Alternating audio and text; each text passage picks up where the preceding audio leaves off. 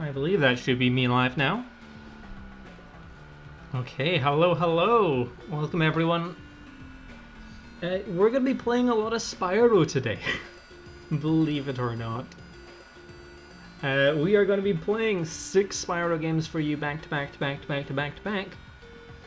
Starting off with Season of Ice, then moving on to Spyro 2, Season of Flame, Spyro Attack of the Rhinox, Spyro Fusion, to all you Europeans, otherwise known elsewhere as Spyro Orange, the Cortex Conspiracy, then The Legend of Spyro, A New Beginning, and then finishing off The Legend of Spyro, The Eternal Night.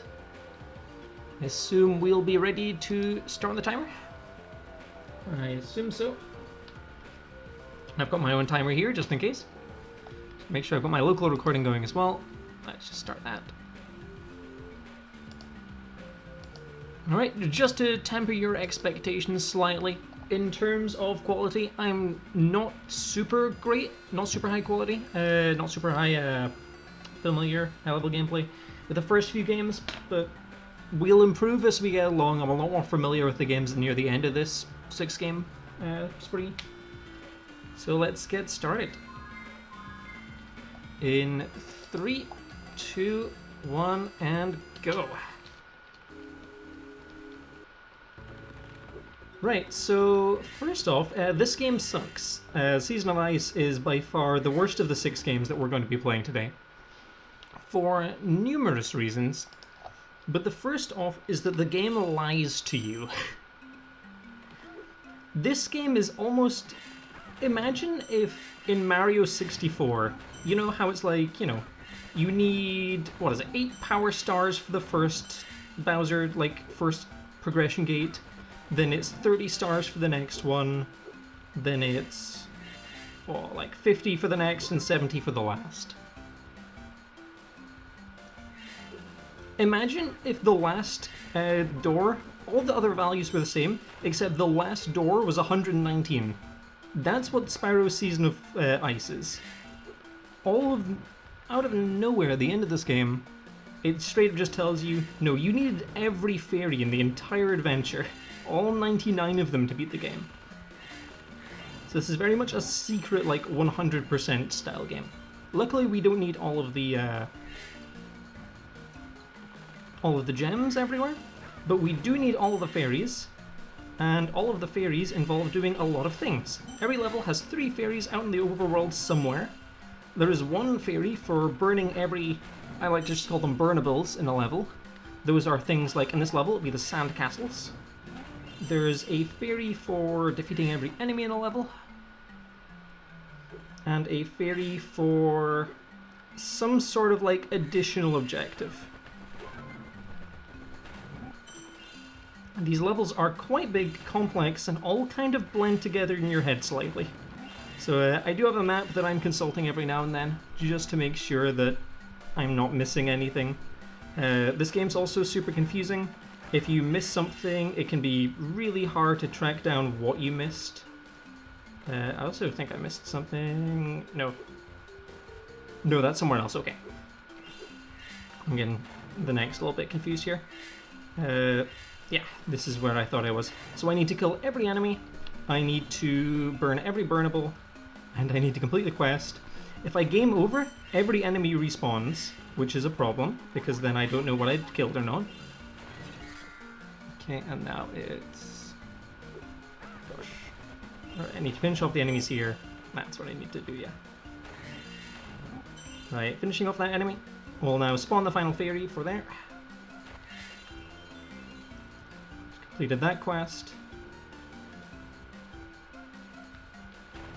And then get that lighthouse for the final fairy here. Every fairy has, every world has 6 fairies. So there's our 6.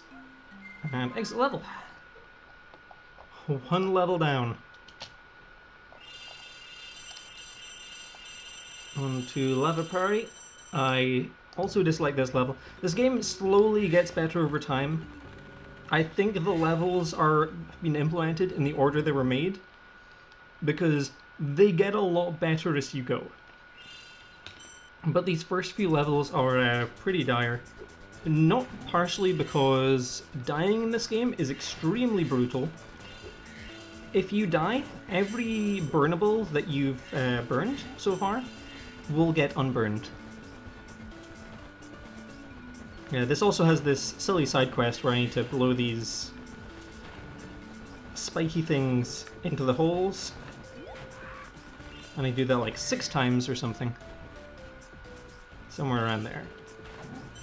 Also, if I game over at any point, the run will become much more difficult because all of the enemies and such will respawn and I will need to restart whatever mission objective I was doing. This is that one, okay. Just getting my bearings here. So this level is very much one of those big levels where everything kind of looks the same.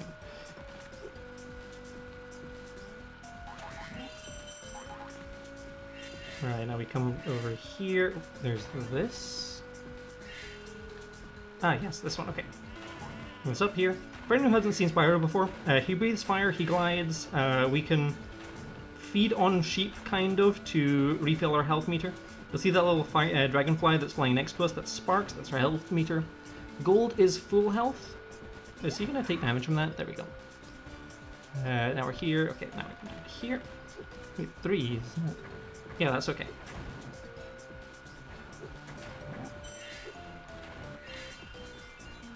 Yep, that's all right. Cool.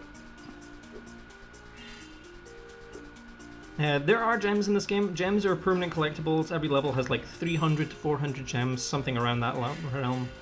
We don't need to worry about gems too much. We do use gems to buy things, however, it's few and far between that we need to do that. And we will always really have enough for whatever we need, because we don't actually need to spend all that much. Okay, there's that one there. That enemy whilst we go. Should be another one around here somewhere. There he is.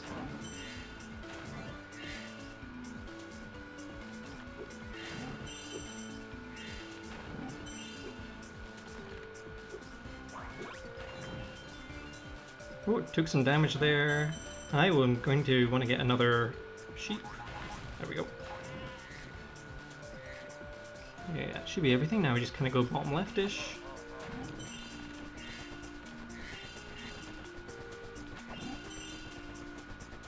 Where is that one? Oh, it's over here. Ah, it's this one. Lava Fairy is very much a level which all just kind of blends into one. Very little. It almost has no landmarks to really help you make things apart. This is very much their first attempt at a Spyro game like this. And unfortunately, you can tell a lot more than I think they would have liked. But we're finishing up this level pretty much here. Just gonna come down here, kill off these enemies.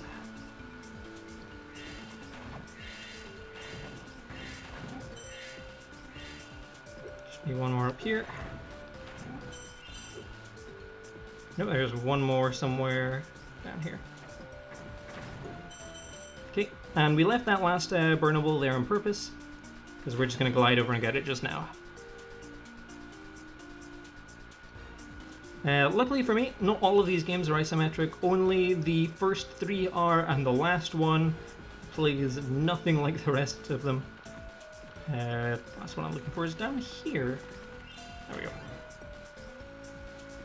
That was not the last one. I know which one I missed. This is why I have a map.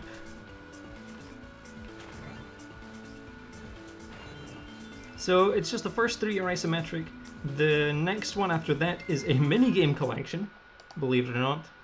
And then the last 2 are beat-em-up 2D platformers.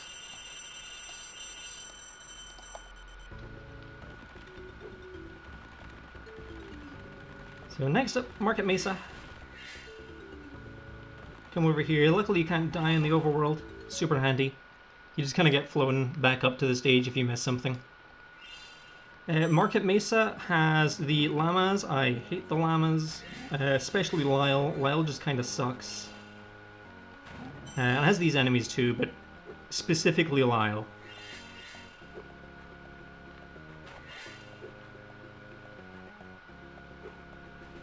So here we're going to need to light all of these torches in the level. There's a lot of torches everywhere. These enemies, they spin, they give a huge amount of knockback to them. They don't actually deal any damage, but the knockback can kill you if it knocks you into a pit. Which we will want to avoid at every possible opportunity. And there's our first thief here. There's roughly one thief per hub world. They're not too bad when you don't bonk into something like that.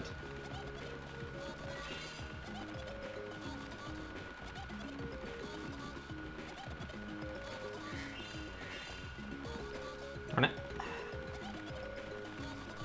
This is very much a thief where you either get him like really quickly or you don't.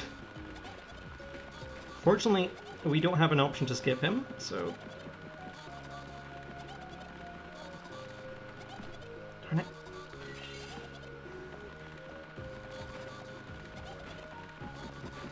The rest of the thieves aren't that bad, but this one just has so much space to play around with that he can be an absolute pain to catch.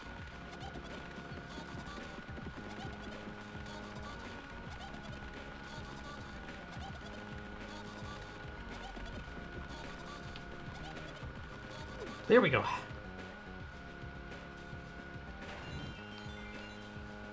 So the side mission here is really silly, and unfortunately means we need to do a lot of amusing writing things. Here's Lyle. We're going to help Lyle and his team sing. We need to ring these bells in order. Hopefully I don't accidentally ring a bell twice, because we just used to do it with the flame. I'm also going to glide around here. Darn it. Never mind, we need to restart this mission and light all those torches again. Fun, fun, fun. Luckily, we do not need to re-catch the thief. And we do not need to re-kill any enemies unless we game over. But this is the very unfortunate nature. We need to keep that guy alive for a little bit. Otherwise it messes with some of the positioning in this level. Come on.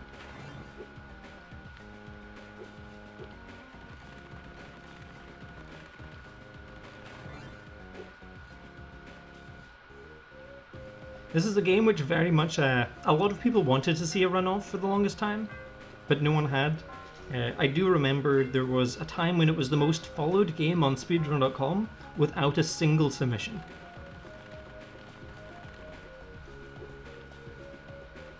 There we go. Whatever, I'm just gonna kill him this time. I'm not gonna bother worrying about the cycle.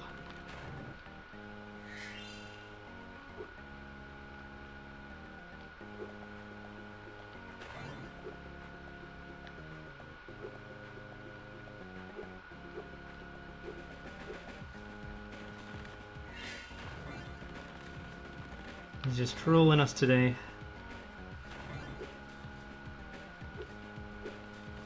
Normally what we can do is we can abuse the teleportation that comes with the killing the last enemy to mean that we don't need to run across half the level, which is super nice. But it does mean we need to dodge him twice. And considering we failed that twice in a row, we'll maybe play this a little safer.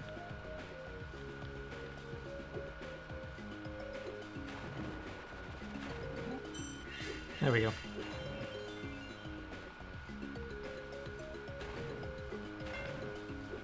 Alright, there's the first bell.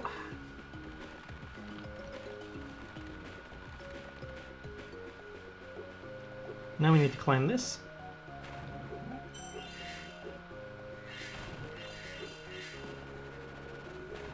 A lot of these knockback enemies, and you'll start to see a lot of lag. These games do have a fair amount of lag to them, unfortunately. There's nothing we can really do to mitigate that.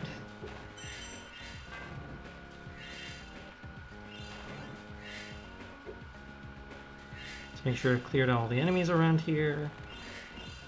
Got all the ones on this layer.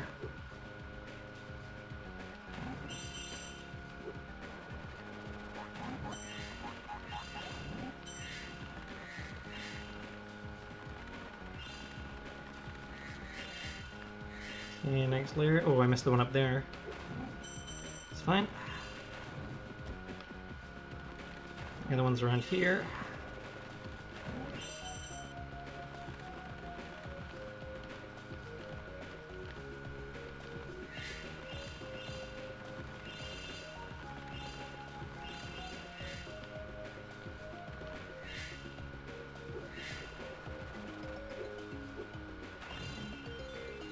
Okay, now fairy there. We're 15 out of 99. Let's go. Let's do this. This. Okay.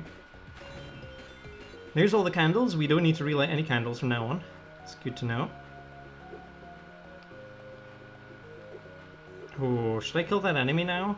I think this is probably the best time to.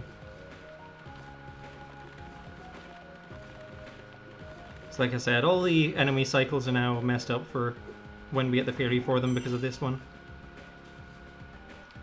It's probably going to be a best time for it. So there's all the enemies cleared. And we just need to ring all the bells one last time for Lyle.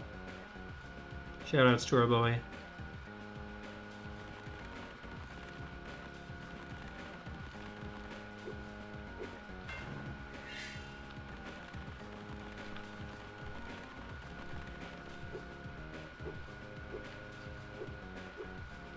One last climb up the tower.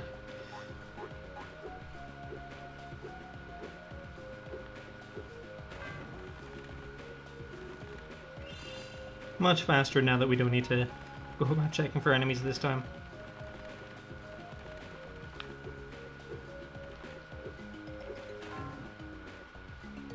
Here we go. Lyle is happy with his song. And we've collected our 6 fairies.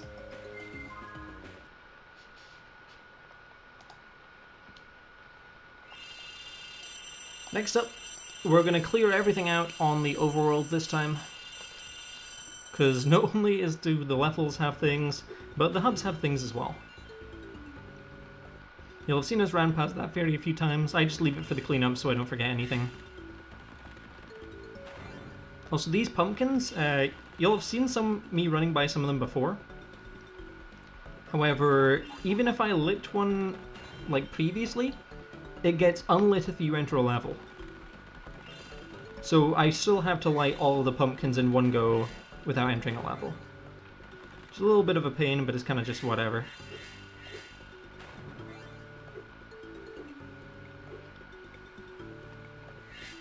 Okay, we made that jump, very nice.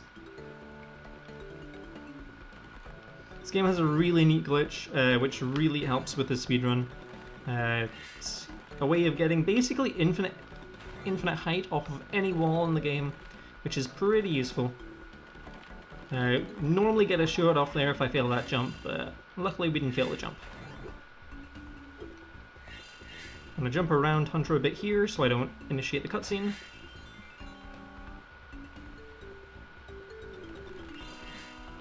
And then final pumpkin is that one. Next up is Ant Farm. We're going to the first Sparks level. So this game has some levels where we don't play Spyro, we're actually going to play the little dragonfly. And this is the only reason we need gems in the entirety of the run. So there we need to pay 400.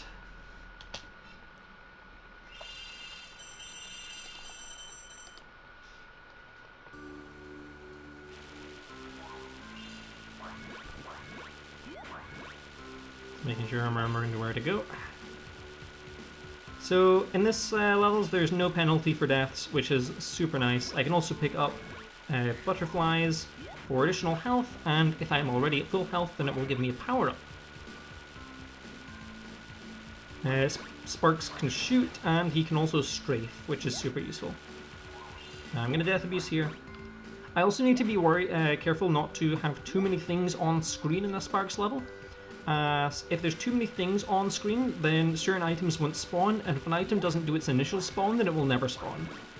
So if a key doesn't spawn, then I need to completely leave and re-enter the level, because it will never spawn from that point forward.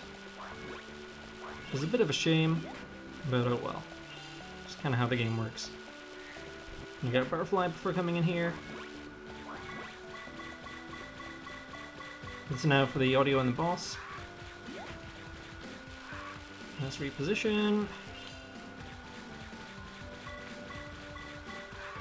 This boss is pretty easy, just need to be careful.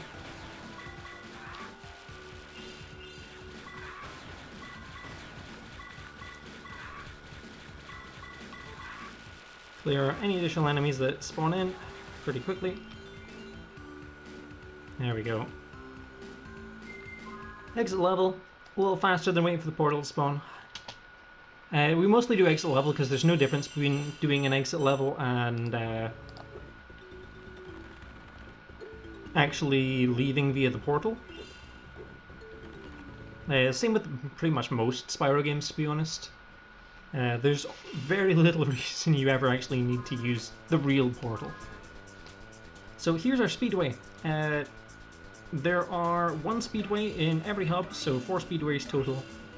These are like timed auto-scroller challenge things. The first time, normal mode, you're going through, you're collecting a bunch of gems.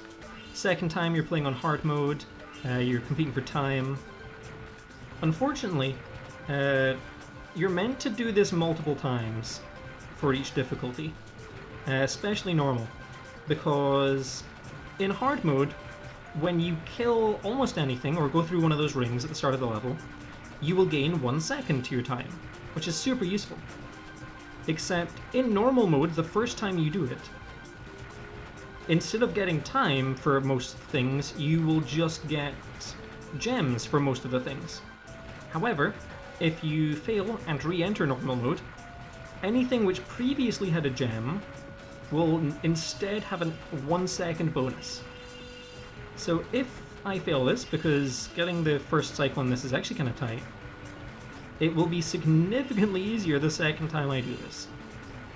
Hard mode is just going to be pretty easy relatively from the get-go, because it doesn't have any gems for the first visit, so it's all time bonuses. This game also sucks to play primarily because although, yes, you can hold down the A button to shoot, you shoot faster by mashing. Which is rather unfortunate. We're looking like we're going to be getting into the boss with around, I would say, 25 seconds. We'll see what we can do. I'm not expecting the 1 cycle though, but we'll give it a go. Oh, it's playing nicely today. Very nice. So that's normal mode completed. As you can see, we get so much treasure from the normal mode. That's why we don't need to worry about gems basically throughout this run, because the speedways give us almost all the gems we'd ever need for unlocking the Sparks levels. As I mentioned, this is hard mode. You're supposed to start with less time, and that's the difficulty. But now there's no gems, so instead of getting 5 gems every time I go through one of these, I get a second, which is astronomically more useful to what the game's actually wanting me to do here. Also, none of these birds are purple. The purple ones would give gems that are now all either red, which do nothing, or yellow, which give me an additional second. So here I want to just be killing as many yellow birds as I can, and running into as few yellow birds as I can.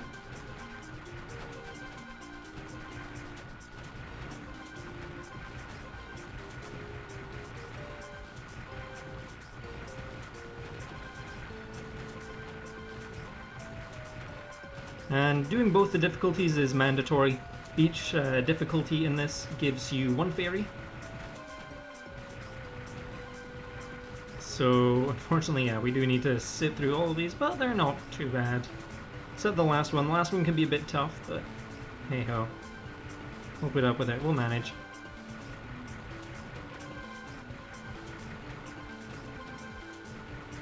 It's got a lot more auto-scrollers to come later on in games, so we'll get used to them. They're pretty comfy.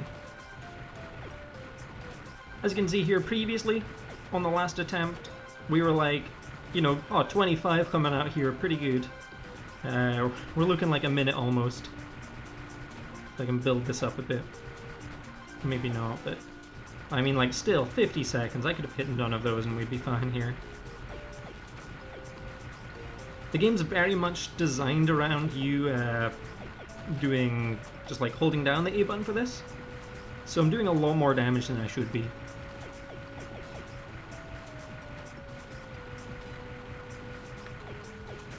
There we go. There's Peace Blossom. All the fairies are named and I don't know any of the names. Okay, next hub world. Let's go. That is every fairy in the first hub.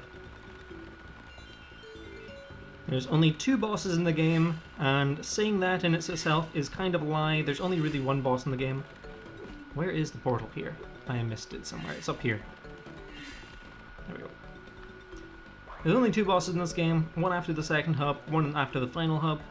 And saying that there's 2 bosses is a bit of a lie because it's actually the same boss over and over again.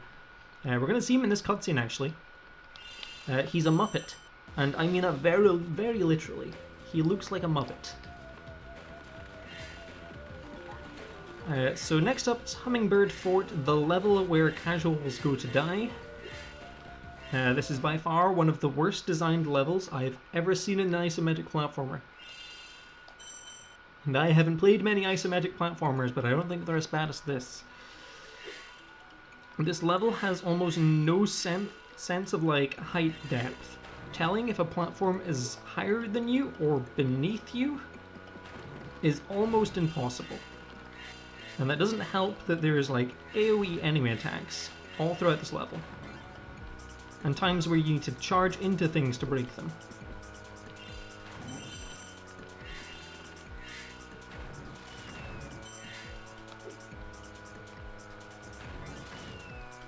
Enemies like this, for example, are a big pain. Okay, now it's over to that one.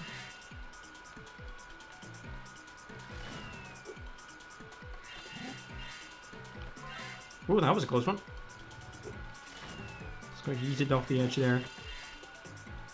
Alright, just get my bearings here. So you can see so many platforms around me. Believe it or not, a lot of those platforms are a lot higher than me right now. So if I was to attempt to jump to them, I would actually just fall to my death. Right, that's... gosh. Oh, that's that platform there. Okay, that's fine. This level has 2 very identical looking structures like this. Both near the top of the level. So if you forget which one you are, you think like, oh, I'm already at the top of the level. But no, you've got 1 more layer to go after that. Because this one will have a fairy on top of it. There we go. I was worried. I didn't see the fairy for a moment.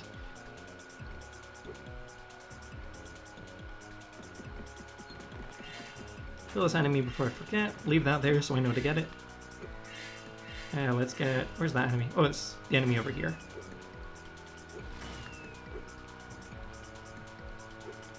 Come on.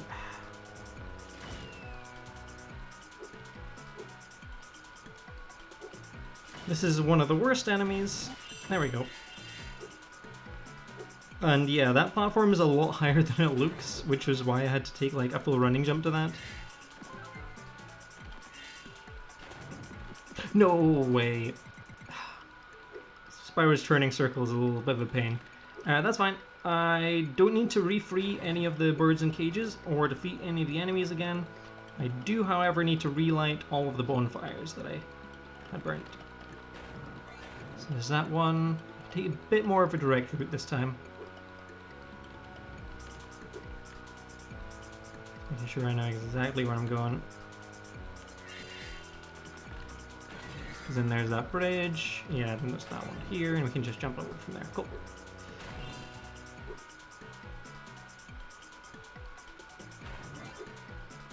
Did I kill that enemy that was here? No, I didn't. There we go. One there. One more there, and then there's one more guy. Nope, that's all of them. You can also pan the camera, but panning the camera is the exact same controls as moving, except it's holding on the left bumper. But you have no idea to tell if you're in camera pan mode or not until you actually start moving it. So if you thought you were in camera pan mode, but you were... I love knockback. If you thought you were in camera pan mode but you weren't, then you're just going to run yourself off a cliff. And fortunately there, you saw just how strong some of the knockback in this game can be. Especially when that's an AoE attack that can hit you from literally anywhere.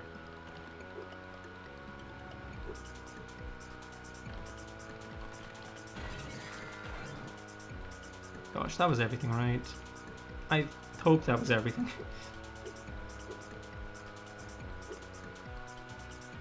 Hummingbird Fort is definitely like just a really unnecessary difficulty spike, but not even intentionally.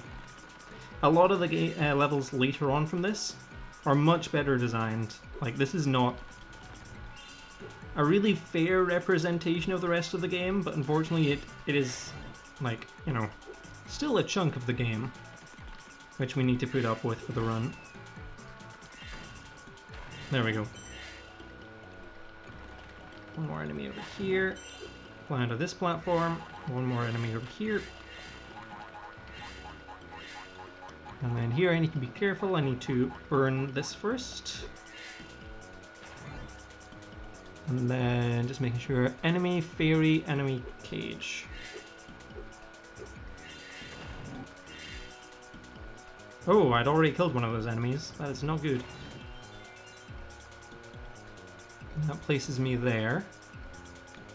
Which, that means I can come and do this now.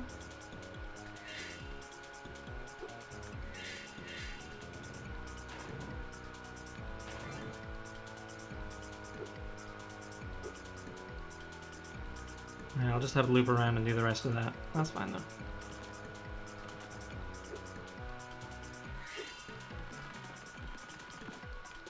Must have killed an extra enemy. I know this level's slightly different from how the map's portrayed on PAL.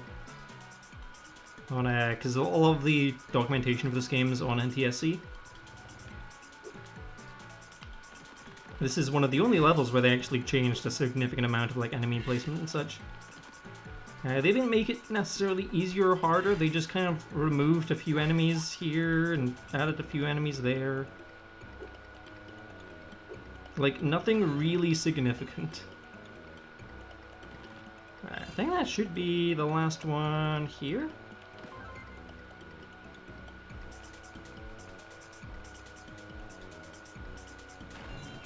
That should be 6 of 6. That's not 6 of 6. That means I haven't killed all the enemies? Nope. I got the one for killing all the enemies. Did I get the one for burning all the bonfires? I probably missed a bonfire somewhere. Let's have to scale down and look for it. Which bonfire could I have missed? Which bonfire? Is it maybe that one across that bridge? I suspect it's the one across the bridge.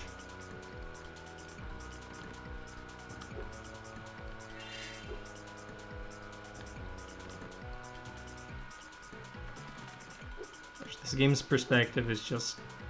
I don't know how people who primarily run this game can. Wait.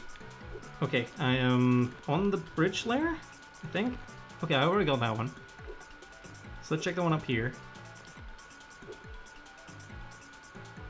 Got that one, okay.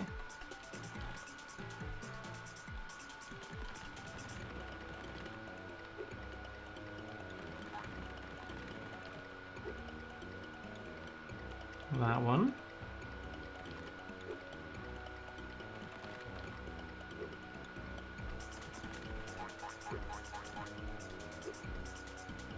Oh, that one, okay.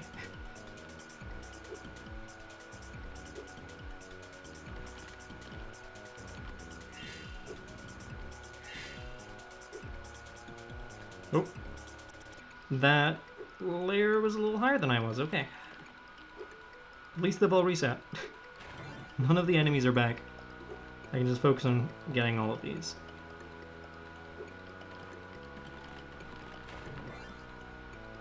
That one.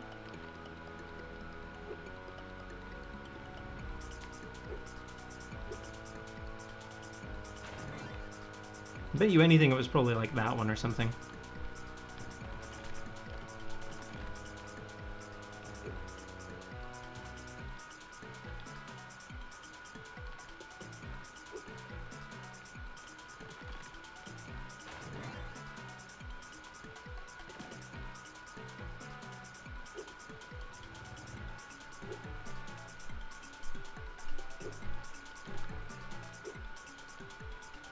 Okay, that brings us over here, then we cross the bridge, and there's one up there.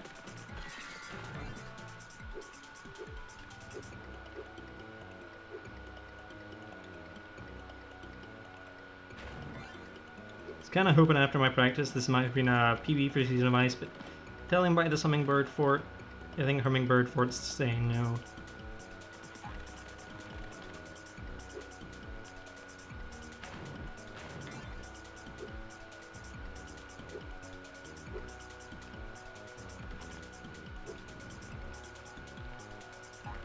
So as much as I joke about it, this is, in my opinion, the hardest level in the game, so there we go. Not sure if I actually missed one or the game glitched out there. I suspect that it can, but I don't have proof of it. Next up is Panda Gardens. Panda Gardens gets to show off a cool trick, finally. Get to show you guys something fun.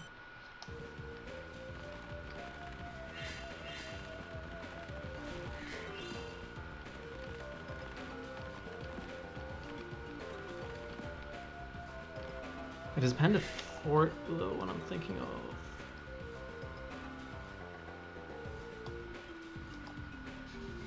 No, it's not. Okay, that's fine.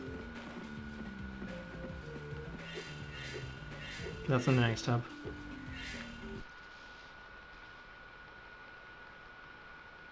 Okay, Panda Gardens.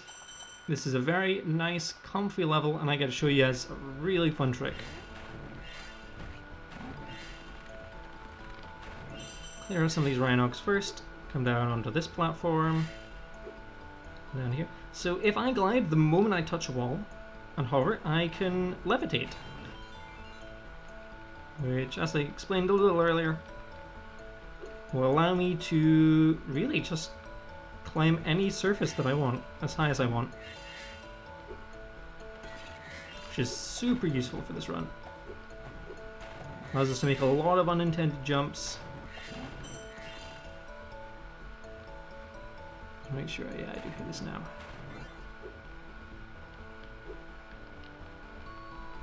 This level has a lot of, because you get teleported to particular places depending on which objective you've just completed. This game has a lot of routing related to those teleports. I'm going to leave that thief for a little later, mainly because I don't want it to reset all of my progress if I fail the thief.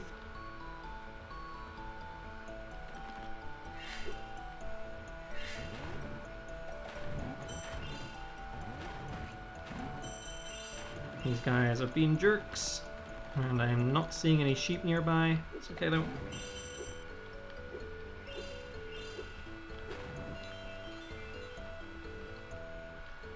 Hey, we're over a third of the way through the game. Huzzah, huzzah.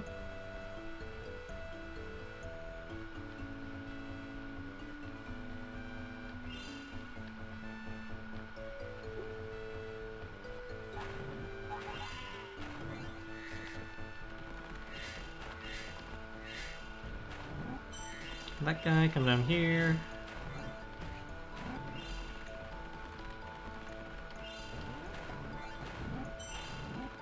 There's a bunch of enemies up here because we never actually came along this path. Make sure we got them all cleared out. Fantastic.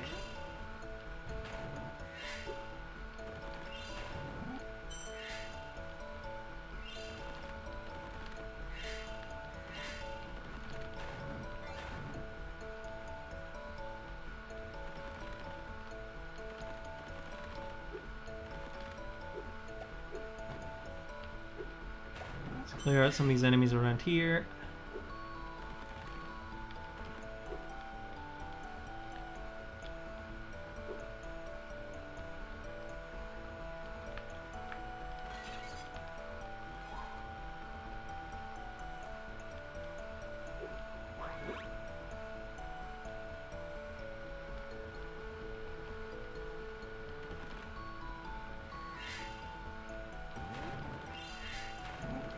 And some of these admin enemies are absolute pains to deal with,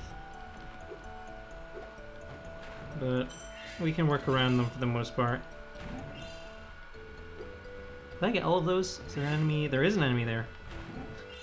Luckily he was following me.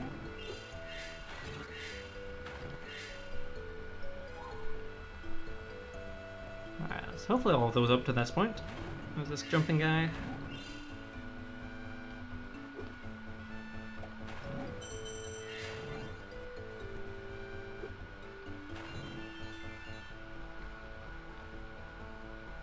Fantastic, and that takes us to here, which should be the final phase.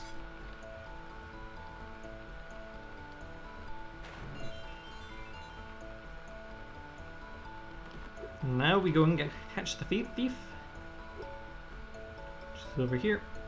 This thief is not too bad, there's a lot of places to die around here is the thing. I don't just want to walk into water by accident. There we go. Nice and quick. This means I missed a fairy somewhere. Where are the fairies in this level? Got that one definitely. Got that one. So one I'm not thinking about.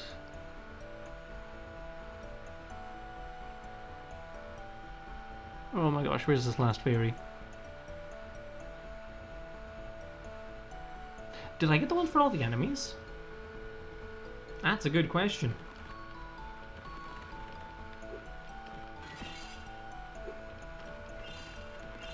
This is another difficulty of this game. Did you get all the fairies for doing something? It's impossible to tell. Oh my gosh, where is this last fairy?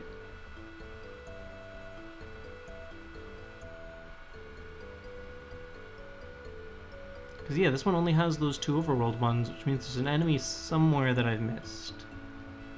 Presumably.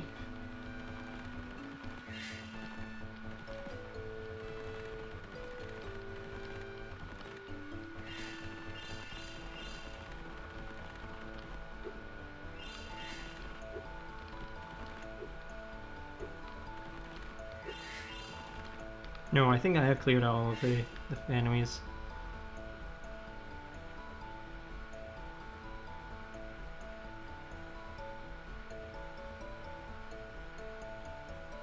I'm just gonna have to check that island again. I swear I got the one up there, though.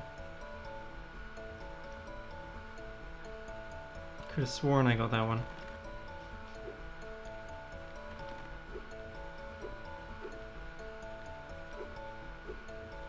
Just to check. Make sure I'm not going crazy here. Yeah, 5, 6. I got the thief. I got that one. Yeah, there's definitely an enemy that didn't die somewhere. That is the only conclusion I can reach here. There's an enemy somewhere that didn't die.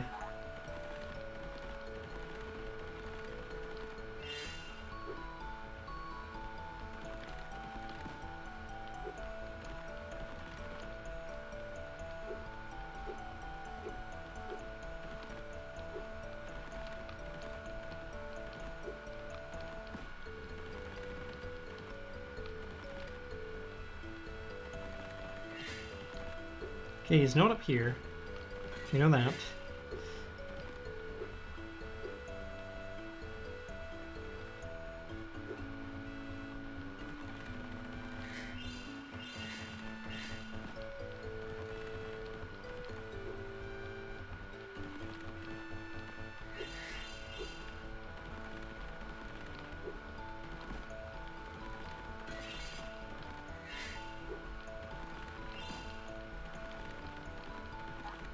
I think this enemy might have despawned. Honestly. Oh, no, there he is. I knew there was something up there. There we go. Ah, that's embarrassing. I thought I killed him up here. I didn't realize that that was going to be my last enemy as well. Because normally I kill him at a different time. Okay, anyway, time for the ice crystals.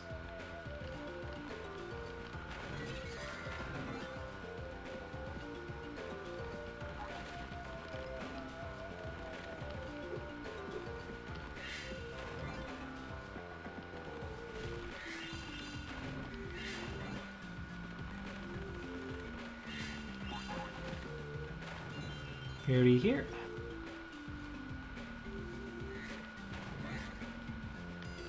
I got that right. Yeah, okay, cool.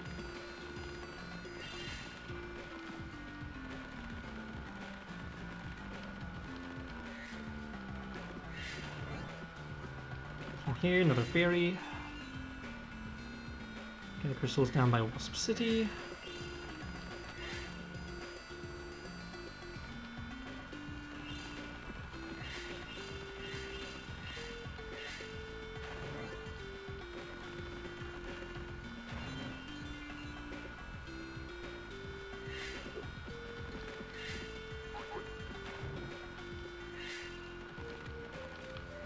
That was that ferry down there, so there's another one up here. Yep, there it is.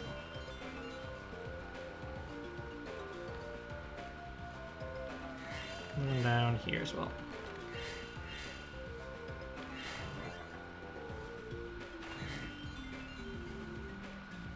Fantastic, and now we should be able to enter Ice Age Speedway. Huzzah! It's a bit masked by a fan or something in the mic. Sorry, yeah, that's probably just my computer fan. I'm sorry, I don't think there's anything I will do about that, sorry. Let me know if the game audio is a bit too quiet though, because I could turn it up if that would be of any help.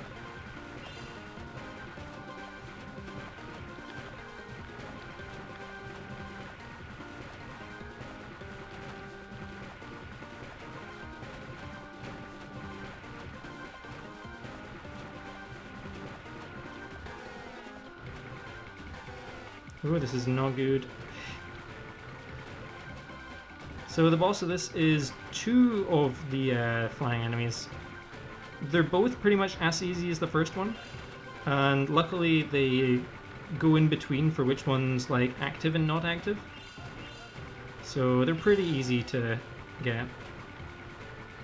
The first level is the hardest one to one cycle. This shouldn't be too bad.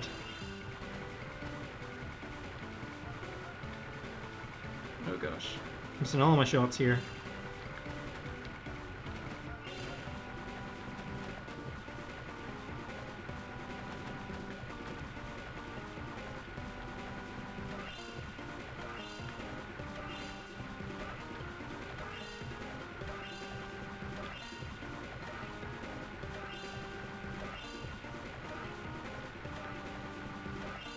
I think there's just one more bit after this. Yeah. These creepy looking alien dudes.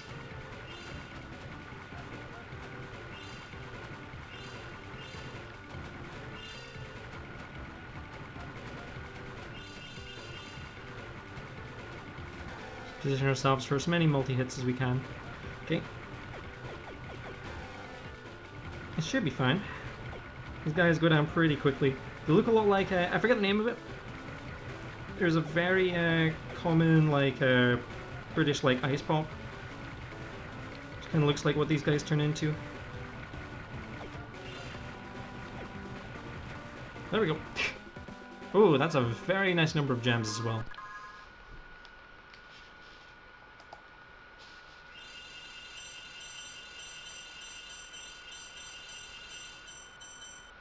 Oh, never mind, we're 10 over. It was a nice number of gem. Okay, so this is going to be a lot easier this time, because this time instead of everything giving us gems, we're going to get time. So for example, when going through all of those hoops, instead of getting 5 gems for the hoops, we're going to get 1 second for the hoops, which is an objective improvement. So much for a hard mode.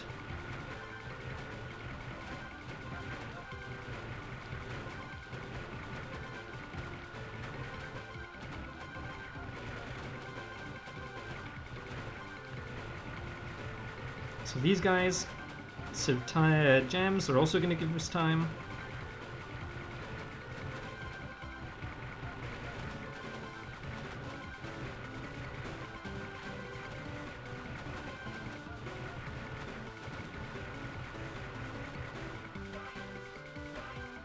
Finally, a moment to rest my thumbs.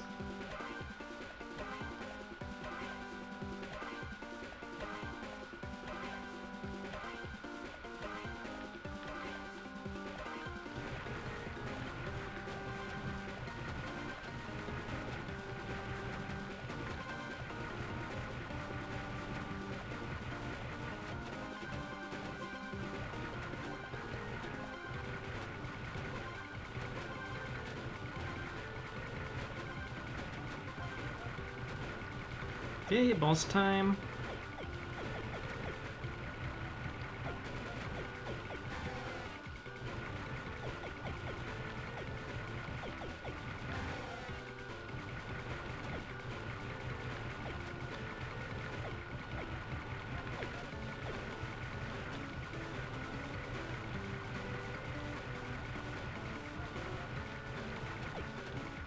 Very nice. I finished that with 20 seconds to go.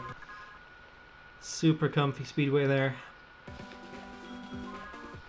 Next up is Honey Marsh. Not to be confused with Wasp City, which is really easy to confuse it with.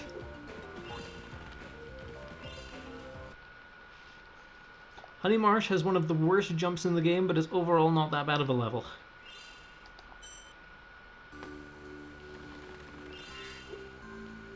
It just has a lot of really dumb mechanics, at worst.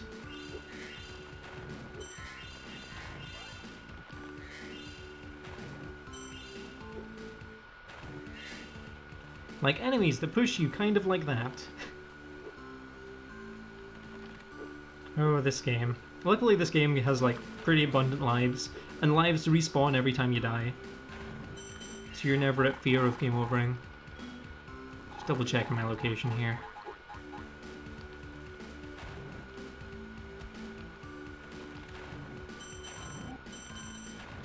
You pretty much always want to angle yourself so that a knockback would never hit you into a pit, which is easier said than done a lot of the time. Just gonna refill sparks here.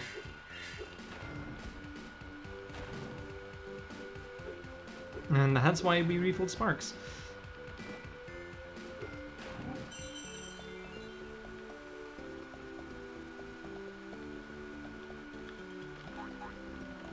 I would like another bunny, please.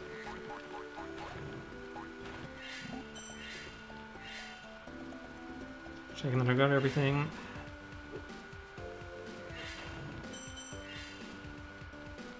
It's there, then down here.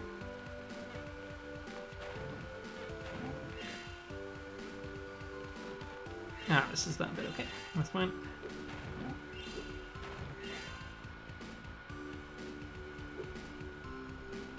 We hover down here. Just make that jump. And there's the ferry down here that I always forget. We're gonna save like a minute by getting that ferry.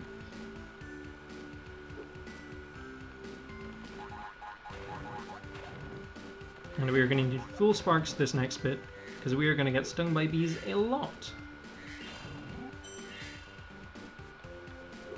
We get stung by a lot of bees.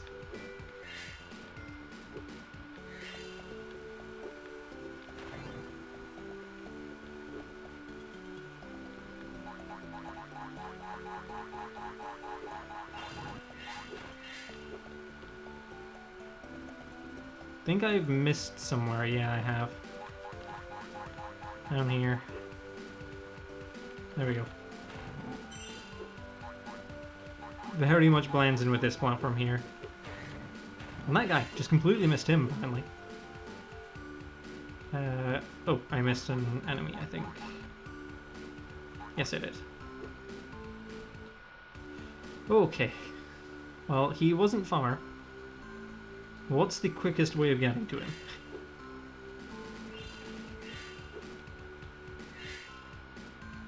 I think I can make that. Yeah.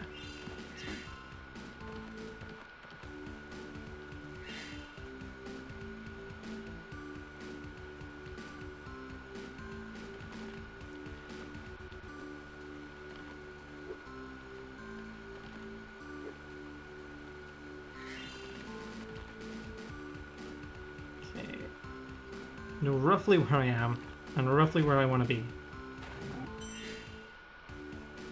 Wait, there's more enemies here, so that isn't even what I needed to do yet. Okay, that's fine. But... okay, whatever.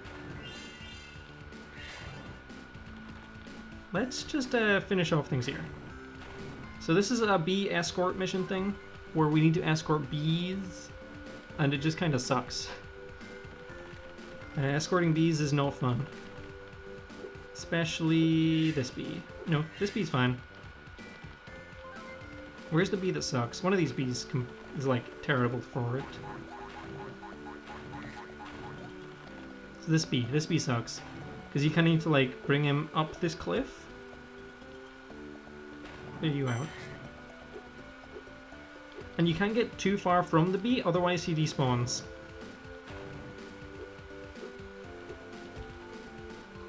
I'm going to need more health before I attempt this again.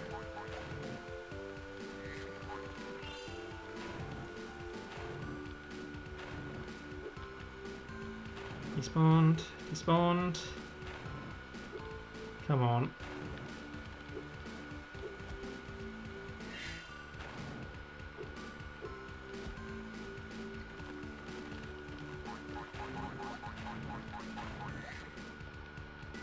This is probably the worst fairy in the game to get. It's like single fairy.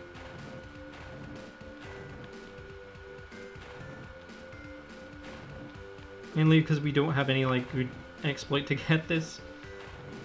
It just involves being an absolute legend at jumping. Ooh! But not like that. I wish I could do that on command. Whatever, let's get back there and try that again.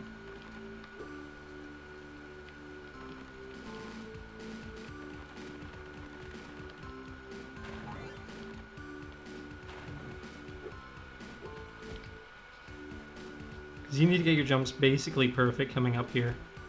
There's no, like, leeway for mistakes. That was so close to being perfect. If I'd just timed, like, one more jump in there, it would have been fine.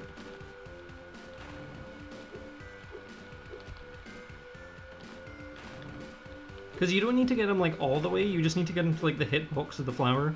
Which is, to be fair, it's pretty big. He just, like, not follow me, like, far enough.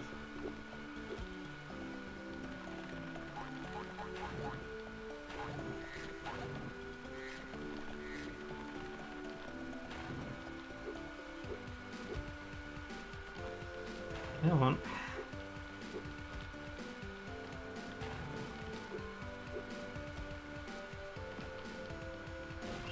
So yeah, so if the bee touches you, it stings you and deals damage, which is why I'm also needing to kill these rabbits every now and then for health.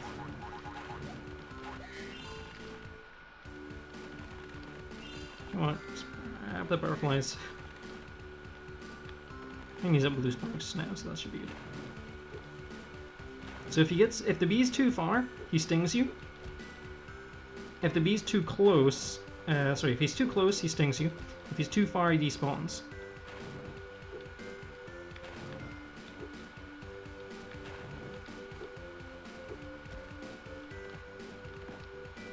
Come on.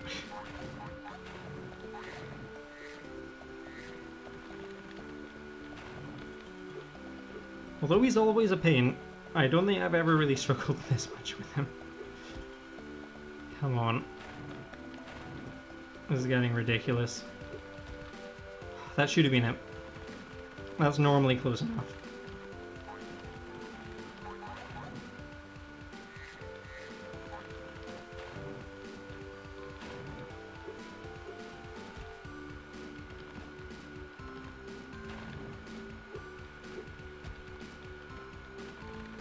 And he's eating all my sparks again. Where's all the rabbits gone? There's supposed to be like 3 rabbits that constantly respawn around here. Yeah, I'm just not giving them enough distance. Okay, that's fine. At least I'm grinding a few extra lives here, which isn't the end of the world. There we go! Oh my gosh, there we go. Let's go, boys. I don't know why it's just that, like, 1B is super difficult. The rest are so easy. Oh, the other ones respawned. I didn't realize the other ones you had to do again. Don't usually die on the B section, surprisingly.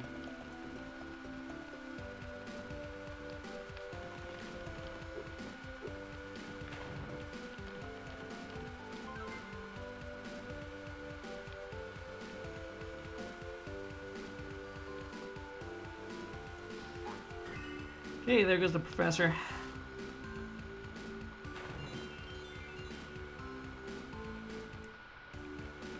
Right. I think what I'm going to do here is I'm actually going to just take a death abuse, because the bees are now done. I'm just going to go through, double check all the enemies, burn all the burnables as we go.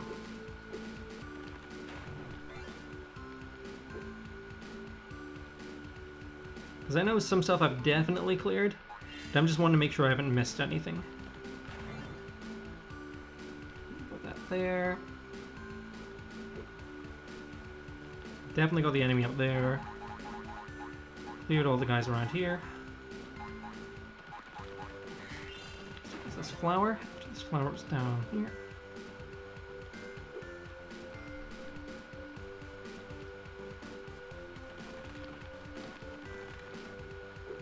And another flower up here. And a flower there.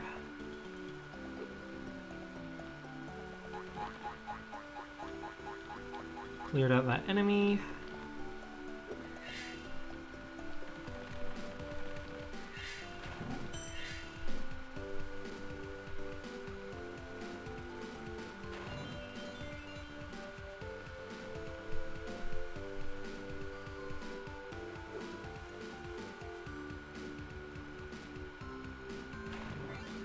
Got flower there, and then there should be one more flower up here.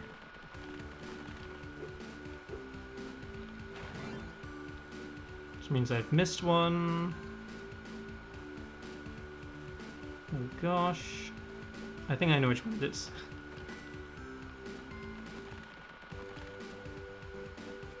Well, that's the easiest way to get there.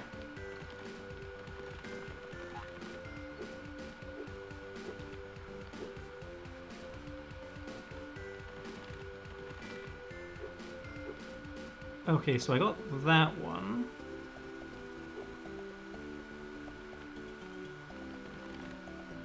That one. Did I get this one?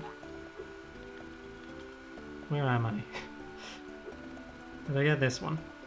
If I missed anyone, I'm pretty sure I missed this one. There we go.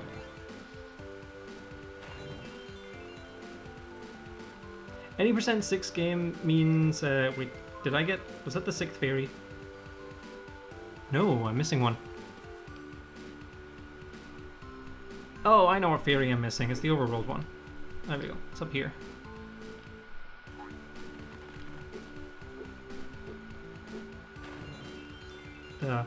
There we go. So yes, this is the 6 game any percent of Spyro GBA. So it means we're playing all 6 GBA Spyro games, as opposed to another category which is just doing the 3 main Spyro GBA games. So in addition to the 3 main ones, this also includes Spyro Fusion and the 2 Legend of Spyro games.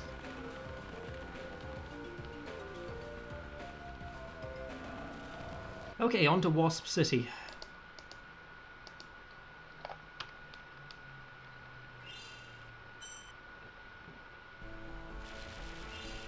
And we're now over halfway done the game. Huzzah!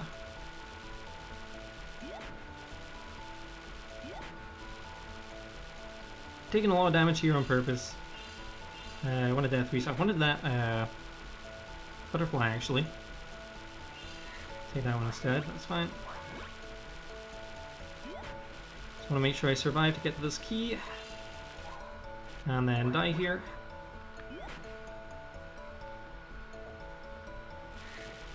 So yeah, this is the first, also the longest of all the Spyro games that we're going to be playing. This one's going to take me just under 2 hours, I hope. It all goes to plan. And the rest of the games are a lot shorter. They'll vary from roughly 1 hour to half an hour.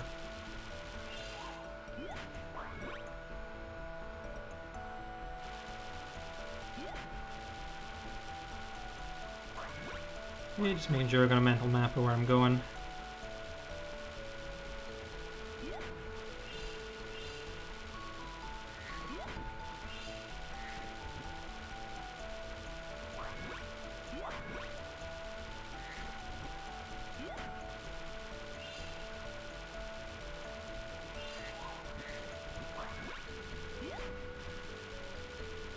Okay, here's the boss.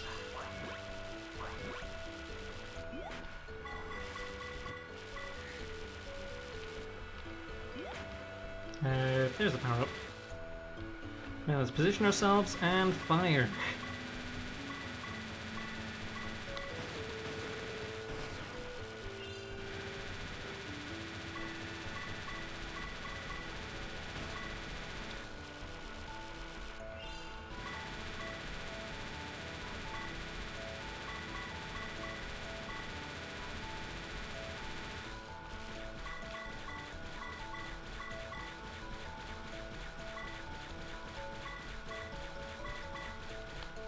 Unfortunately, that power-up didn't do too good of a job there, but whatever.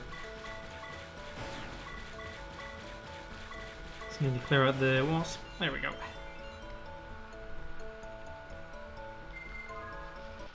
Here's Wasp City. On to the third hub and our very first boss fight.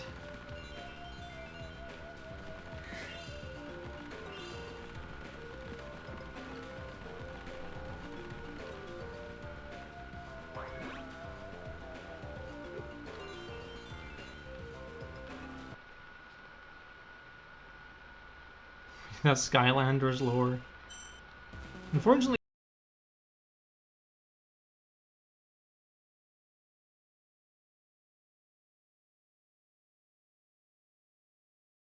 Skylanders is not one of the games we're going to be playing here. So I have nothing to tell you about Skylanders, I can tell you that much.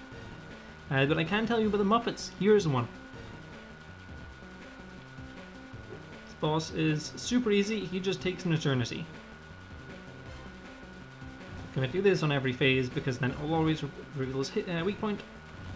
He fires out these fireballs, which are normally his shield, but when he uses them, they are no longer his shield. So I stand out here where it's very safe until he's thrown enough to be vulnerable. Oh. That was fine. I forget how many hits he takes. But let's find out, chat. How many hits do you think he takes? I think it's probably like 6. I've already done 2 so far.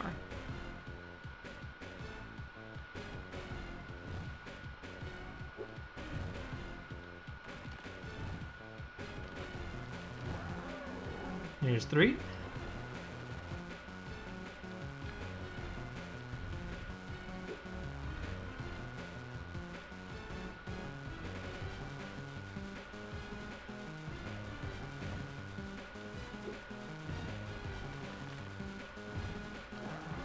Four.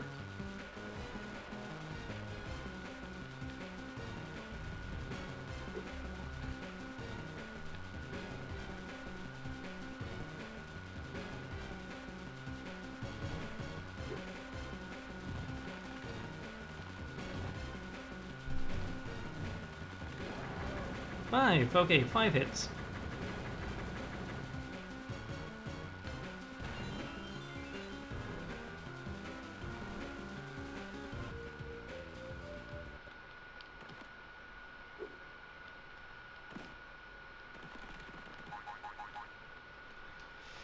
Onwards to the Roman city and the Spring Fairy home.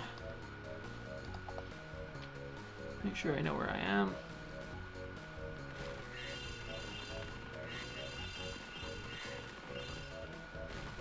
There it is.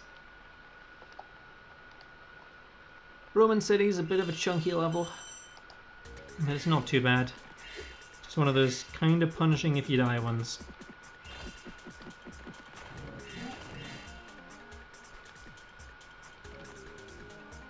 It's also another one of these vase ones. And the vase will reset if we die.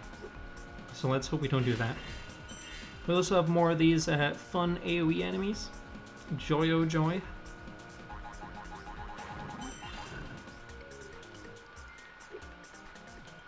I'm going to do the hover glitch on this wall here. There we go.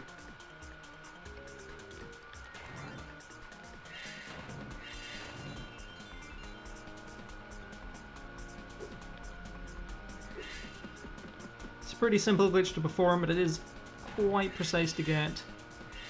You just start hovering when you touch the wall.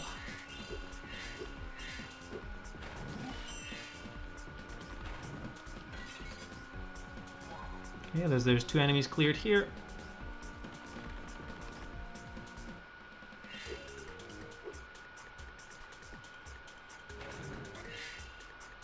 Make sure I'm not missing anything. Then we go left until the next enemy advances.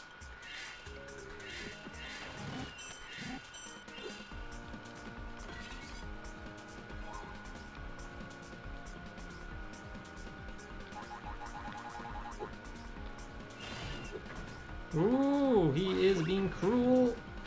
There we go. Got him. Fairy up here.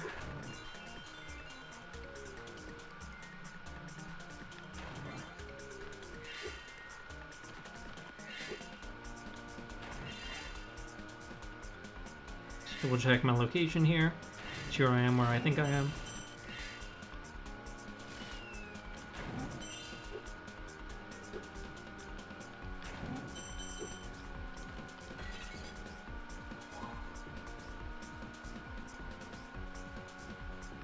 Should be another enemy up here. If there's not, then I've already killed him, which means the next one's down here.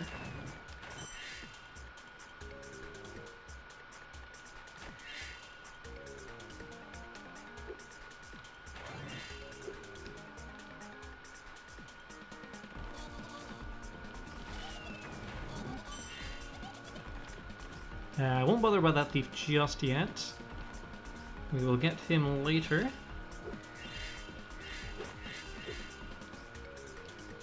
Another enemy here. Fly across.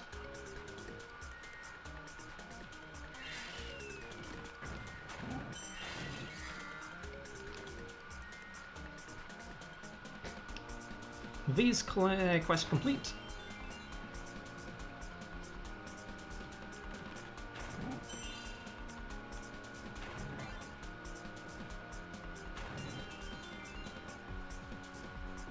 That has positioned us up here, I believe. Now we can come down the way.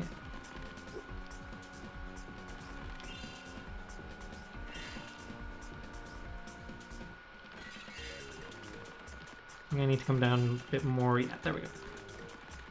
All of this level looks the same. Anyone who doesn't say that is lying. And yeah, this is the enemy fairy here. So that should be the last enemy there cleared. Which means the last enemy for real is down here.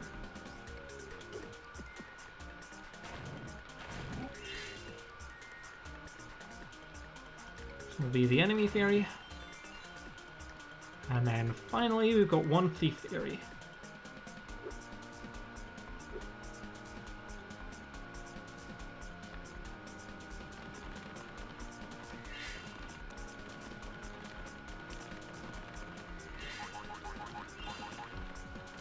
Thief should be somewhere around here. I can hear it. There we are. You can tell just how close to water this all is. Very easy to accidentally charge and die here, which is why I've left this for absolutely last.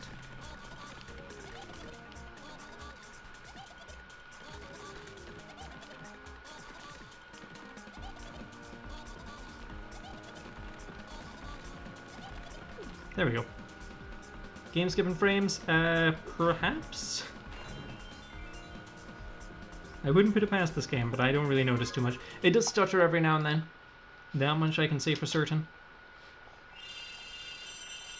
Right, next up is the Time Machine Lab. I need to grab the fairy up by the Time Machine Lab.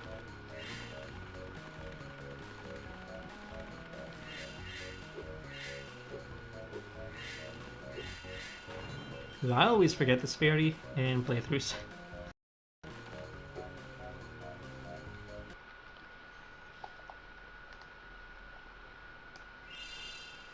We're on to the second last row of levels. Let's go.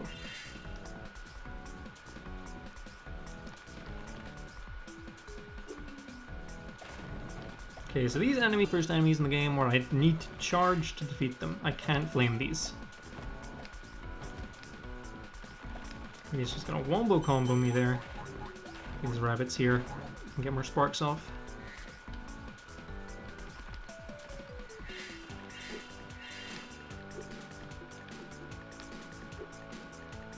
Use the hover glitch here.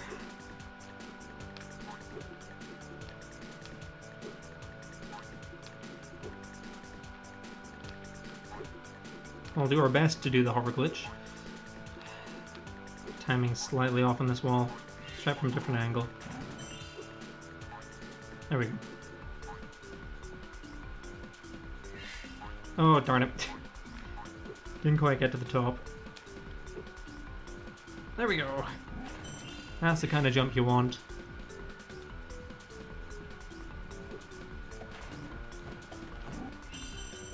Okay, clear him out there. Oh gosh. This map is so big in this level.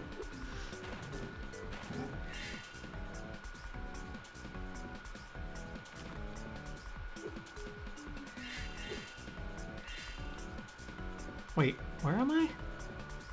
Oh, there, okay, that's fine. Then we got that first one there, yes, okay. Now I know where I am. So now we climb up here, and then there's a ferry. This is very much one of these everything kinda looks the same levels. But this is where they started to put like one specific texture if something's the bottom layer, which is super nice.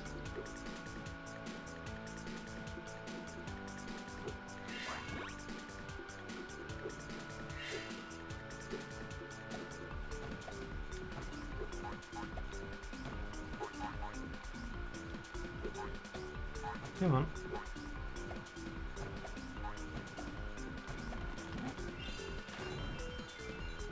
Theory there. Grab this extra life while we're at it.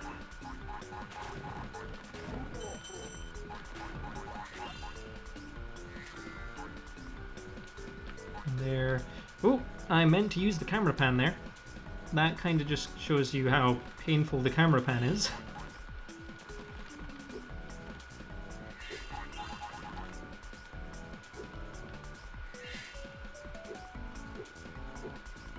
So camera pan and move is on the same button for some reason.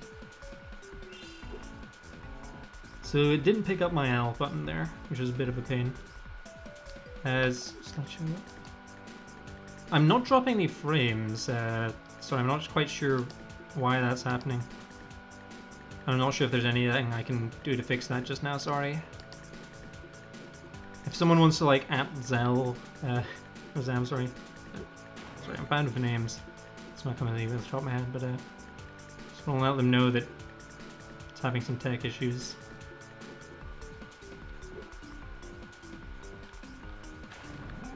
Oh no, I was meant to leave that enemy. Oh gosh, that's fine.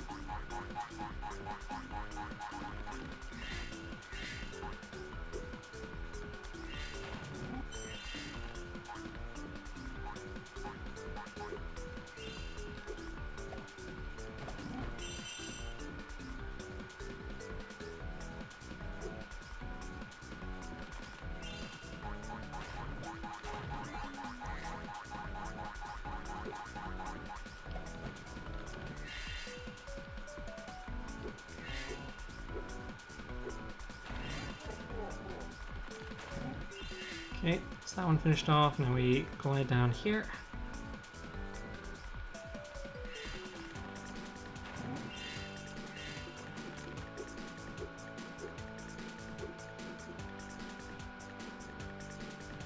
Way too much muscle, 100 muscle memory here.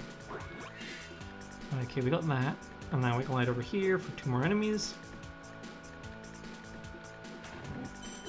And there, and then another one down here.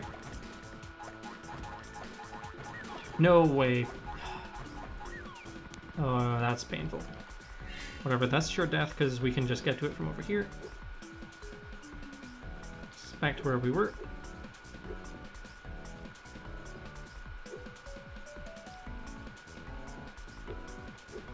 We'll need to go back around and burn all the crayons again, but it's minimal.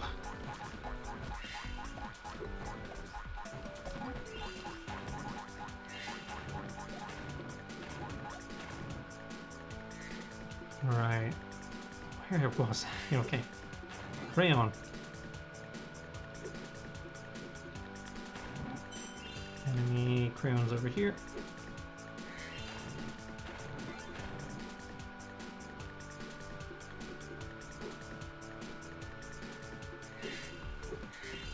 We collect these from right to left. Berry.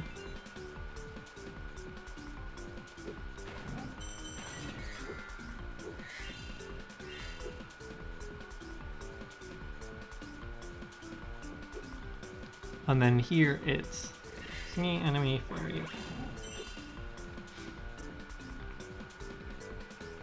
Maybe not.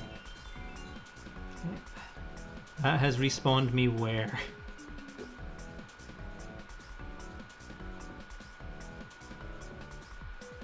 Okay, I see where that's respawned me. That's nowhere near anywhere. Cool. Okay. I guess this gives us an opportunity to get all the crowns again.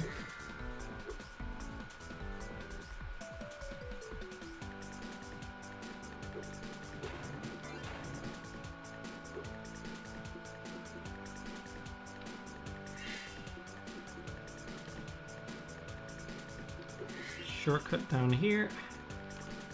Because we don't need to do any of the stuff over there anymore. Crayon up here.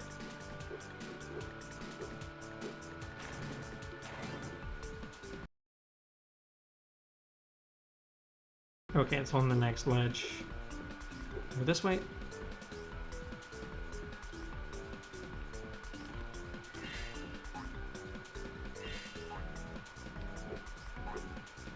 Oh, okay, we already burned that one, that's fine. Right, it should just be the one last one. Climb up here.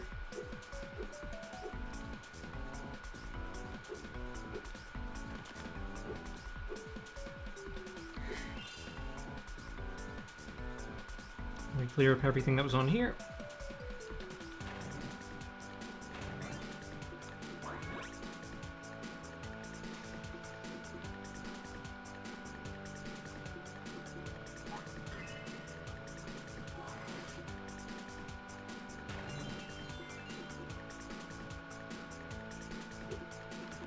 Because now we can just run over here.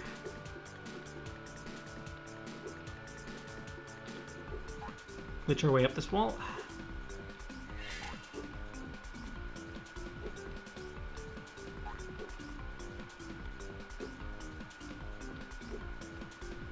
There we go.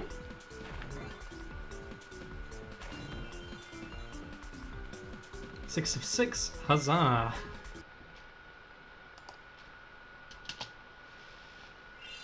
Next up is the Aqua Age Speedway. Hooray, more speedways. Where I need to do very little gameplay.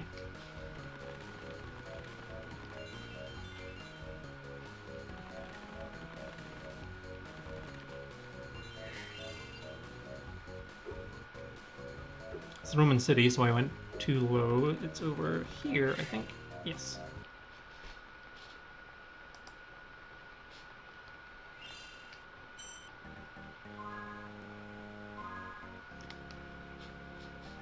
Okay, very chill music here.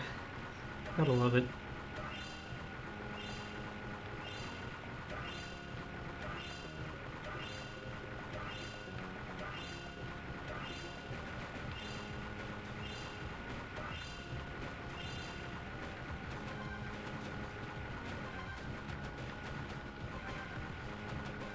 Just gonna make sure I want to pop as many yellow balloons as I can here. Yellow balloons are for time. Pretty much vital for us to being able to complete this on time.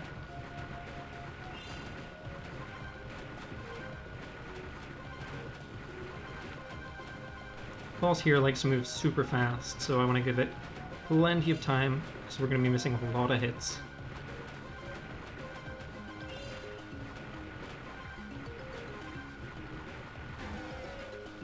Okay, first mini-boss.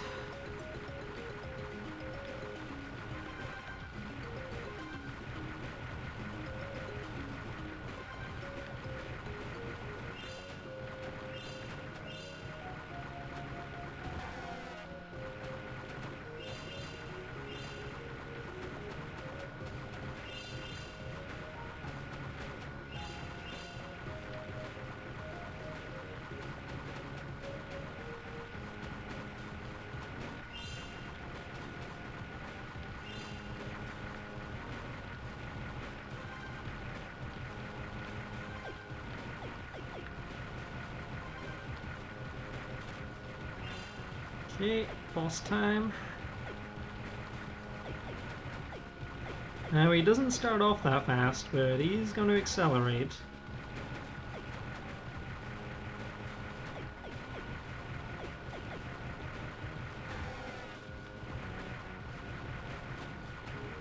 There we go. Not too bad though. Yeah, this game has some like great art direction. It's just the actual like levels aren't fun. Which isn't really what you want to be saying about a platformer.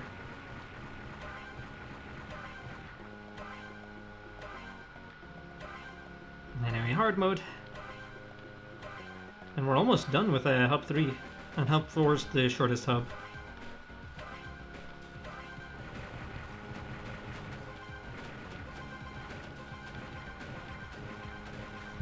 Yeah, there's going to be a lot more yellow balloons because there's going to be none of the gem balloons.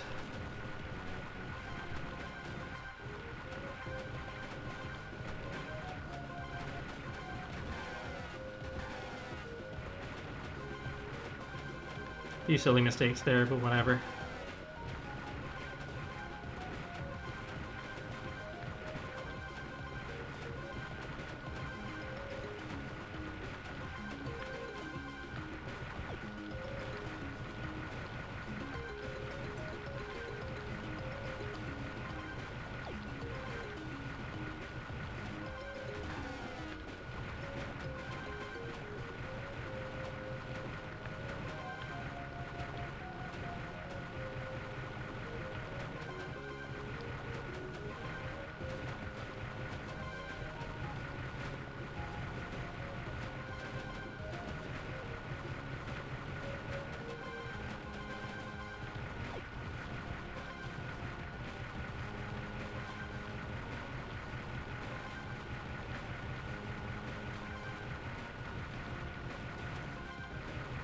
Okay, boss time. He has a slightly different pattern in this one. Move to different points depending on how much health he's got.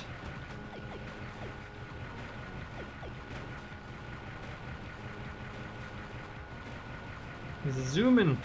There we go. Not bad at all. On to Twilight Bulb.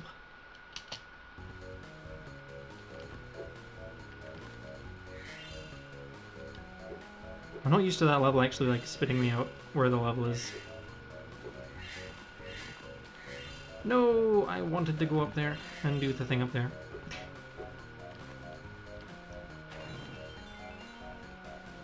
There we go.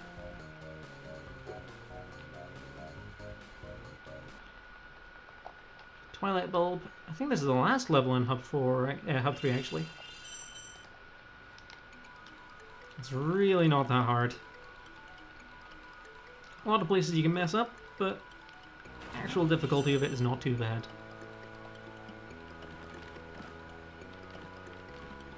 Is that not that enemy? Oh, there's that enemy, okay.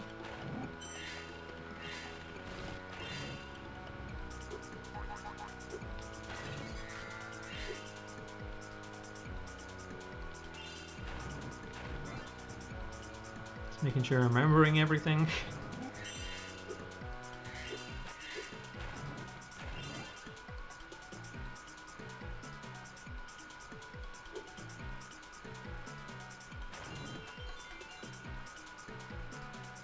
Now this level where you need to turn on all of these light bulbs. Nice and easy to tell which ones have and have not been done.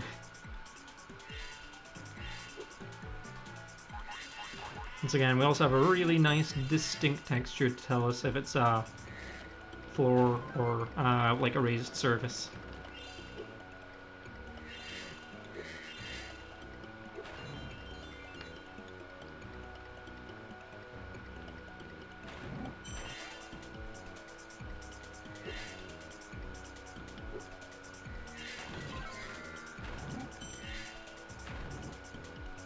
Did that light up? Yes, okay, cool, that did. Right, I'm gonna take the long way around here, I think, because I don't like taking this shortcut.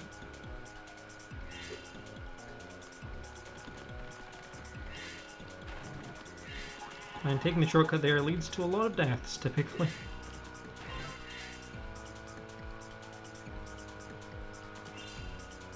Right down here. Be one of those there. Fantastic. And down this way. One more fairy down here.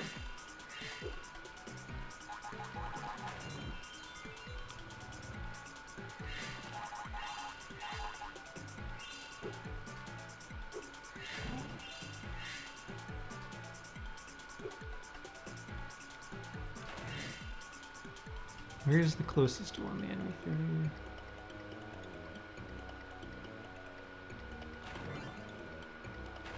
I forget which one of those I'm gonna get first.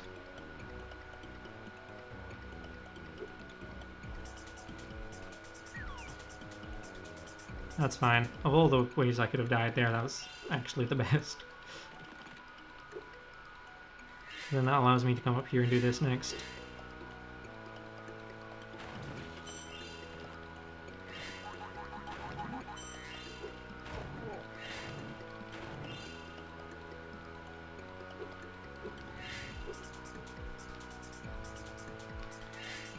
Oh, come on, I missed this jump hack. There we go. So glad that glitch exists. Literally unplayable if it didn't.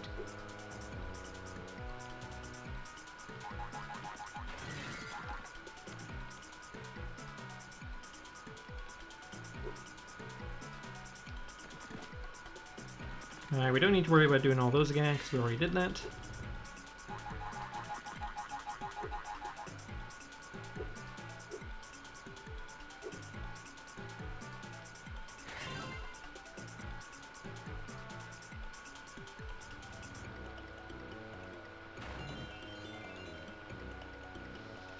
So the 6 fairies, very nice.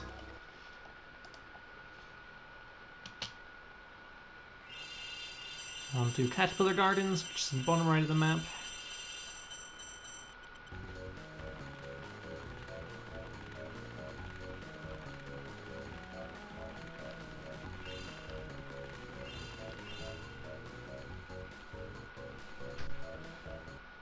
Cool. There's our second last Parks level. Slowly more difficult as we go. Sure, I understand the path I'm taking here.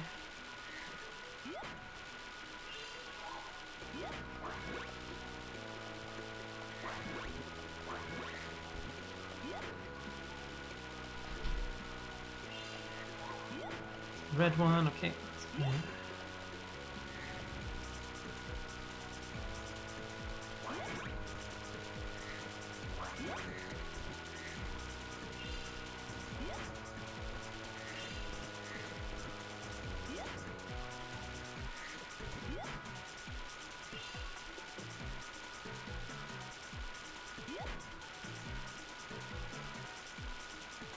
No, it despawned.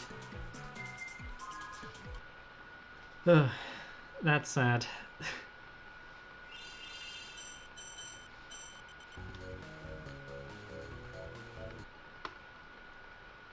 Sometimes that key just isn't there, and there's nothing you can do about it, aside from leave and re-enter, and hope it's there next time. It's a shame we were actually having like a really solid run through that level. Maybe take a death abuse just for safety on the next key.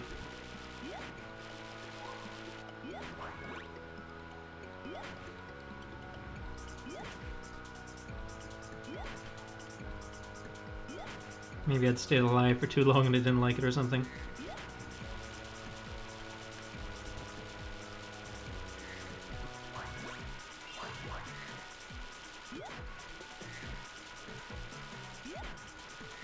There's a million and one reasons the game probably didn't give that to me, but I'm not sure why. There we go, now it's spawned.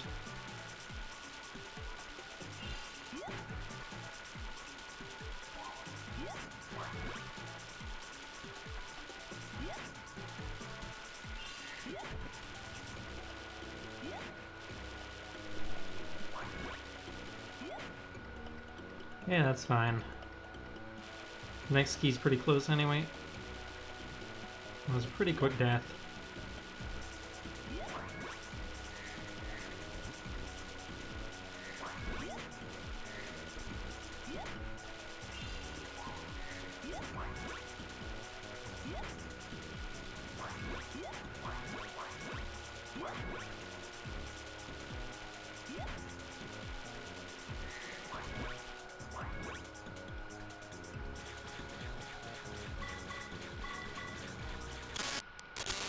Oh no. That's the sound of the game crashing. Guess we're doing that level again.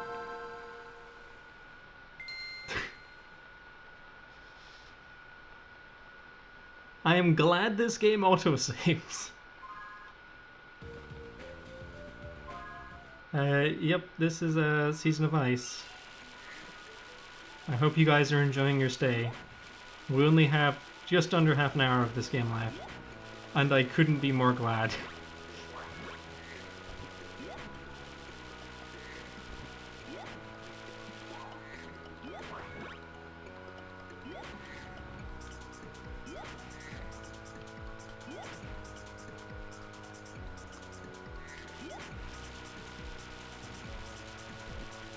This game is like the epitome of that's never happened before, because you get something weird happening like that basically every run.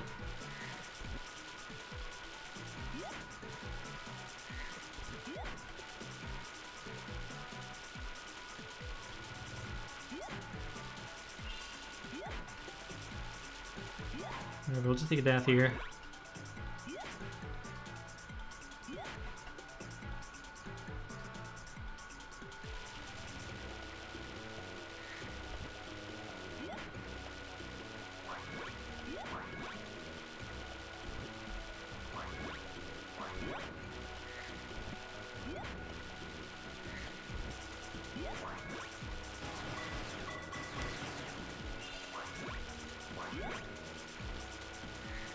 I'm gonna burn that power up so I get a different power up coming in here now.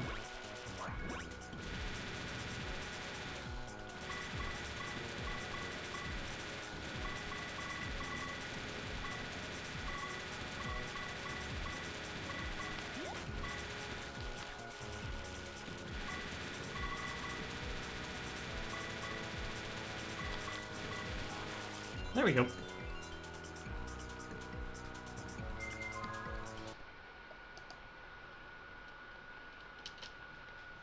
Yeah, no, this game isn't the best Spyro Game Boy Advance game, and you're gonna see much better ones after this. I promise you. Like, I mean directly after this. The next game after this is a flat-out improvement, and the rest of the games are a bit different, but like, in a really good way.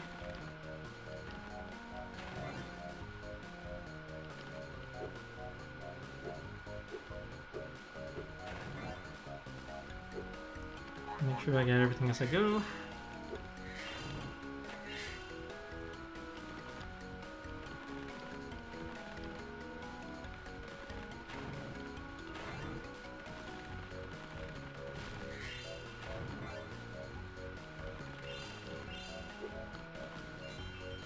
Nice.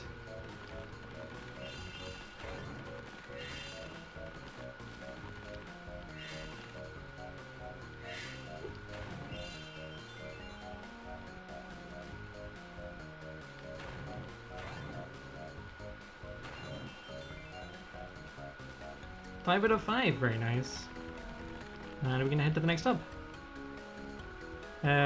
My first ever run of this missed one of those fairies, specifically the one next to Twilight Bulb, and spent 6 minutes looking for it. No boss in this hub. Just move my map to the last few levels. I split labeled mushrooms. I'm pretty sure these are mushrooms in the American version, but there's still these same flowers in this one.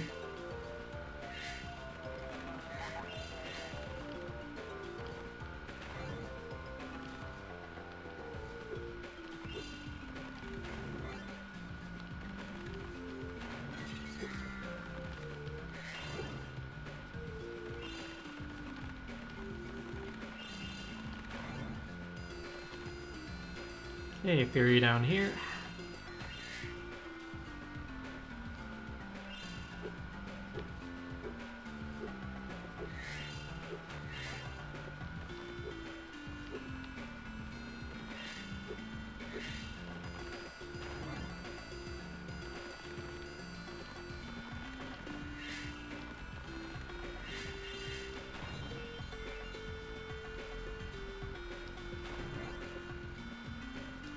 And after this, we're going to Star Park, just down to our left here. Oh, I'm a little too low.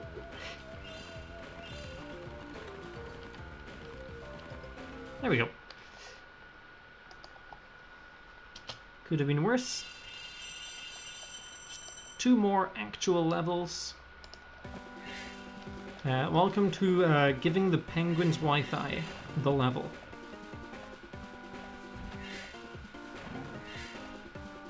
Because that's what we do here, we give the penguins Wi-Fi.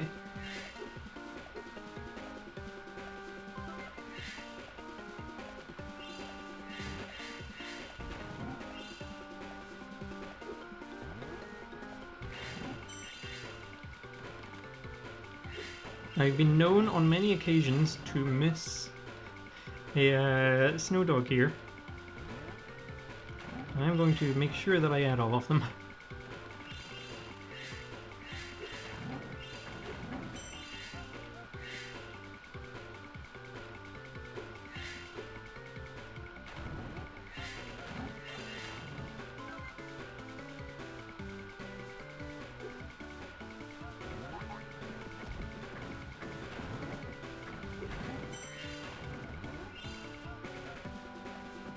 Wait, where am I? Hold on. Oh, there, okay. Fairy there. Cool. Once again, level just all kind of looks the same. Kind of hard to tell places apart.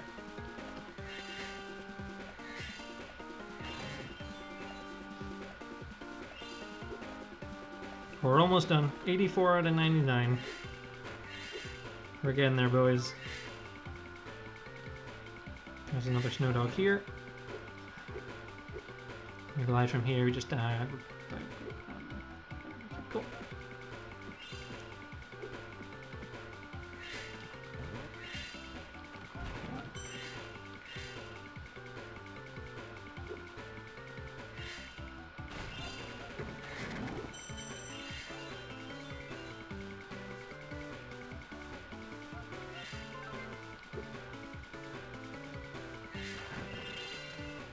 Nice stutter.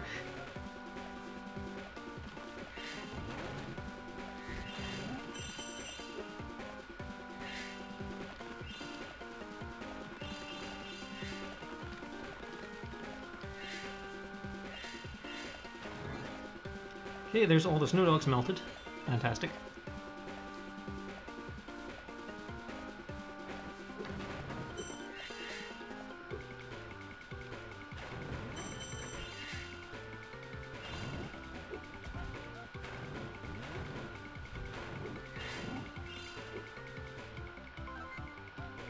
There's all of our Wi-Fi.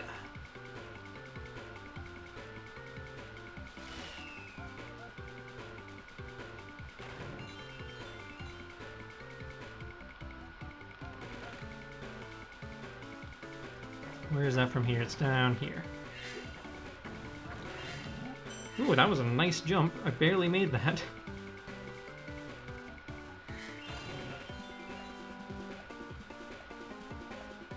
One of the only times we're just going to use the level portal.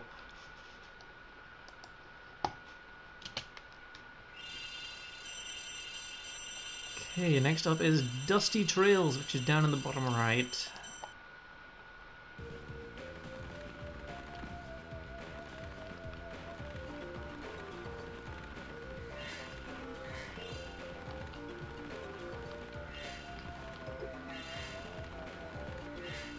Nope, I am way off, even further down right. There we go. Count it with me, chat. 10 more fairies. Dusty Burrows, our final platforming level. Sand, Thief, all of, like, the worst parts of these levels. But luckily it's not too bad. It does have a mandatory one of these jumps though. Yeah, in fact we actually don't need to go up there.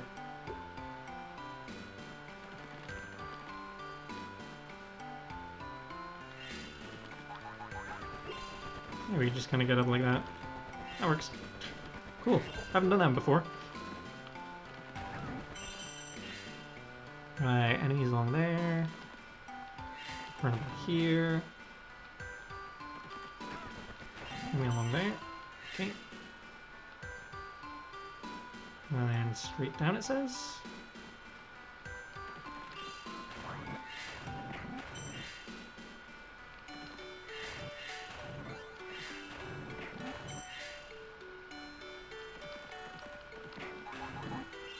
Enemy there, then enemy down the way? Okay.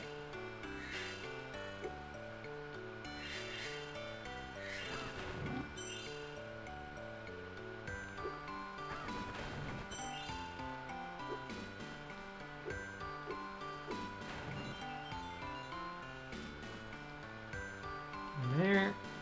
9 more to go.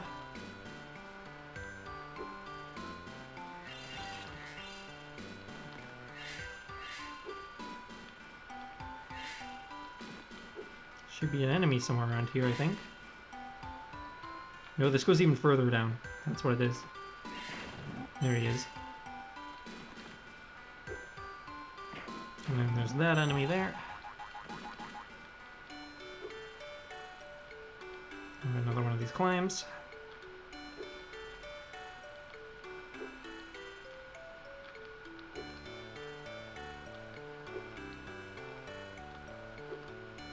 There we go.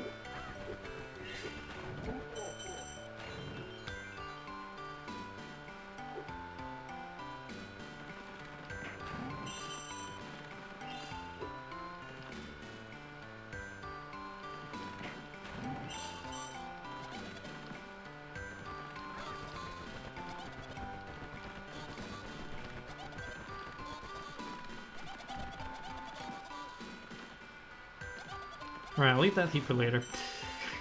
He's trolling me just now.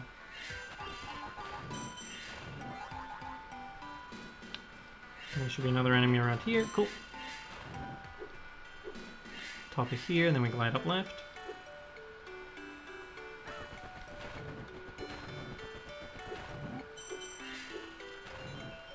That fairy. Come down here.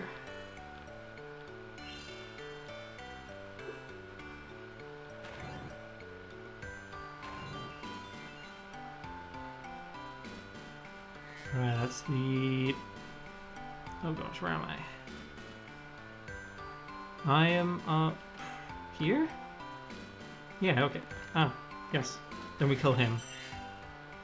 Now I know. Okay, now I know where I am. Cool. All is good. All is fine.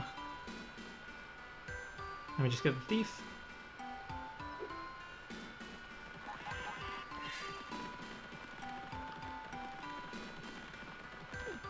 Nice! You literally could not ask for a better thief kill. That is why we left the thief.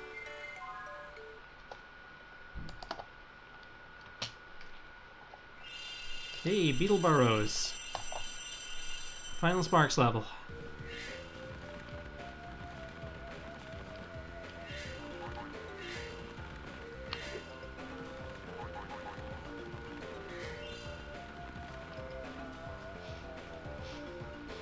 So hope the game doesn't crash on this one.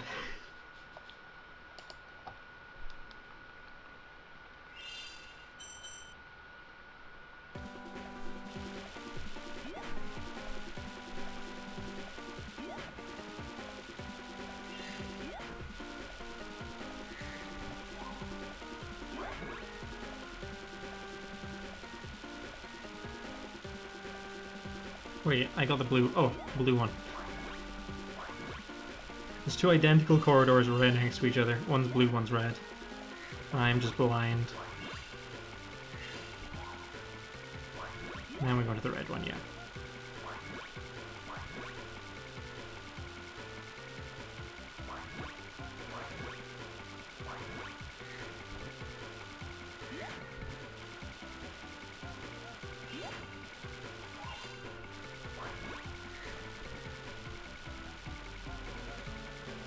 And we go up here, the green one.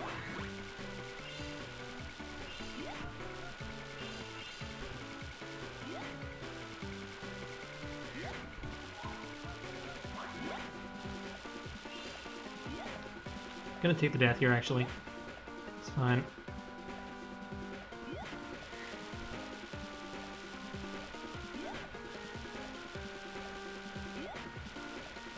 Just need to be a little more careful coming down here. Get the fireflies as I go.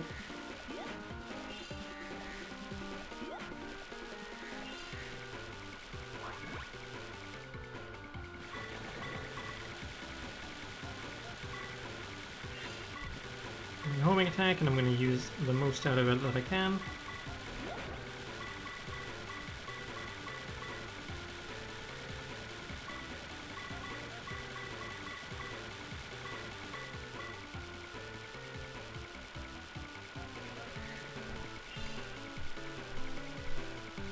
I really want to use the screen clear move, because I'm pretty sure it does a decent amount of damage, but last time I did that, the game crashed.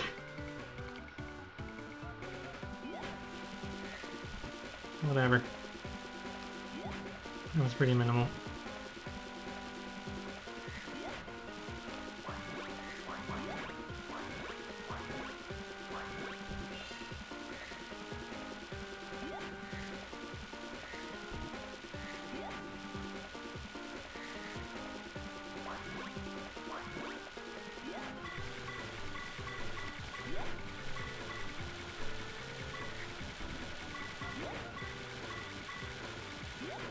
My gosh, this boss is tough.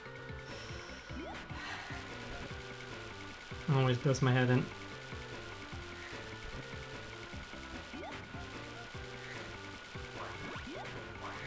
There's so many enemies between like it and the boss. I need to dodge. We're going to the left here. Okay, entering here with gold sparks, that's a lot better.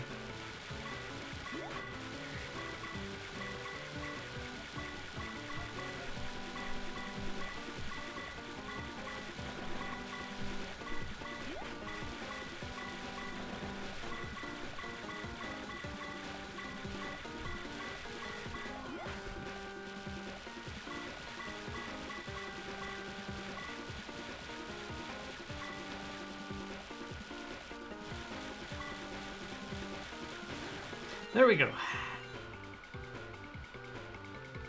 Final one, and we unlocked Atlas Warping, which is absolutely useless to us, as we're about to finish the game.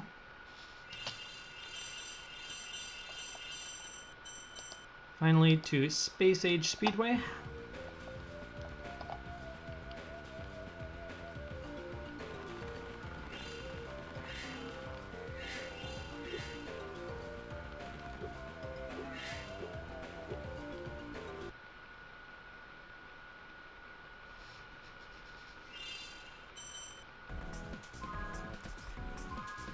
Right, hard speedway time, let's go.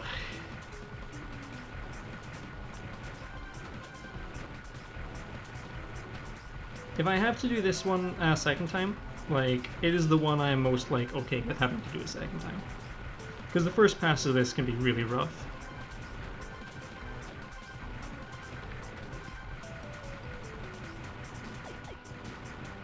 Especially with the mini-boss here. He's an absolute boss in himself.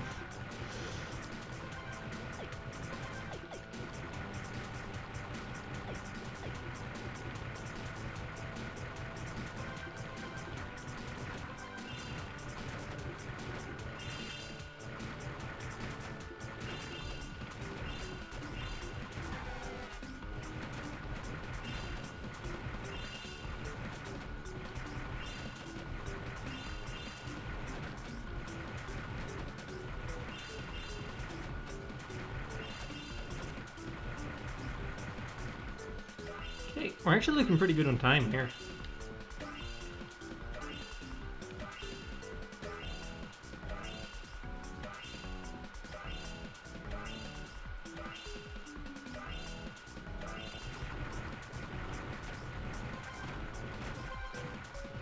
So I'm going to clear up as many of these yellow helicopter things that I can. Not sure exactly what this kind of plane is called, but...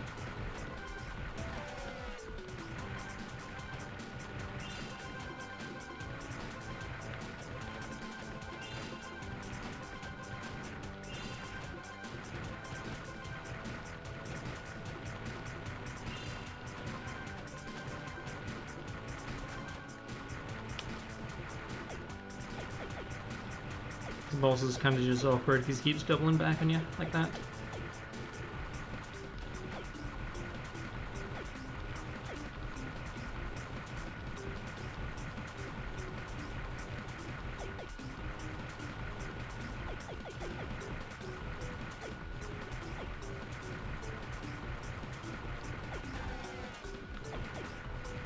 But yeah, that he goes into another kind of pattern here.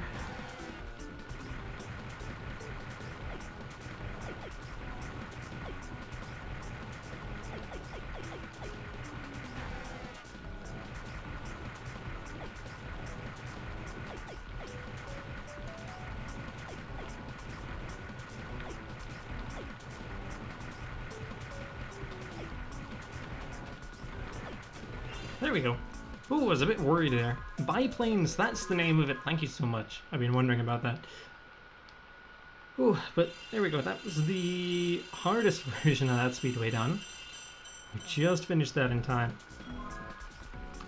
On to the hard difficulty.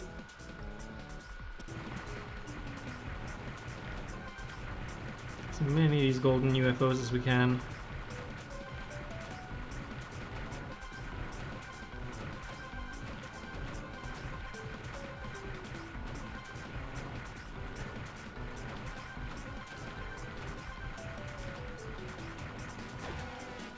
Ooh, lost a second there, but that's okay. It's relatively minimal. Depth perception is really off here.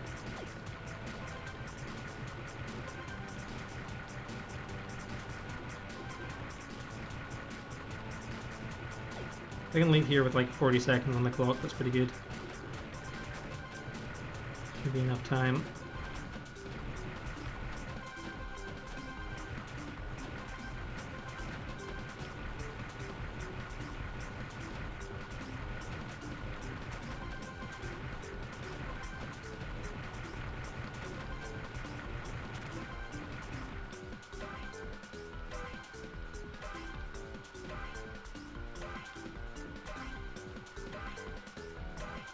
Hopefully we should be able to get enough biplanes, hopefully boosted up to like 50 seconds. I'd really like to be working with like 50 seconds here. There's usually enough planes, we just gotta hope that they spawn in convenient enough places to where we're actually able to shoot most of them.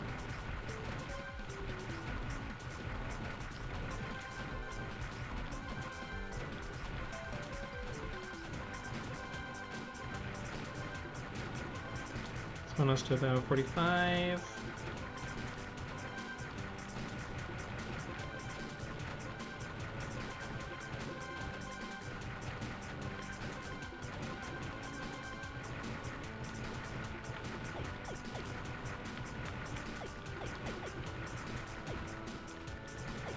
A few more seconds there than I would have liked.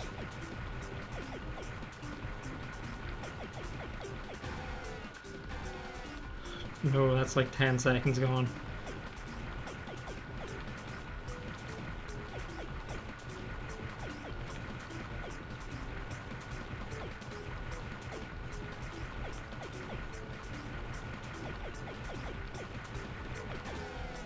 Yeah, no, I don't think we're gonna get it this time.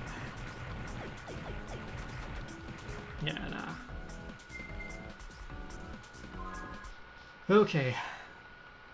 Round 2. I think I just missed way too many hits in the last phase, and I didn't get many UFOs. First bit of my mini-boss was not great. Plus I got hit like 3 times, which should be like 10 seconds worth. Because anytime you get hit, it's more than like the 3 seconds that it takes away, because you also get stunned for like a second or 2. I also keep forgetting to like brace myself at the start of this phase.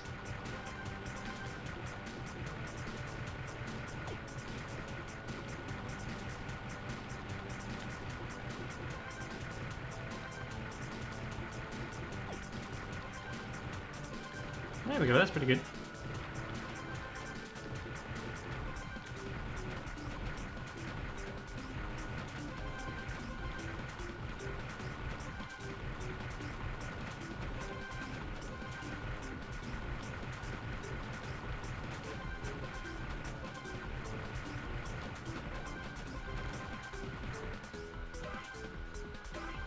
Okay, 40 seconds around here is okay. See if we can get to like 55 seconds, that would be quite nice.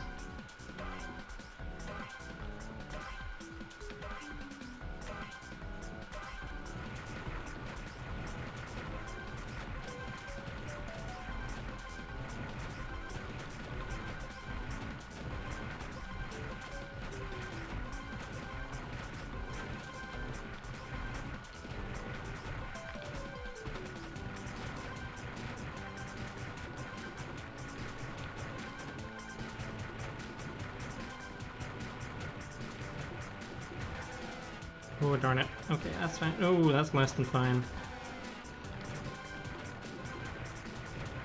Okay, I'm not working with enough time here, I don't think. I'm going to need to land a lot of hits for this to work.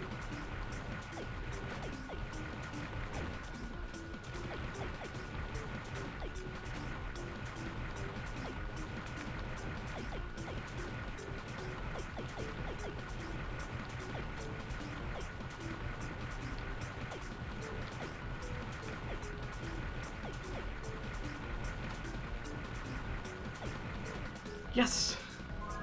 Oh, heck yeah, let's go. Oh, that was way too close for comfort.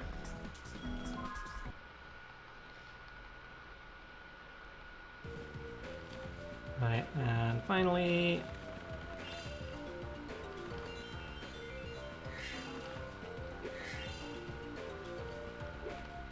these jumps to finish everything off. It says number 99. Every fairy in the game.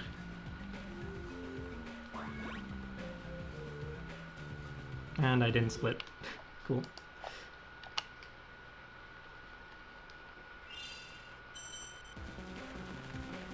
And guess what? It's the exact same boss as last time, except this time he fires ice balls, and he has more health.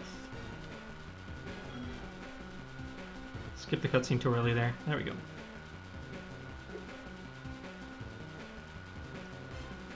But he doesn't do anything like, you know, special. The boss doesn't change at all.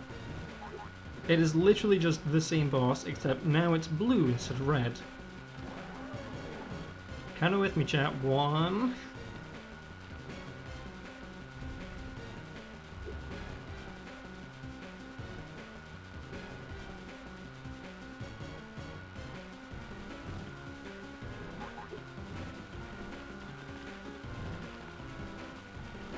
two...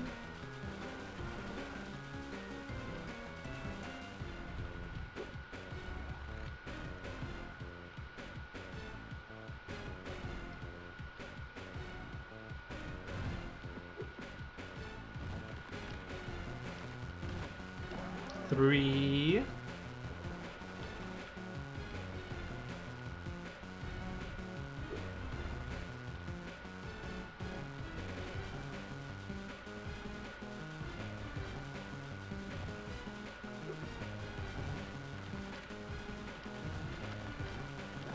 four...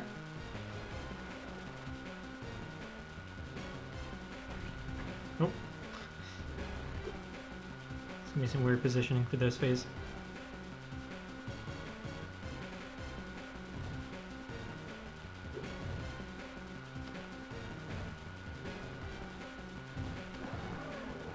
Five...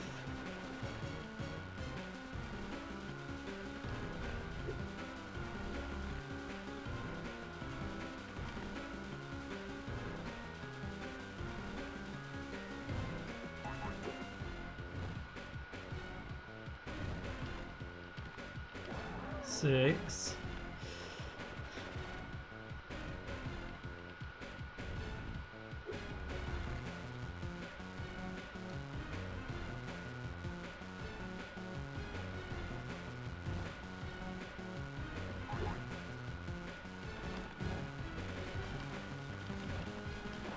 7.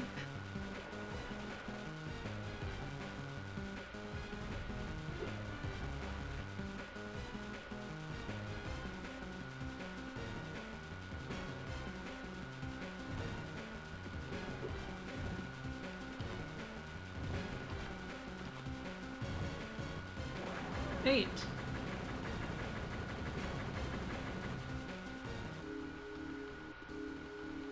Cool.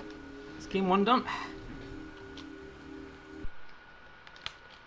On to Spyro 2 Season of Flame. I will also be back in 2 seconds whilst this game is loading up.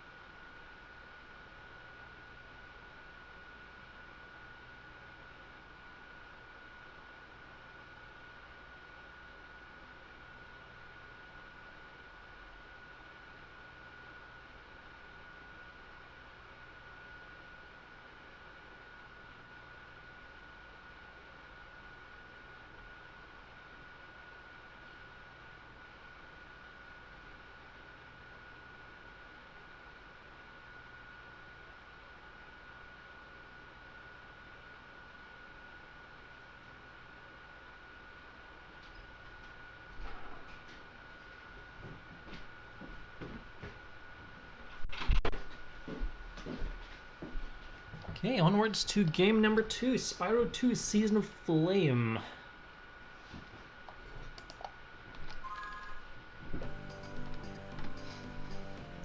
Comfy, make sure cables are all in the right place. There we go. Okay, 3, 2, 1, and go. Soft reset to skip the opening cutscene. Our start. So although it's got a percentage, we're actually starting off with 0, of course, because that's how games start.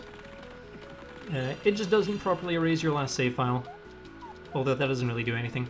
So from collecting 99 fairies to collecting 75 dragonflies, and we are starting off going to a level. It's Sunny Plains. Oh, this is Sunny Plains. Hold on, I'm dumb. We're going to Country Farm. I know where we're going.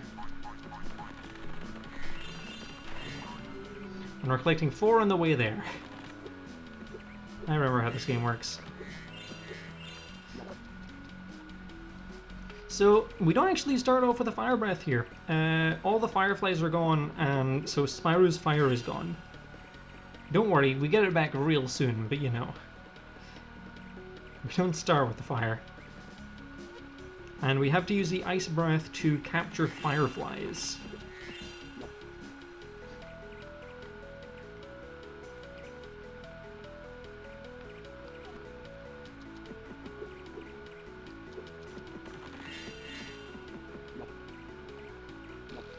Also, gems literally don't matter in this game. We don't need any.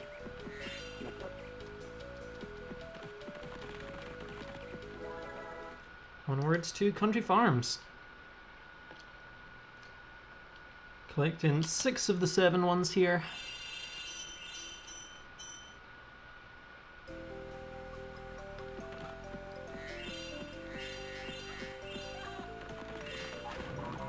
No more 1 for defeating all the enemies, luckily enough.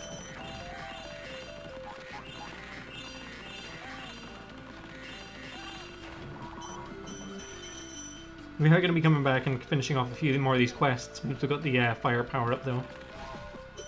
We also now have save points throughout levels. Huzzah! We can save our progress as we go. What a novel concept.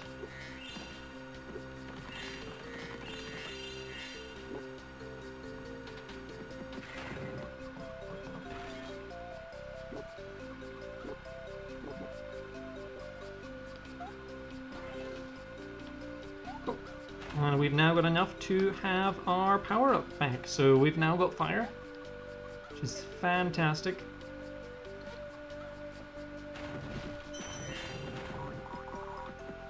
Oh, that's very close to that portal.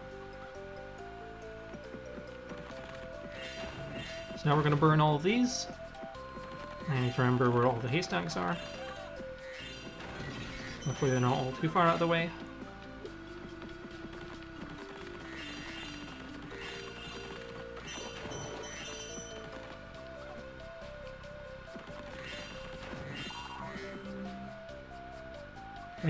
No, I'm from Scotland. Specifically the north of Scotland, but I never really picked up an accent from there, surprisingly. I've got answers to that question ranging from various places across the UK all the way to America. People just can't seem to place me.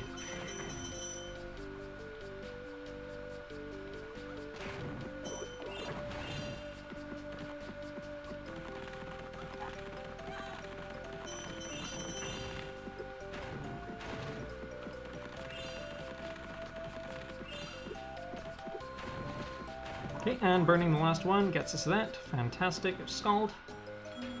Exit level. East part of Scotland? No, you couldn't get much far north, but my parents were from the east, which maybe explains that a bit better.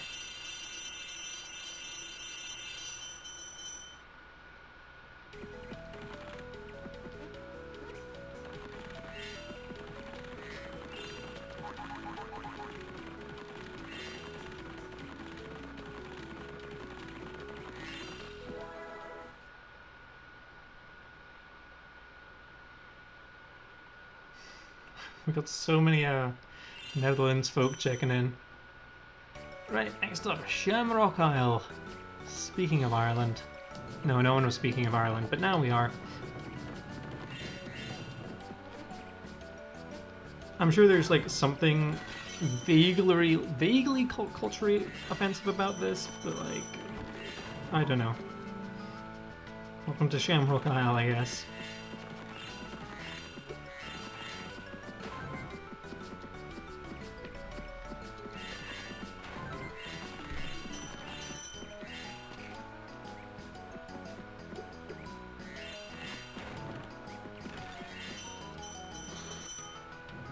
I want to get over there.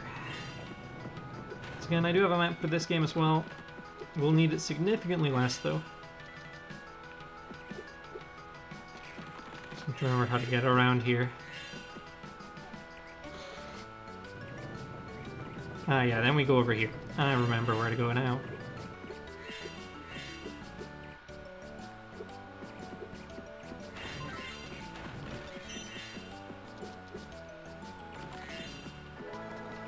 And we're going to do this horrible minigame with the imps. So the imps will try and unlight the other ones. Oh, like that. So I need to freeze all three imps at the same time. Which is a horrible feat.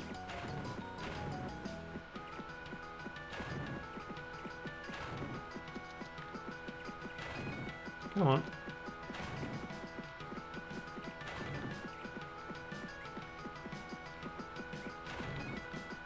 Two of them.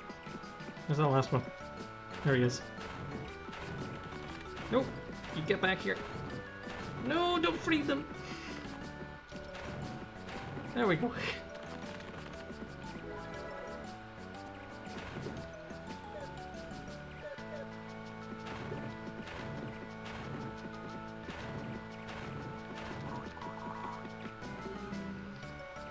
Cool. And we're going to do the hard mode of this minigame as well. Because it is relatively fast compared to everything else in this game. Right. We got 1. 2.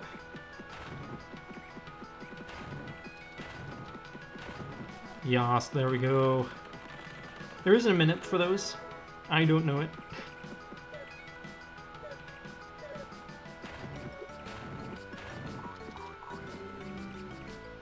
There's our 13th Firefly.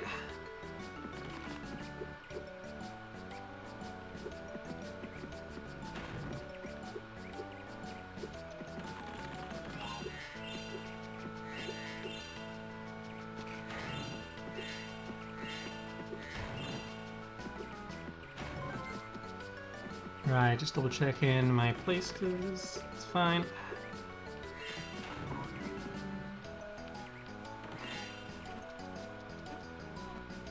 Oh, I've never turned tutorials off. That's what I meant to do. It's like one of the first things you're meant to do in the run. I was wondering why text was popping up all the time.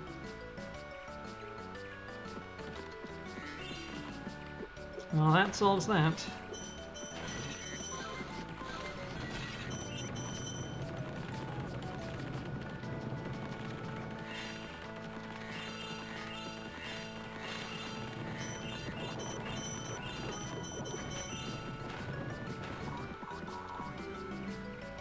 Yeah, there's 15.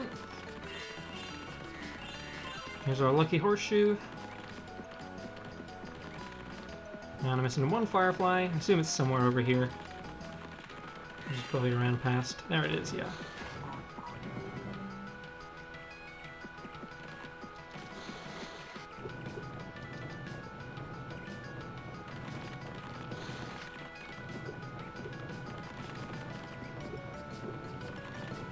There you go, there's your horseshoe.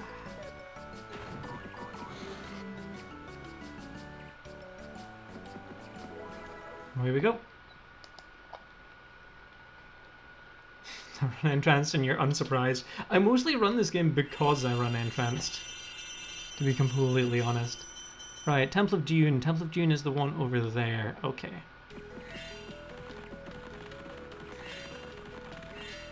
But no, yeah, I really enjoy the a lot of these Game Boy Advance games. I think they're super fun.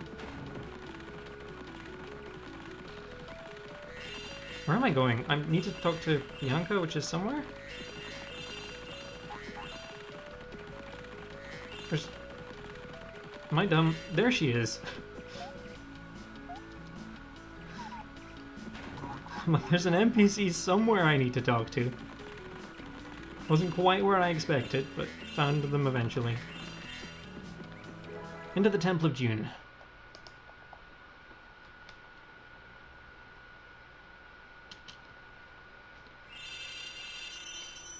Fired it up. I did offer to do a splash run, but we went with the Spyro 6 instead. So here we're icing up all these drinks. I need to move my map over so I can see where I'm going. Ah, right, this is this level. Okay, that's fantastic. We have bombs here that we need to dispose of. Lots of them.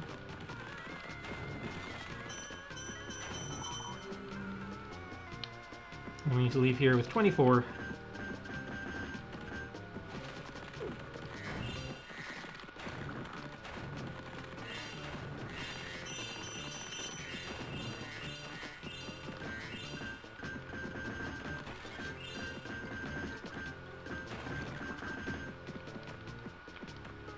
Oh, come on. Nope. Wrong way.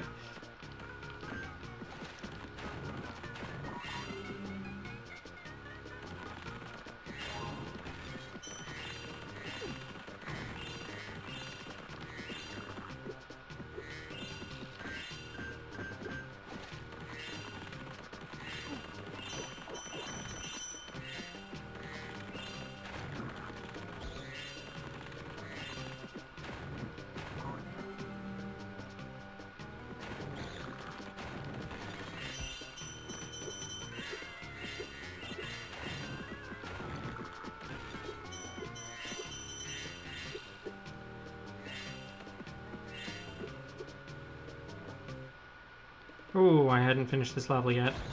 I knew I'd missed one. There we go. Oh, I missed two. Oh, I know where those two are. Okay, that's fine. I also need to get some frogs, because I am low on health.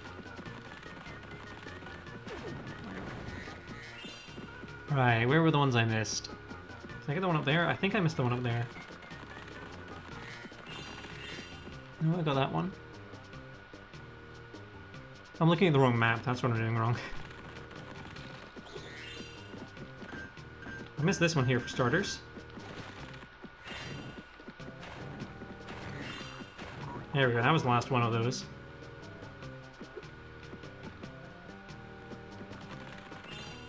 Let's go in here. And then we just need to finish off the bomb disposal. Which is where exactly? I think I'm getting a bit lost here. Alright, so I'm down here. Oh, it's all the way up there. I'm blind. There we go.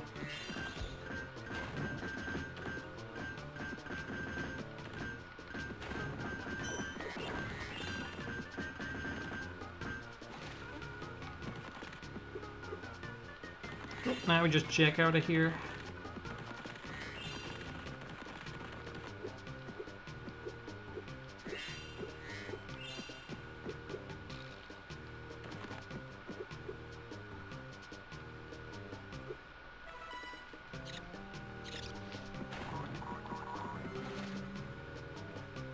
Neat.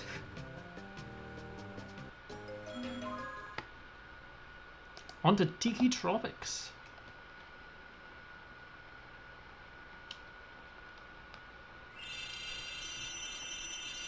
Which is over there. You guys can't see where I'm pointing, but it's over there.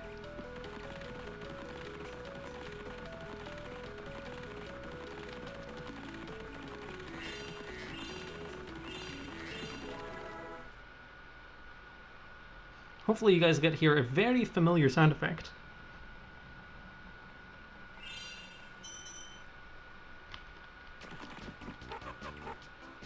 There's almost exclusively fire breath in this world.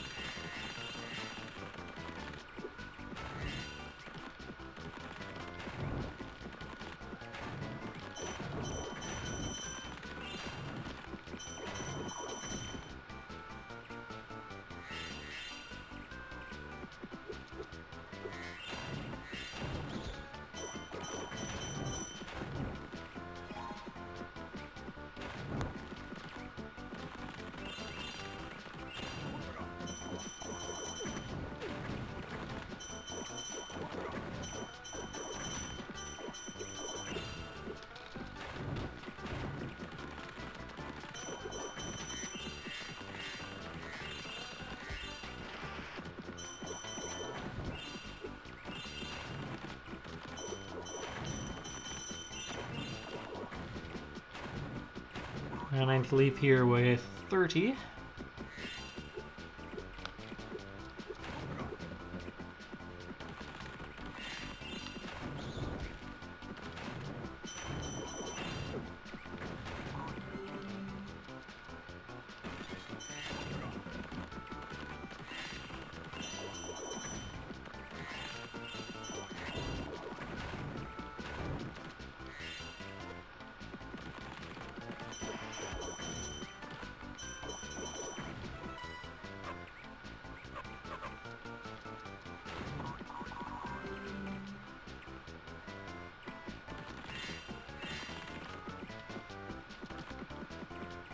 I've missed a Tiki head, which is one more. Down here, I think. Oh, there's a firefly at least.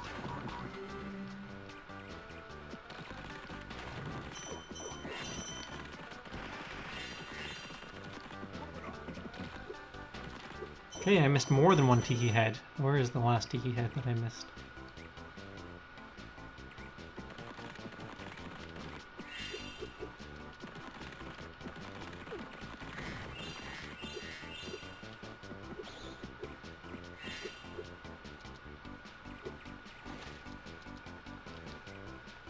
Right. We're gonna have to redo the Tiki heads there.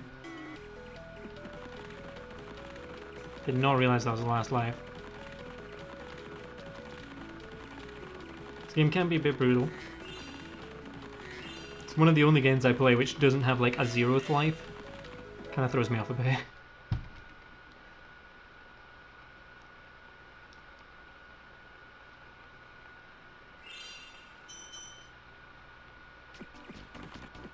Yeah, I'll just give this level a quick sweep through.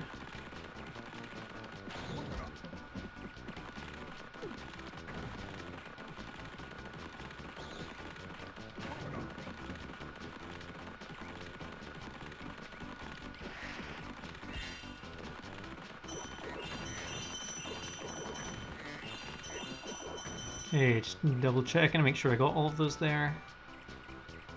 Yep, okay.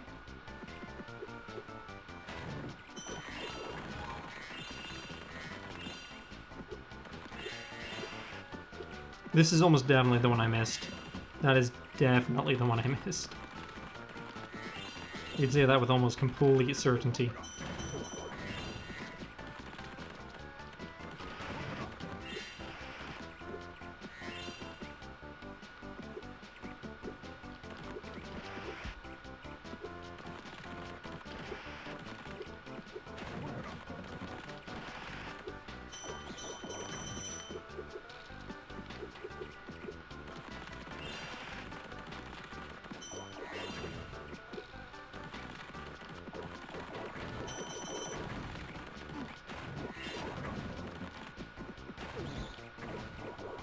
Right, I've missed one somewhere, so I've got that one. So there's one down here, it says. There we go. Okay. Second tries the charm.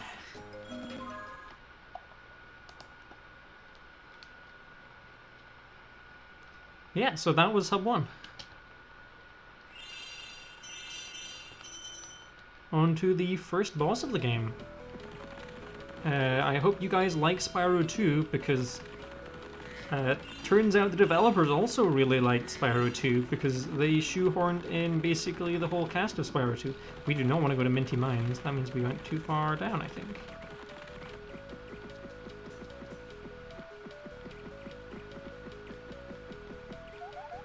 There we go.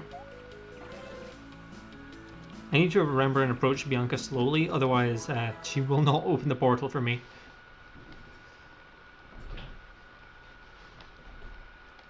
Yeah, we're gonna be fighting Crush here. I don't like the Crush boss fight. I think it's kind of dumb.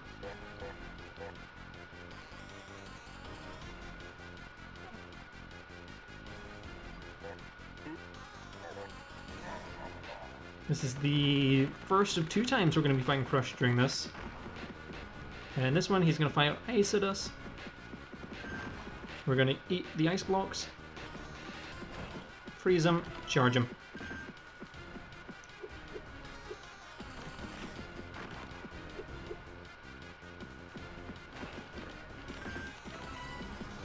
It's been the best Crush fight of my life. Never mind. He's dodging.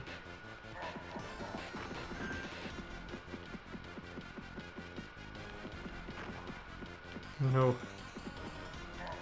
He's doing Crush things.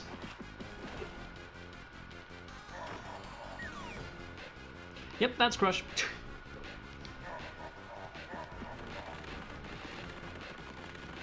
Well, that's fighting Crush for you. He will just wombo combo you like that.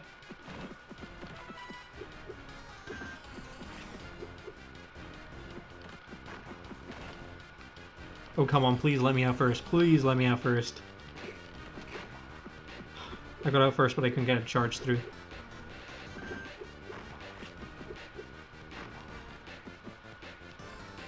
Now he's gonna whack me. Grab a sheep.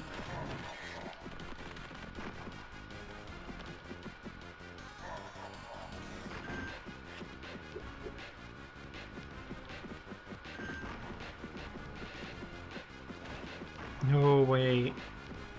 The dodge. No, no, that's gonna combo me into the lava. Okay. No.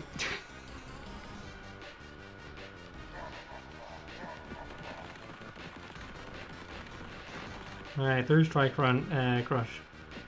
See if we can get him this time.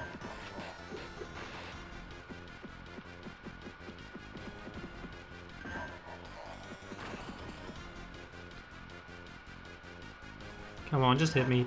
Just hit me already.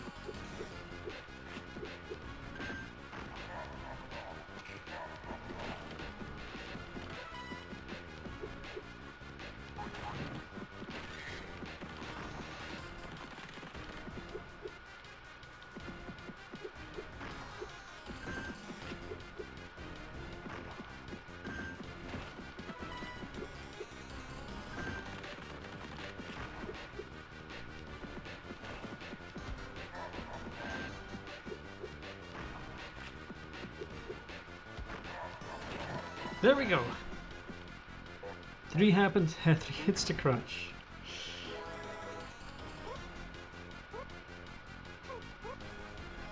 Cool, now we can break boulders. Onto Haunted Hills.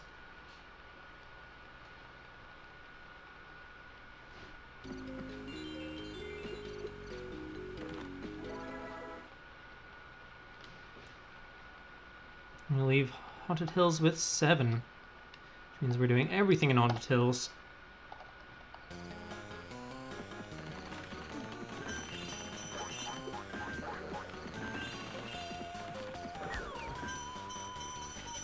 It's okay, I didn't realize I was in no sparks.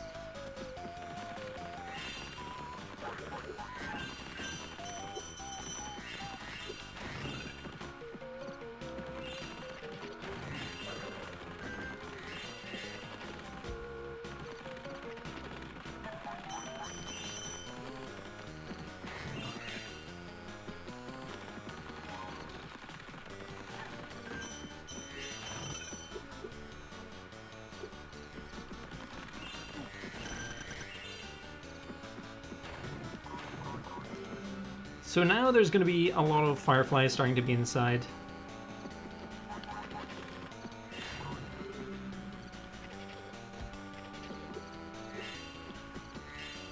Just double check my location there.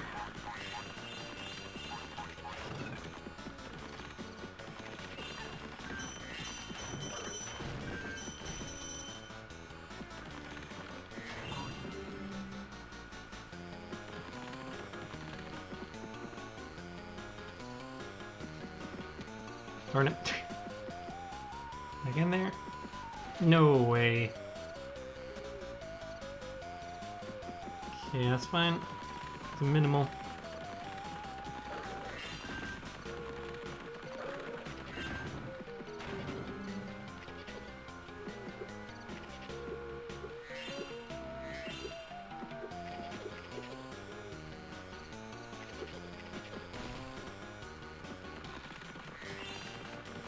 Here's Yorick. Yorick's coming with us.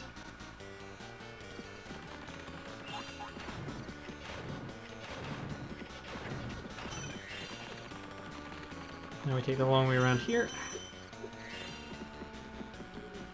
And we do this minigame.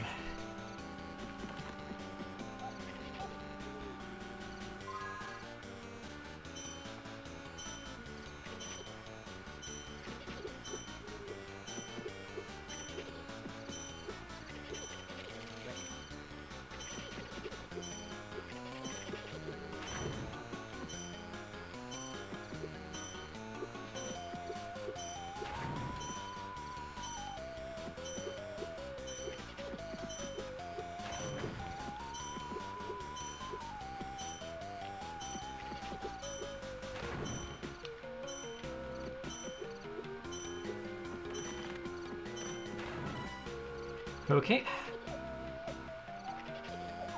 First run through's done.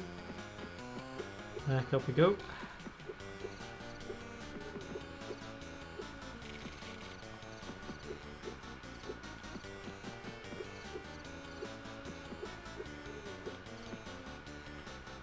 There's one more to the left here. Just down the way, okay.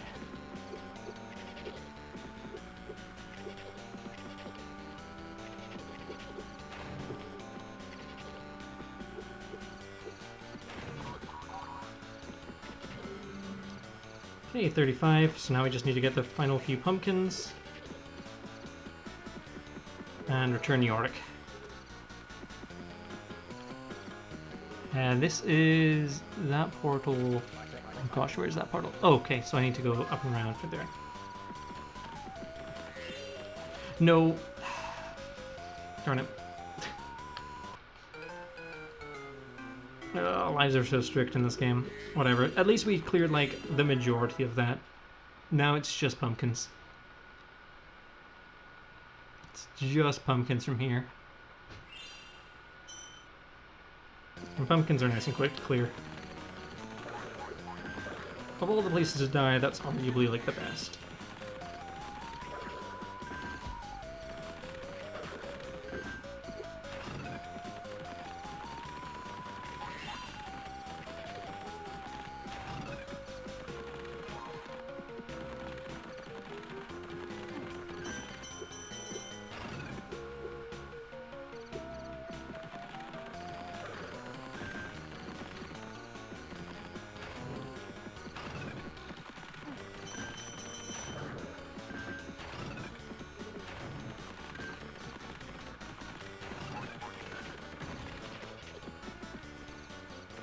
Back in here, rescue York.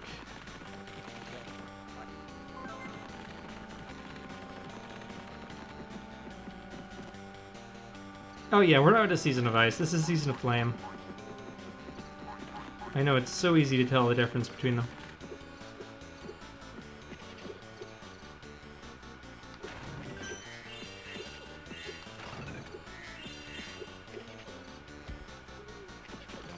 Oh, are you kidding me? Hit out of the air by a witch.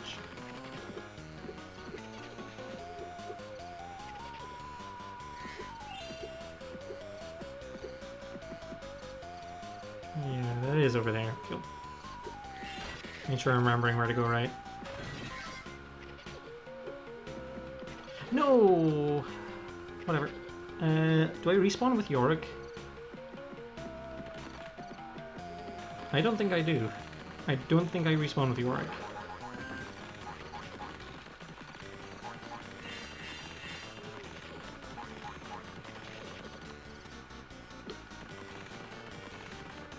Yeah, okay, I'm glad I checked.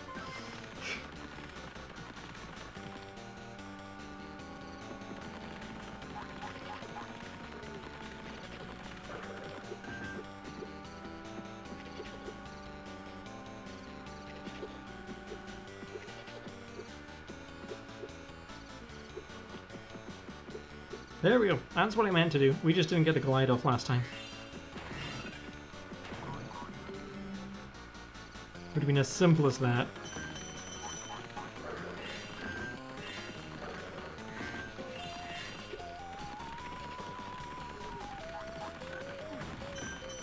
And we brought Yorick back. Huzzah.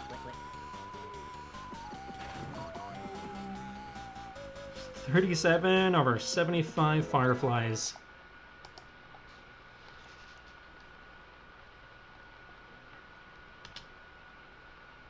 Now there's 2 on the way to Candy Lane. Where are we? And where's Candy Lane? Candy Lane's the one that's up there. Okay, that's fine. I can remember vaguely where these are.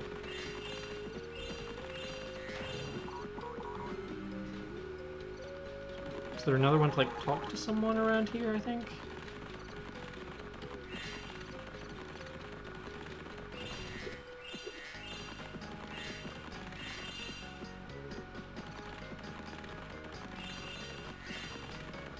There's a ferry I ran past, and I'm not sure where. Oh, there it is. It's the Bianca one.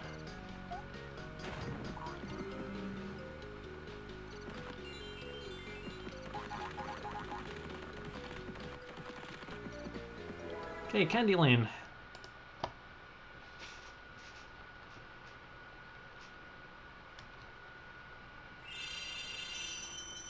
Six from here. Move that over. Okay, this one sucks.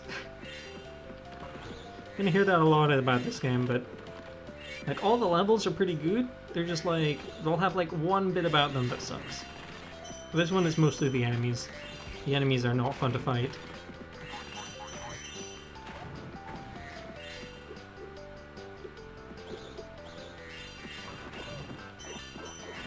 I'm just making sure I'm rescuing all the dudes.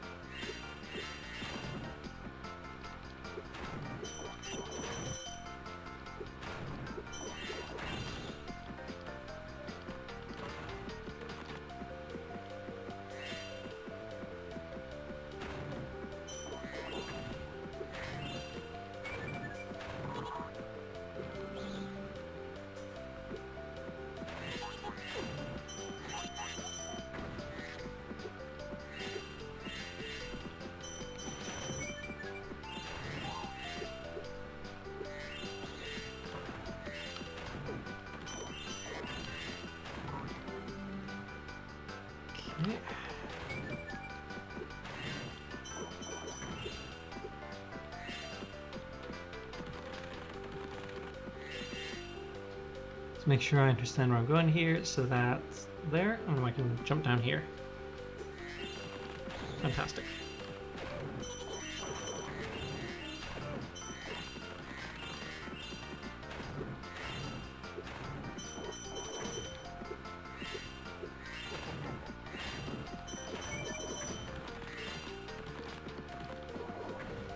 Okay, and there should be another one over on that ledge there. Okay.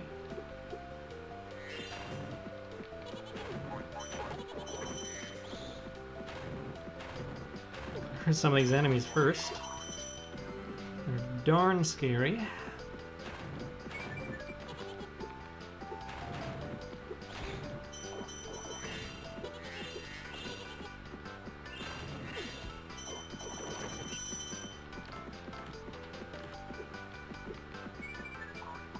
Get this right now.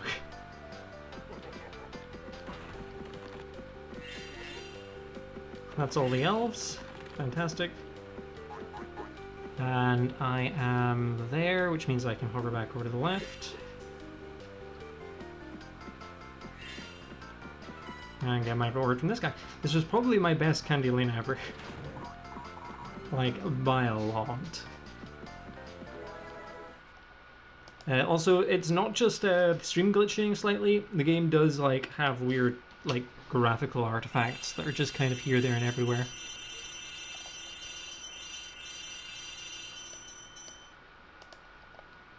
Okay, next up is Watertopia, which is up this way roughly.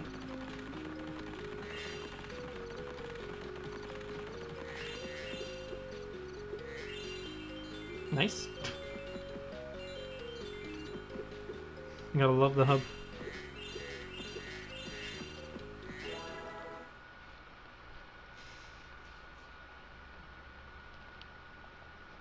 Let's see, Watertopia, where is that? Oh yeah, second last line already. Cool. Ah yes, this one. So this one we need to kill all of the enemies, because that's actually a task in this one. But only like the specific ones. Can I just fly down there? I forget. Yeah, I can just hover here. Cool. So I need to defeat all of like the warrior ones.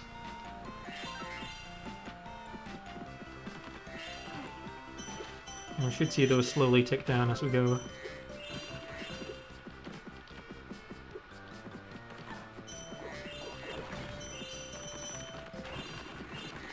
Can't freeze them or anything, so I just need to do my best to kill them.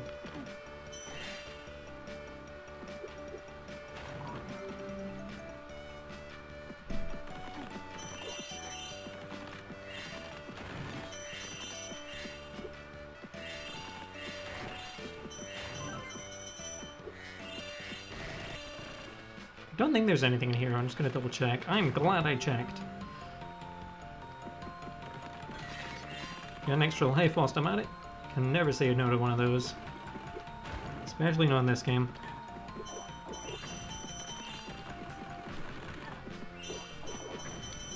Right, from up here it's up right. Up left.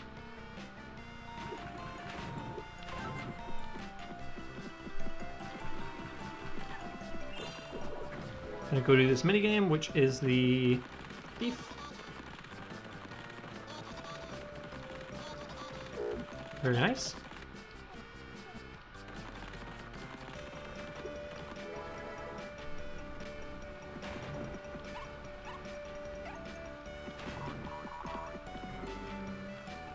I hate when the Firefly lands like just ever so slightly out of view. It's the most stressful thing in the world.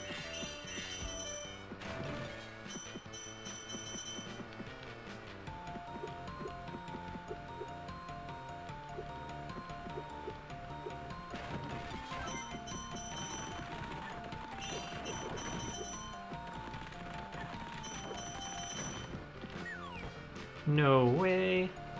It's fine though.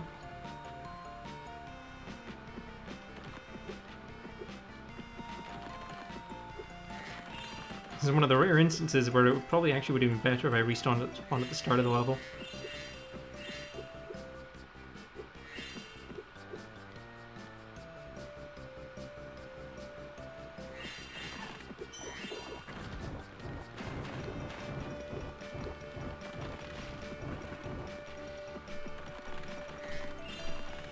No fairy here.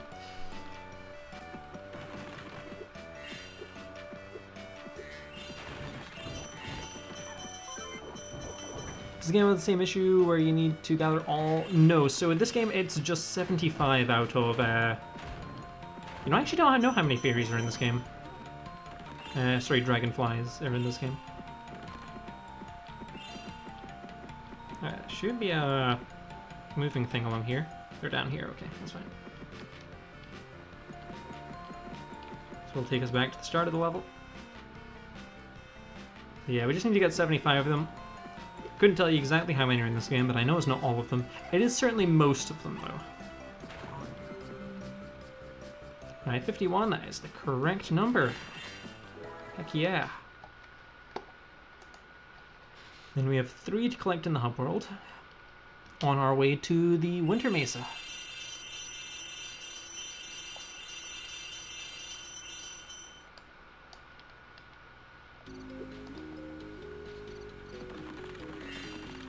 Starts off with this one. I love to forget this one.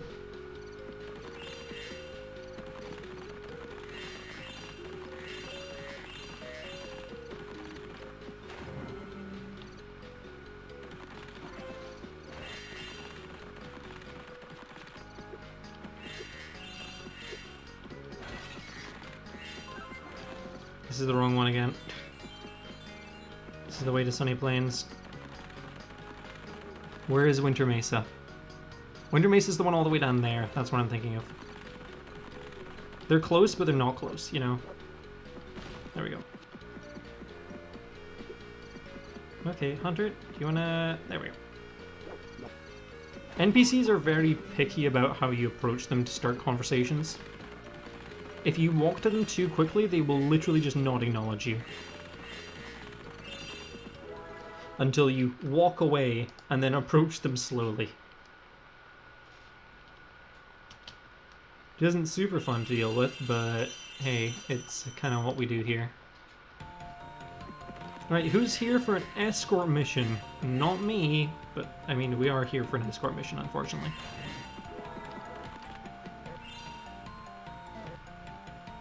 We're not going to escort Andy because there's a lot of Rhinox in the way. We're going to defeat all the Rhinox first.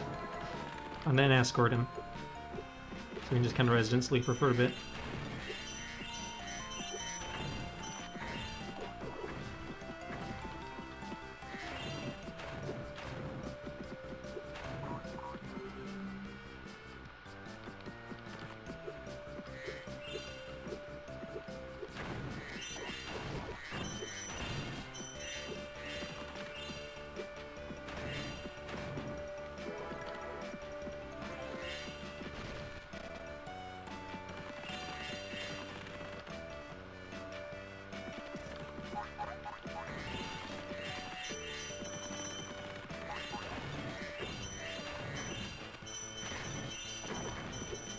Yes, there is a lot of lag here.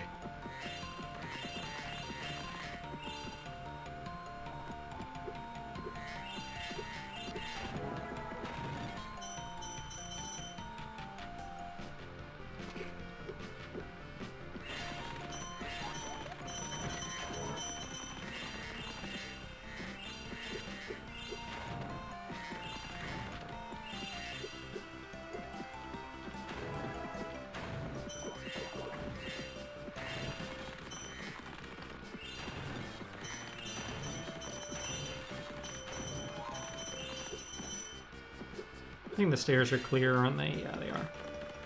He takes the stairs, because of course he does.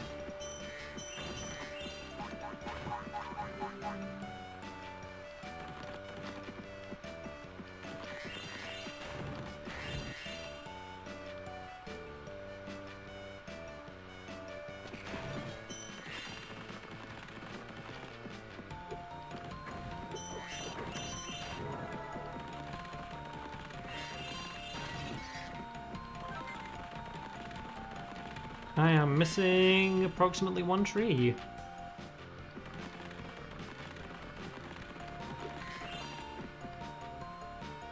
I know what tree I'm missing. It's the dumb tree. It's a tree over, like, here. There we go. Cool, that's 57 out of 58. Now we need to do the escort.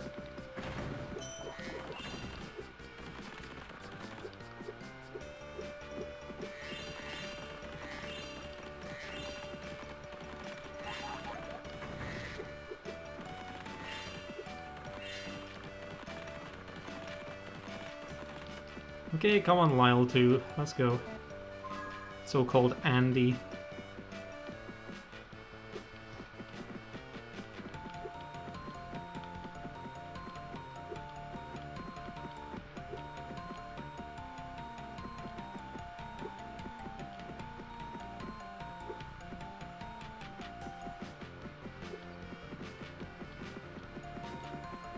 And you can't get too far away from him, otherwise you get scared.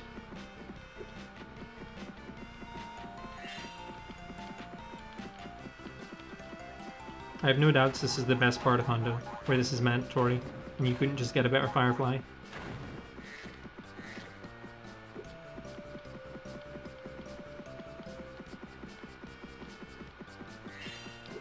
I just really hope I've killed all the Rhinox. There's nothing attacks Andy here. We're almost there, buddy. Come on. Yeah, you take the stairs, don't you? Yeah.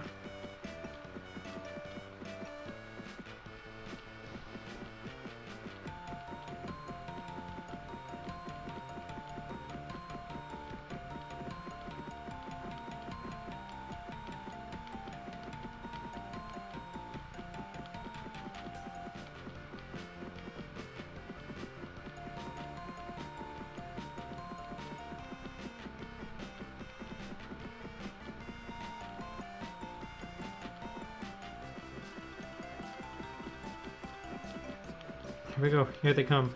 The reunion of the century.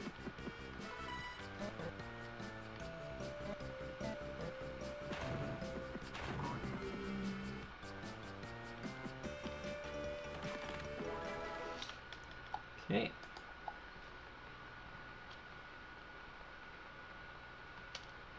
Now I've got 2 more to collect on the way to Moon Fondue. I believe is in the next hub. Yes, it is. Okay.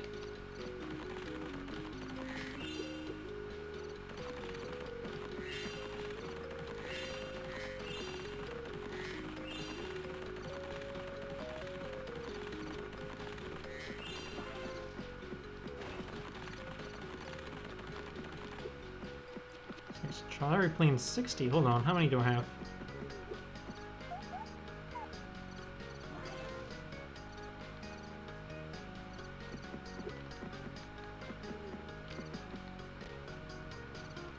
Oh, I would like the Atlas, please. 58. Oh gosh, have I missed 2 in the hub here? It's Starry Plains 6... Oh, Starry Plains is the next hub. I'm dumb. My splits are confusing me. It's 2 in the next hub on the way to the next level.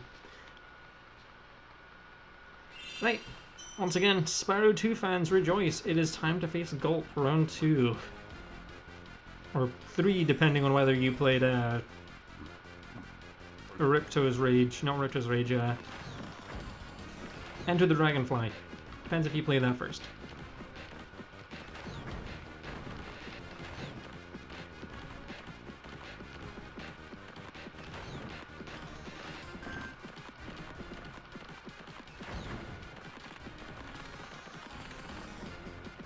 That Sparks is not what you want to be in this.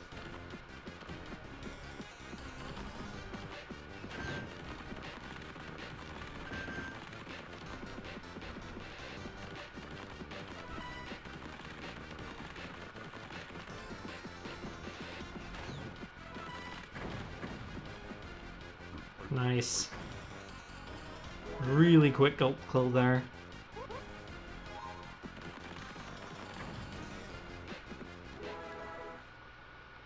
Played that without beating the game in 2 minutes, you may have court.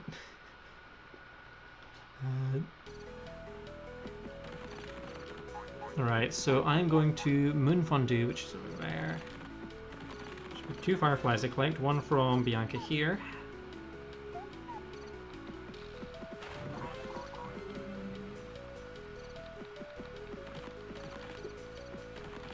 There it is. Okay, cool. That should be Moon Fondue. Unfortunately, you did play Enter the Dragonfly. I'm sorry.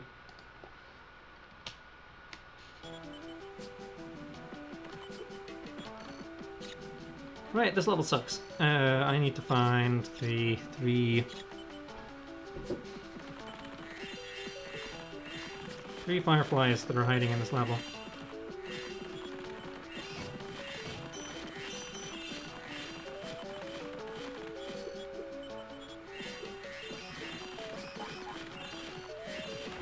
There's one.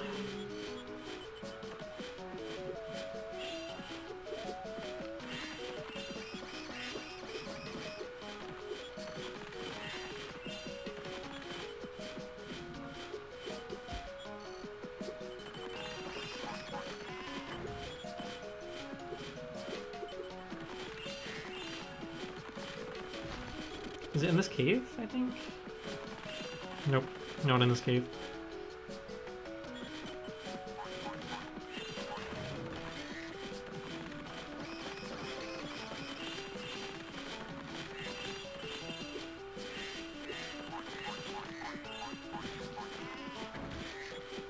Oh gosh, there we go. Ice breath. Go. Here's our second. Yeah, I don't think it's in here, no.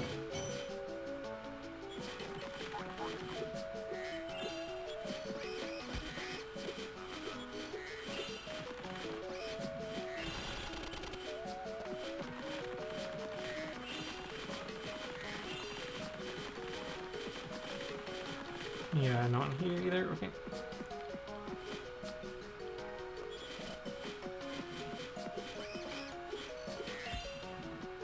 This level is like the definition of unnecessarily stressful.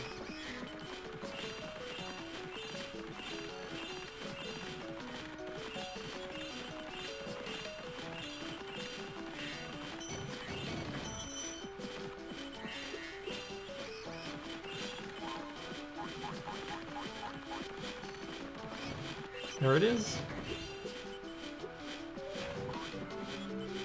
Okay.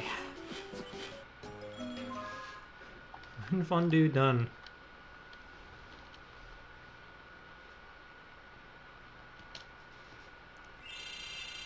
On to Dreamy Castle, collecting 1 along the way.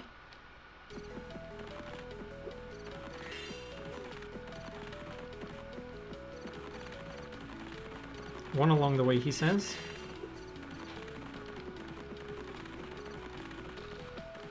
Presumably this one.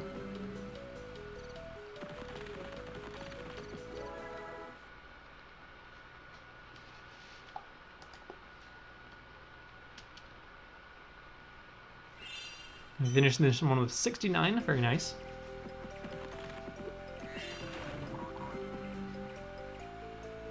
More to collect here.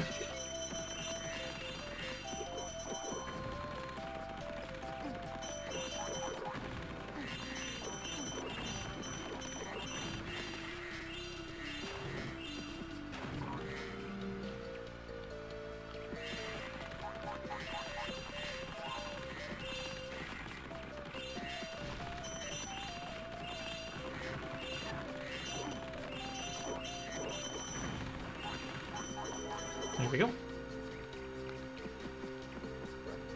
8 lives is more than enough for what we need. Switch to the Ice Breath.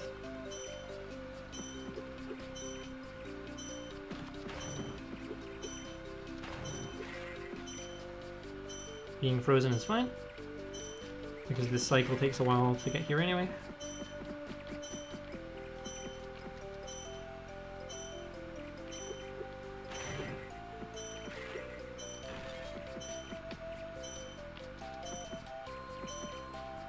And these gaps are way too wide to actually hover across, so I've got to wait on these.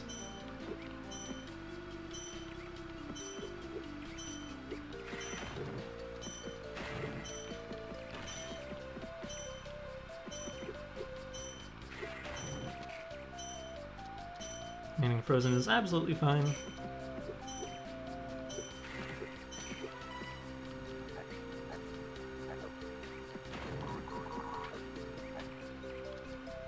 Hold on.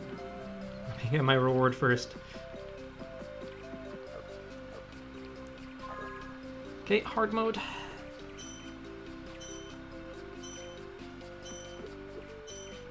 I don't really get what's more difficult about this one. It is just kind of the same thing. I think you have a very slightly more strict time limit, but it doesn't matter because this first cycle. Like, it will always still get here at the same time.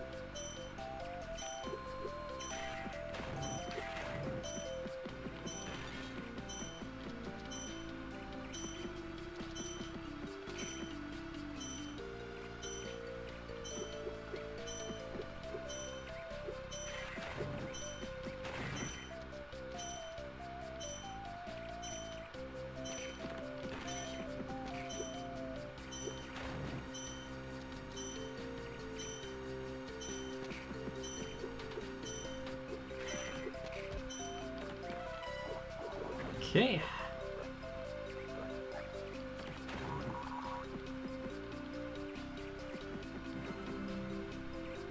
One more and we're done here.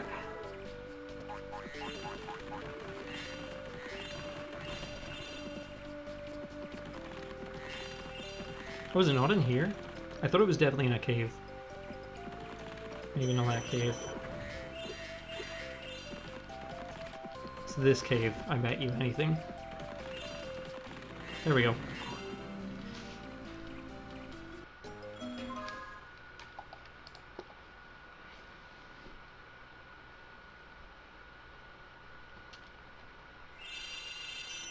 Cool. 2 more fireflies on the way to Gypsy Road.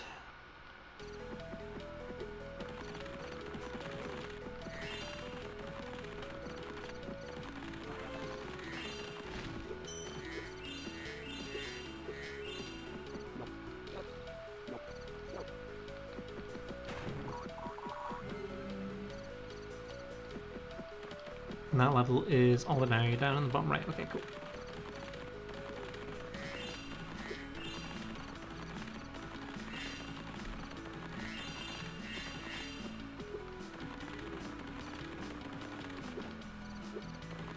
Yeah, there should be another firefly around here somewhere. He says, hopefully.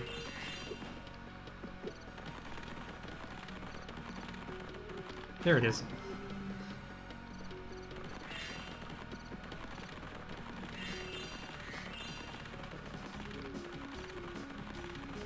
Too far out.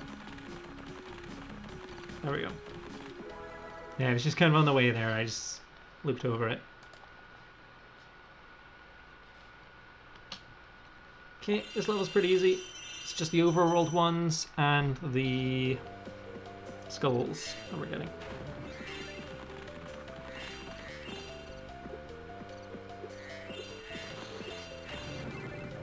Make sure I'm following the path of the level.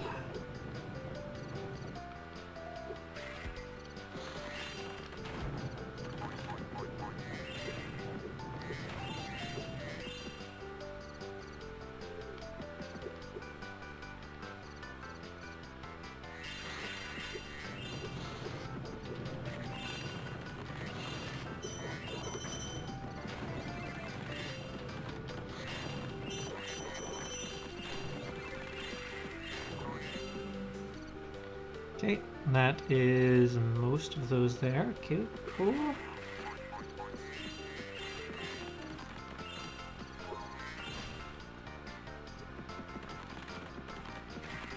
This is not the cave I need to go into.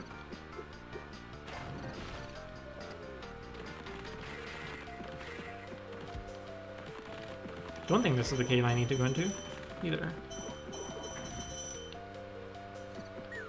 No way, I was right next to the checkpoint, heck. Oh, I got the checkpoint, cool. Never mind. We vibing.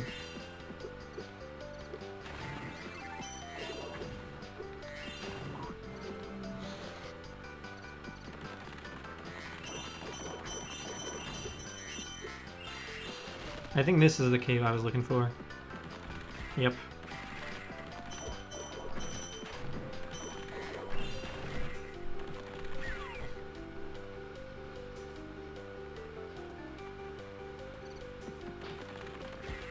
I'll be glad to know from here on out, none of the rest of the games on this list have lives. I'll abandon the archaic concept.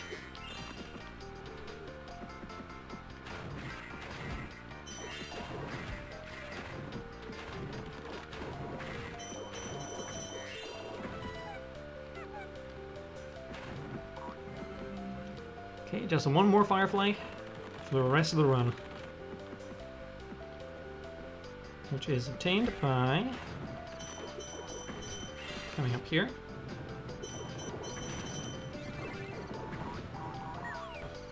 No way, I was touching it. Yeah, we need to go back up there and re-grab it. Well, whatever.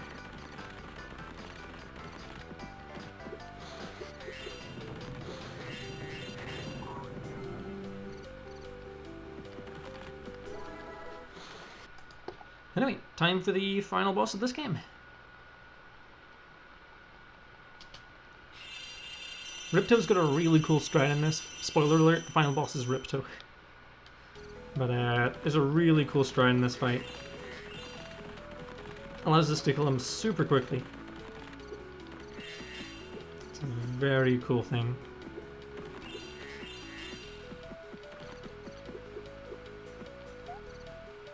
Almost just went back to the first hub. That would have been a mistake. Into Ripto's volcano. Close that. Chat over. Probably see chat for the rest of this run. Where we're going, we ain't gonna need no maps anymore. Game after this is going to be Attack of the Rhinox. So we're going to use the pause strat here to hopefully get it behind his cards. Not quite. There we go. And you're not meant to be on this side of the boss.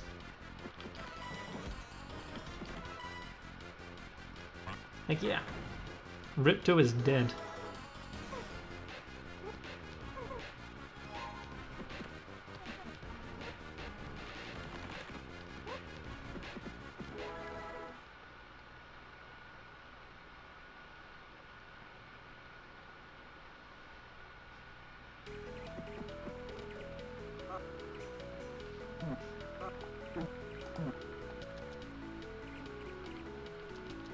Cool. And that is the game. On to Attack of the Rhinox, the third game. Every game from here on out is going to be like half an hour long, by the way.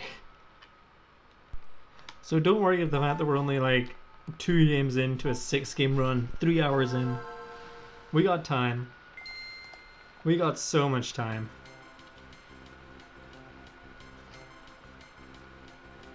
I've also been practicing this game a bit, and hopefully this individual game should be a PB.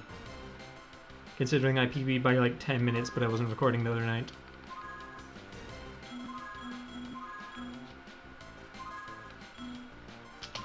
Cool, Game 3 start. This is the last of the isometric games. But it's going to work very differently. This is a bit more like an RPG style system. Action RPG. Venture around the world, collect key items, that kind of junk. So we need to collect all 3 breath power-ups. That is the primary objective. To do that, we need to complete most worlds. And we also need 2,000 gems for one of the power-ups.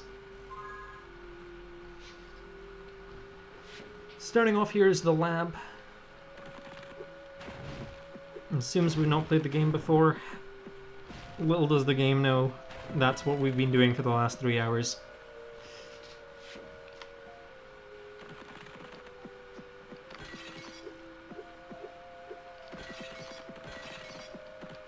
Missed one. There we go.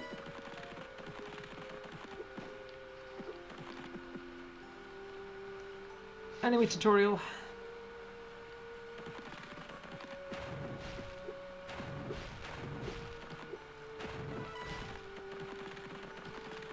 And finally, jumping tutorial.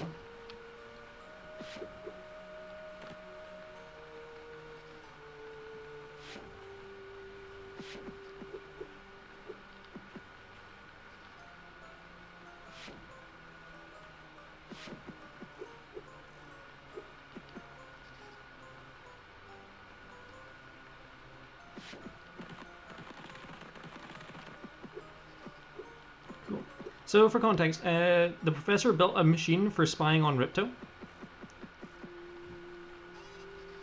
And he's also built this butler, Cookie, who wants to give cookies to Spyro. But he's malfunctioning, so we need to electrocute him.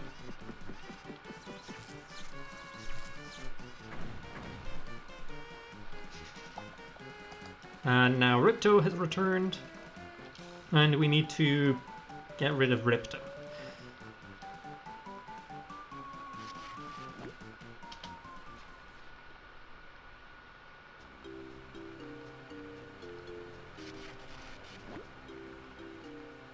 Dragon Shores. First, we're going to be heading to the Fairy Library.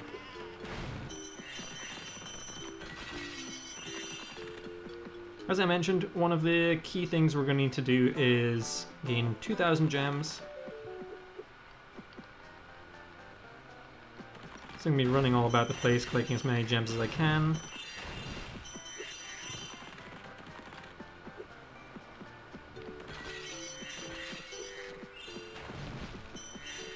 Especially looking out for high value ones. Any 5 gem I can find, any 10 gem I can find, any 25 gem I can find. Those are all great things to hunt out for.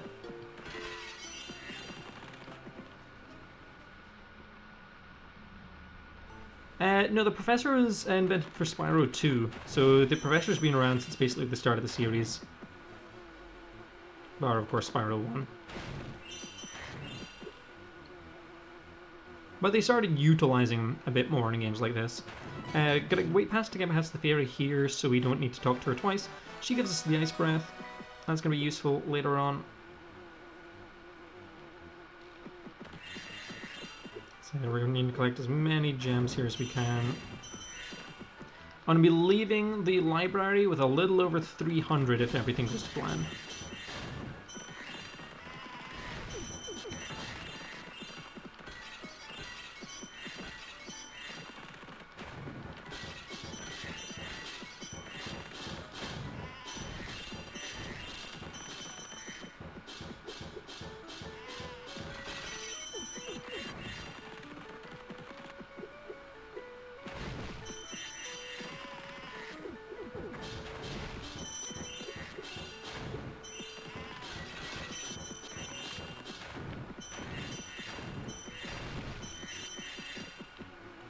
Use these flies here to get around, they're super handy.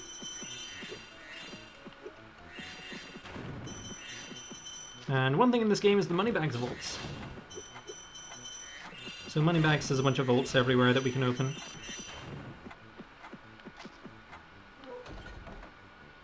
Just like that.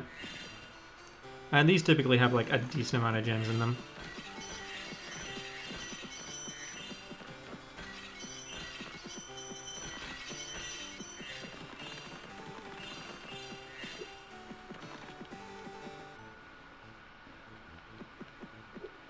Well, we don't need too much more here. We'll just finish cleaning up what we got.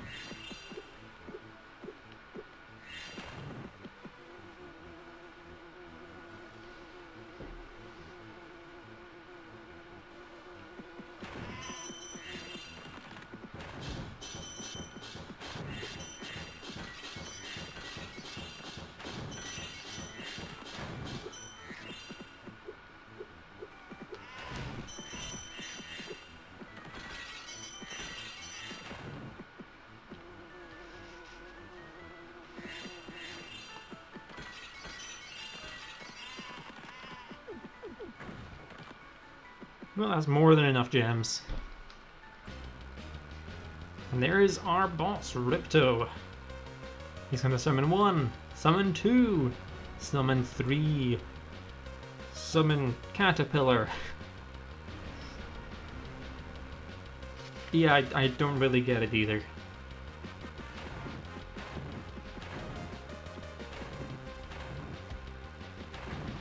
So this caterpillar has the book. The book is Quick Escape. You may know Quick Escape as the lead level menu item that we've had just normally for the last few games. It's an upgrade here.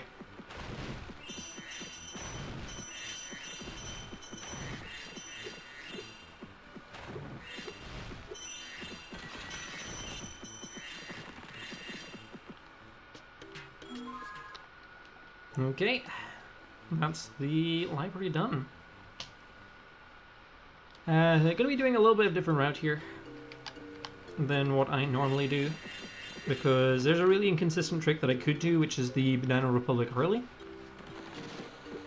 However, I don't trust myself with that right now, so I'm not going to do it. Instead, I'm going to go and do the ice levels first, then go back and do the Banana Republic, and then afterwards go and check out the rest of the game.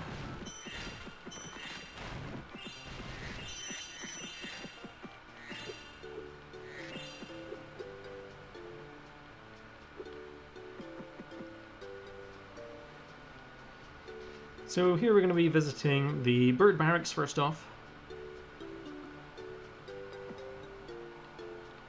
Swallow over to the ice breath here.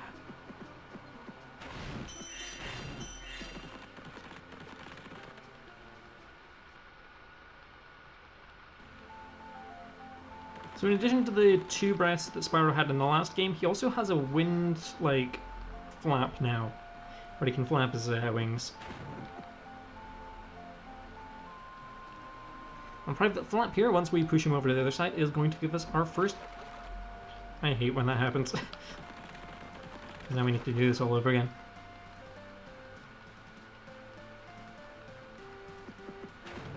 There we go. I need to stand a little bit further back.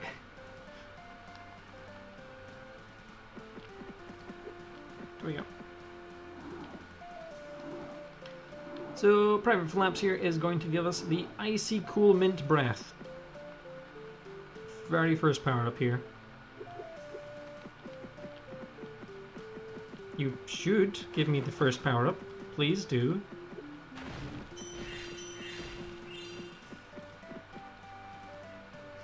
There we go. Doesn't normally take that long.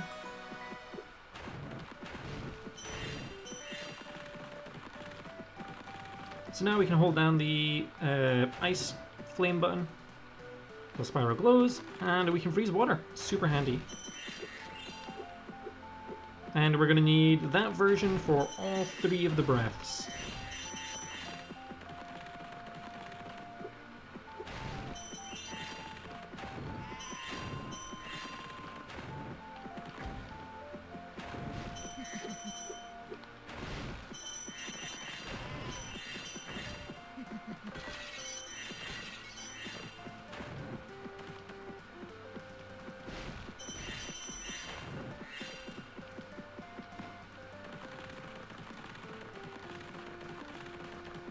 out and onto the Yeti Serengeti.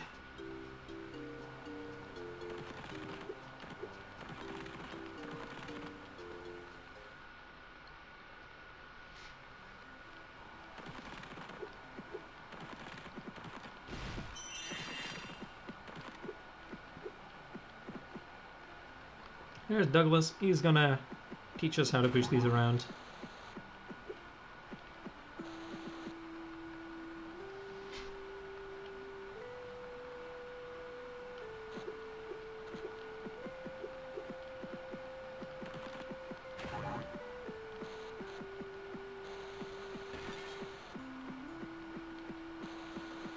Push these into place. And as a reward, he's going to give us a lantern. Now, you guys haven't seen a dark area yet, but there's these dark caves, and Spyro literally won't go into them unless he's got a lantern with him. So now we have that. Also, if you get a top motion sick from low frame rates, look away in caves. Because this game is absolutely dire for its frame rate at times. Especially in caves. I don't know what causes it, but it's just being in a cave.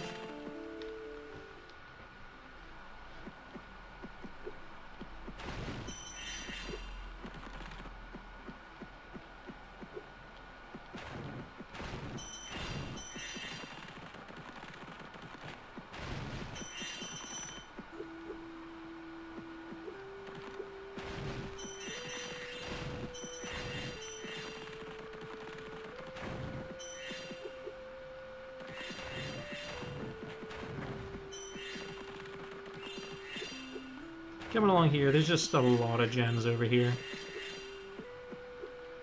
And then it's a long walk back, so we can just jump off here.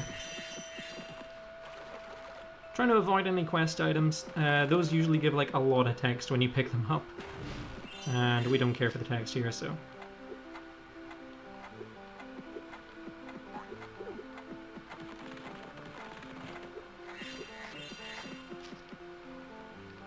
Very nice, that's the vault opened. Let's clear up all the gems around here first.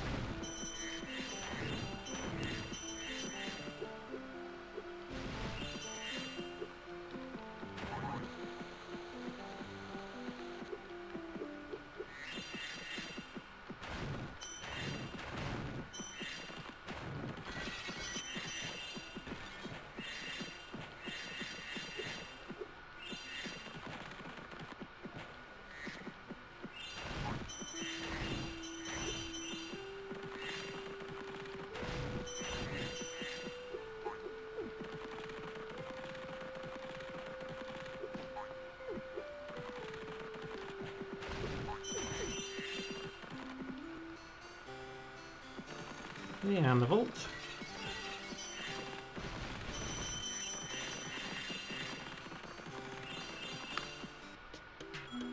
Cool, that's everything we need from here. Off to the Banana Republic. And there normally is a bridge you can't cross. Because we need the ice breath. There is technically a way to use a really long flutter to skip the next section, which I'm about to do. But, I mean, we've already picked up the ice breath, so there's no point in even trying. So it's like, normally you could hover far enough to hit the loading trigger there.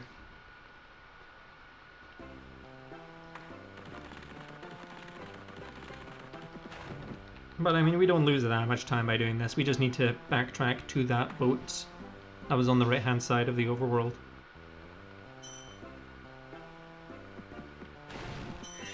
So here we've got the banana pods. Got the flame upgrade. And now we're just going to clear up some quick and easy gems.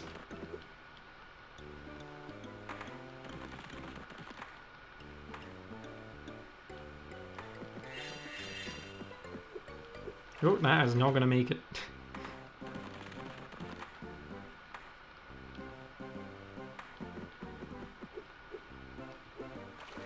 Oh, that didn't make it? Heck. Jump isn't too bad, but heck, when it doesn't want to work, it doesn't like to work.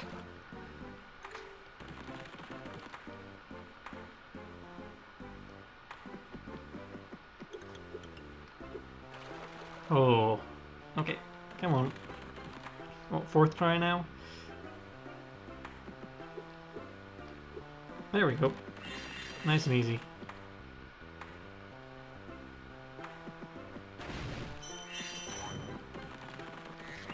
So I do that, move it over to here. So the Sparks picks up everything. Flame twice to open this up.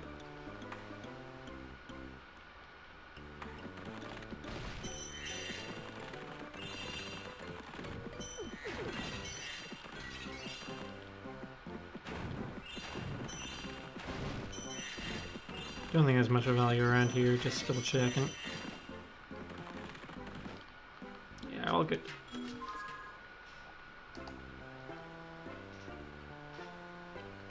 Okay, onto the rabbit habitat. So I didn't really explain this last time when I was coming over here, but I actually did a boss skip. And we're gonna have to do it again here. Never mind. I always fail at the second try. At least this is a pretty quick boss to kill. If you miss it. But normally you do the Banana Republic skip and you wouldn't have to fight this boss again. Or even attempt to fight this to skip this boss again. But luckily, that was what? 20, 30 seconds. That's nothing.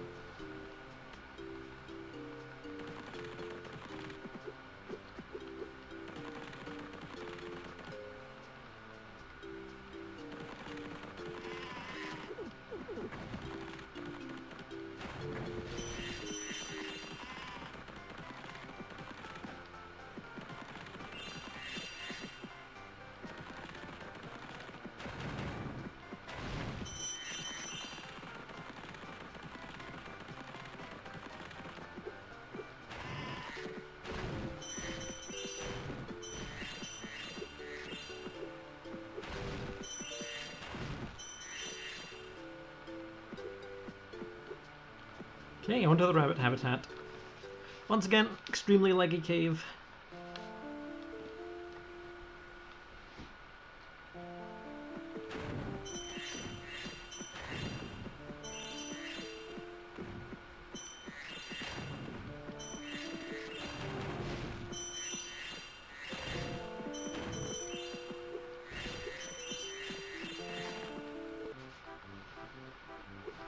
Cool, we're gonna have to rescue this guy.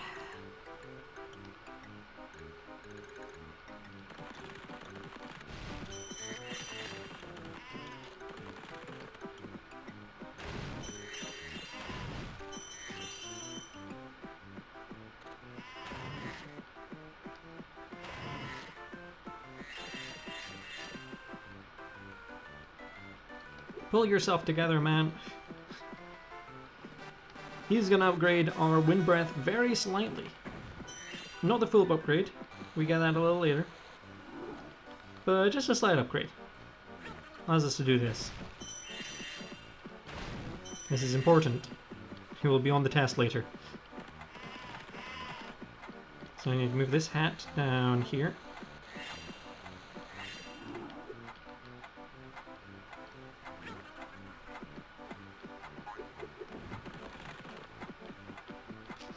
Nice.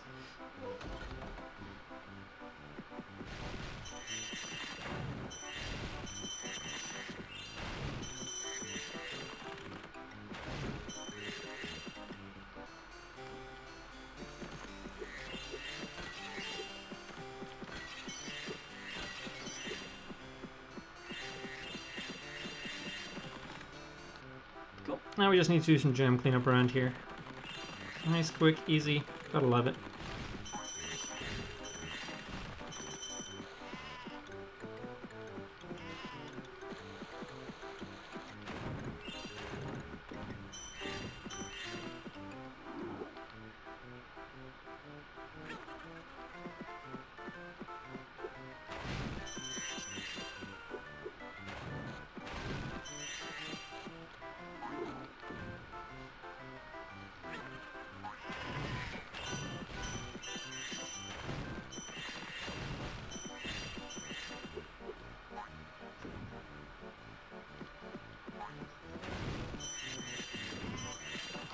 lot of gems up here. Gotta love it.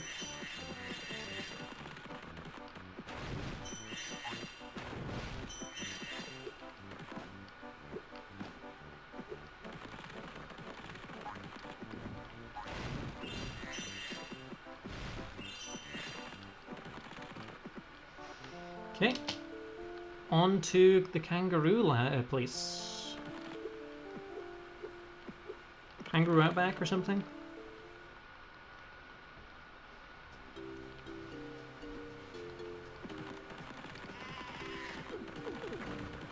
Anyway, we're at 2 out of the 3 power-ups, so now we can use the improved fireball.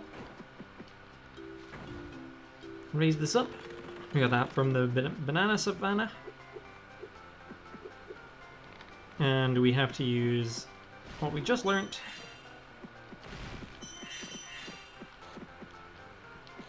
to get up here. Once again, I'm going to be performing another boss skip here. You're supposed to fight Ripto, but we can bypass it. There we go.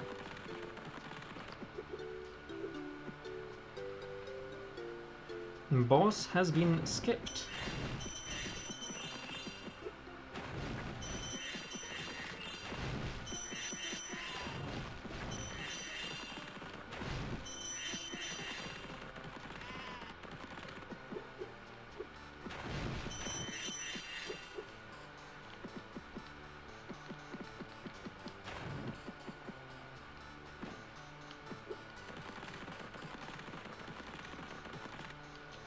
Okay, onto the kangaroo place.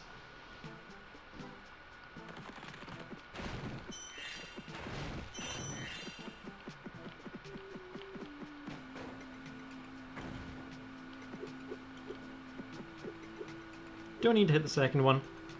You can just kind of glide over there. Be comfy.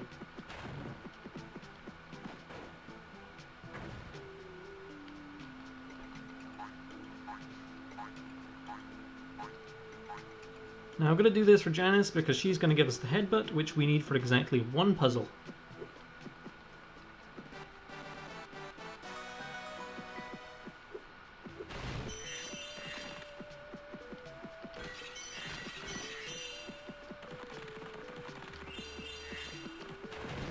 And I mean puzzle in the most literal sense. We use it for assembling a jigsaw puzzle.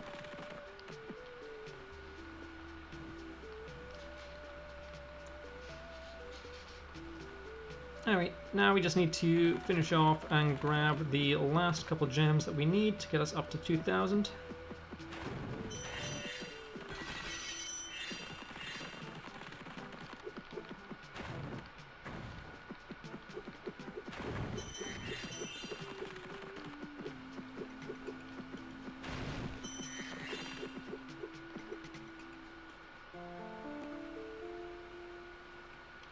Forget if there's anything useful in this cave. Maybe a few gems. Oh yes, there is. Heck yeah.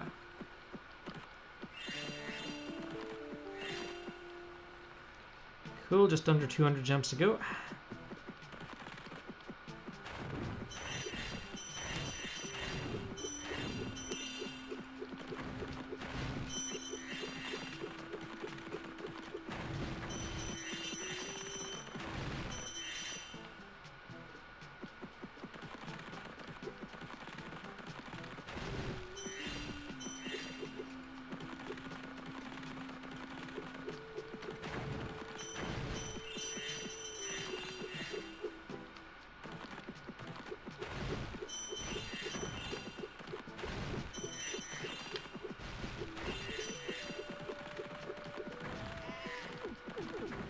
Trying to think where the other switch for that is. I would do it if I knew what the switch was.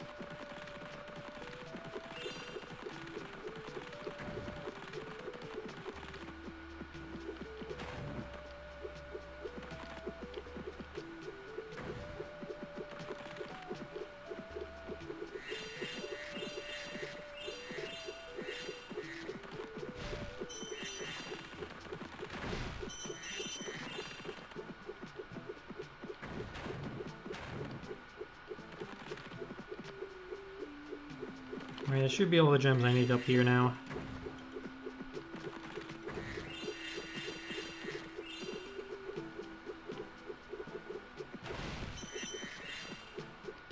Oh, I do not quick escape here. I've made that mistake before. That sends me very far back.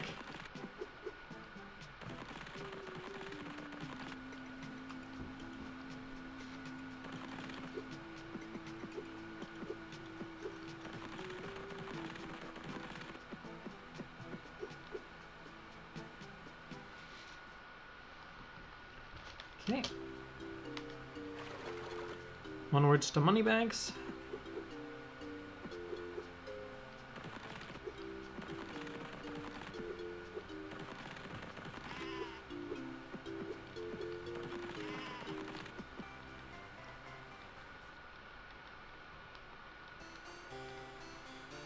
For our final upgrade of the game.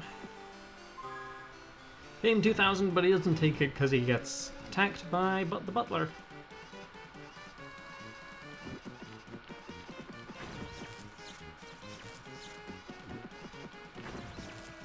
Really simple boss fight here, you just lead him onto the different pads. There we go.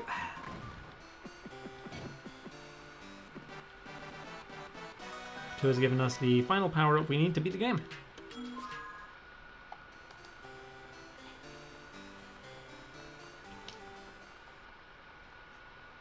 So onwards to the last boss.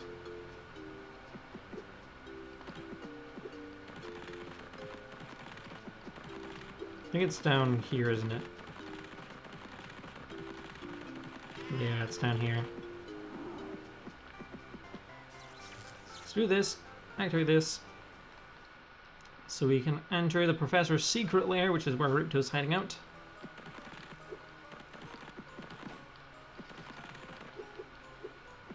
Into the wormhole.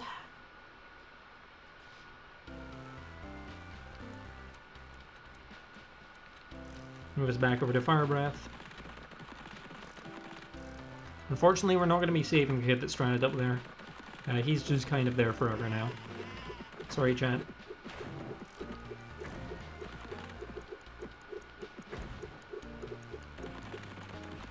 Here, we're going to use this banana pad, bring us over to the right.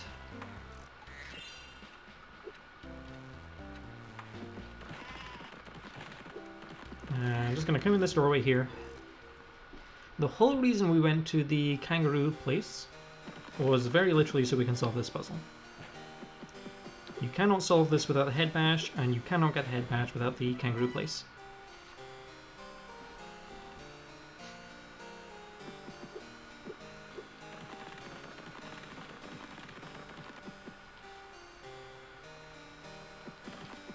So here we can perform a skip. You can actually stand on a ledge back here, and then if I get on this seam here, we can run along here,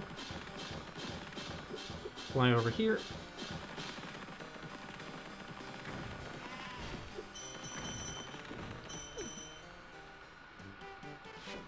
and now we're going to fight another one of these caterpillars.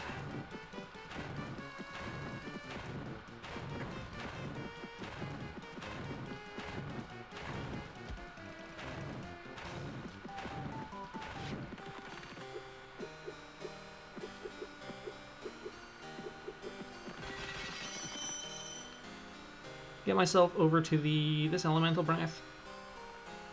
And finally defeat Ripto. We need to use an elemental breath against him, which matches the color of the eyes that we're next to. Because whenever we attack him, he attacks back stronger. So we do this so his strong attack destroys the thing.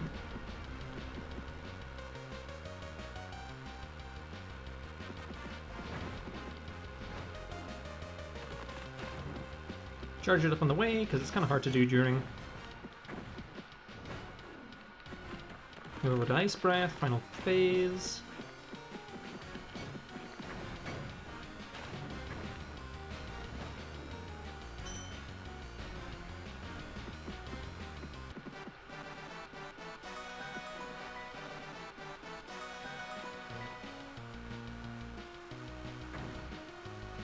And that's Attack the Rhinox. Just need to wait for the credits to roll. That was like a 15-minute PB. Heck yeah.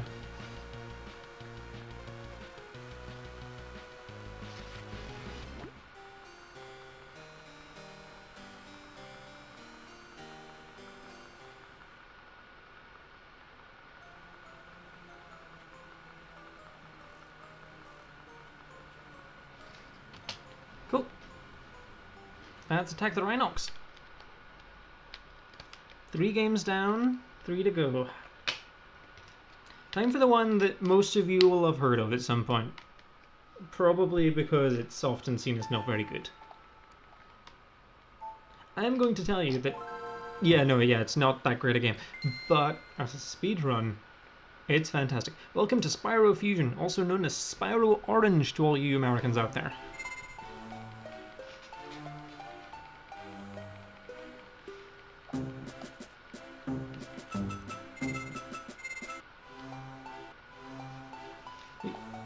I think it goes from new game. Honestly, can't remember. Right, 3, 2, 1, go. So, welcome to Spyro Orange, or Spyro Fusion, depending on what you want to call it.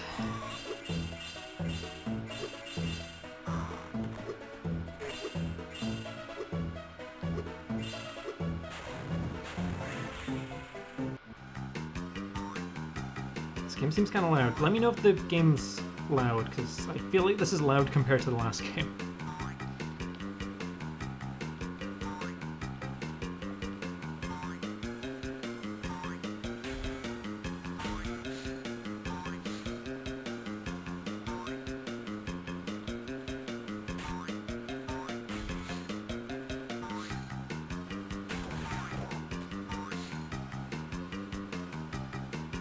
Also, shockingly, I think that was a trilogy PB.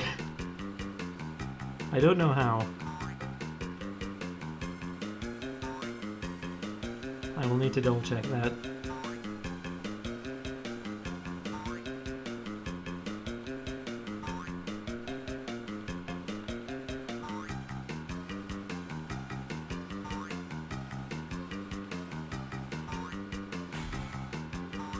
So anyway, yeah, welcome to Spyro Fusion, a weird minigame collection. Now normally, without glitches, this game takes about an hour and a half to beat. Just over, probably. However, this game is really broken. And I should probably start explaining it kind of now. So, in this game, there are minigames. As you've seen, 5 minigames in each hub. The all 5 minigames wants to unlock a portal to the boss, which leads to the next world. Simple as that. Now, this is where other stuff comes in. When you get to the end of the game, the final portal to the last world says, hold on a moment, you don't need to just beat every level. You need to beat every difficulty setting for every level. Because you only unlock normal difficulty by beating easy, which is the first time you do a level, and you only unlock hard by doing normal. So by default, you need to beat every minigame this 3 times. The difficulty in this game is just increasing the amount of health things like this bomb has. So it's not really fun, especially if I had to do this auto-scroller 3 times at the same speed. So that's normally how you beat the game. How do we glitch our way through this? So in the main menu of this game, there's an option called Party Mode, where you can go back and replay all the minigames that you've unlocked in the story mode. Simple as that. However, the game is really weird, where if you swap between the worlds, because it kind of works like tabs, each world is a tab, if you swap between the tabs and mash the A button, you will load into not a minigame in that world. And the not a minigame is the hub world. So we spawn into this like limbo version of the hub world, which isn't the story mode file.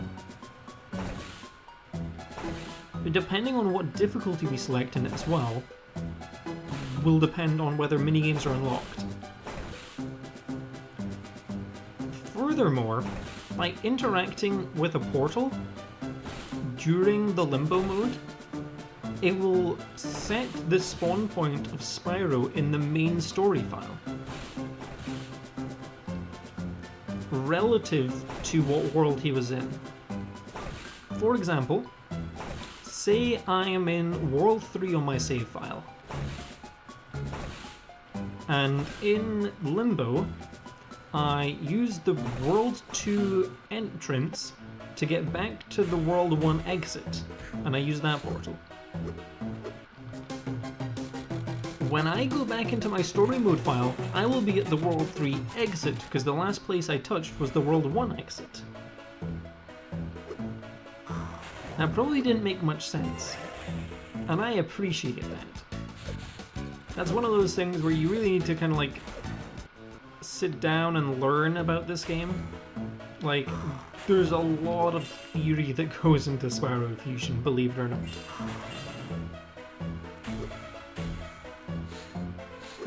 Just in general, the Fusion game is arguably one of the most, like,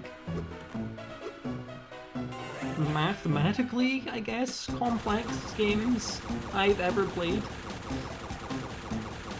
Especially in the completion categories where you need to collect trading cards. You did Crash Purple. Crash Purple is this game's sister game, effectively. There is a speedrun category which involves playing both at once, and then using a link cable to trade the trading cards between them. In Crash Fusion, that's known as 105%. In Spyro Fusion, that's known as 200 cards. It's an incredibly fun category. I wish more places would accept when I submit it, but I appreciate it's kind of a weird dumb run.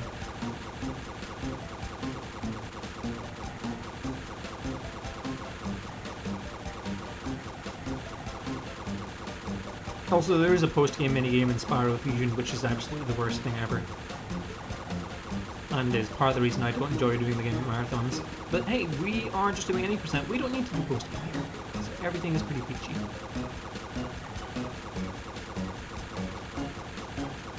So what have we done so far? We've done 3 minigames so far. And an intermission. Intermissions happen because every overworld in this game is broken up into 2 halves. This is very important. With an intermission splitting between the 2.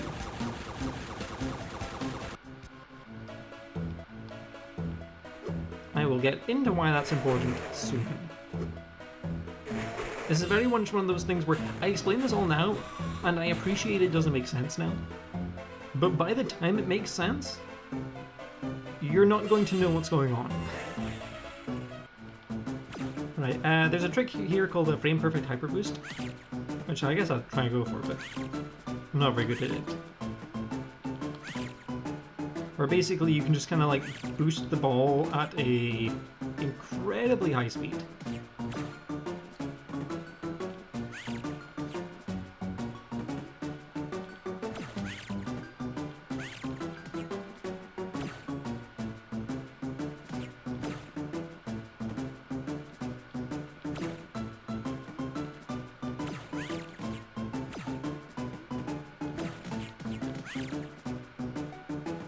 If you've ever played Crash Bash, this works very similar to the minigame Beach Balls.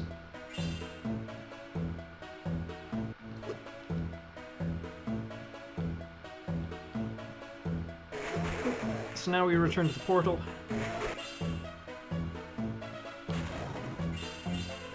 Gems are really important along here. We're going to be collecting as many gems as we can. I'll probably do a few minigames multiple times, especially like the really quick ones. Because there's a few, like, exceptionally quick ones later on.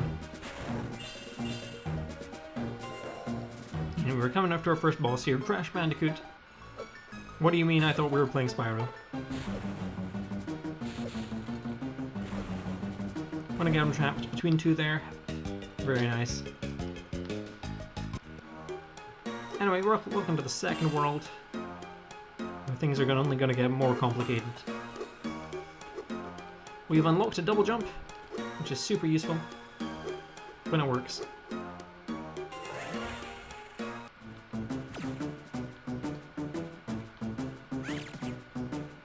I'm going to be hitting the blue ones as quickly as I can because that gets us access to more balls. Shield the ones you cannot hit from the front.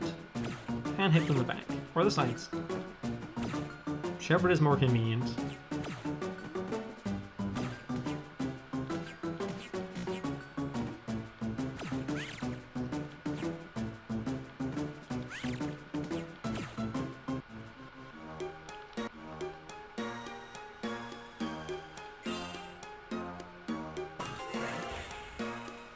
Okay, next up, Snow Steps. This is the horrible auto-scroller. I do not enjoy the magnet levels. Luckily, there are only 2 magnet levels. One of them is the hardest level in the entire game, but luckily we don't need to do the hard version of it. Just easy.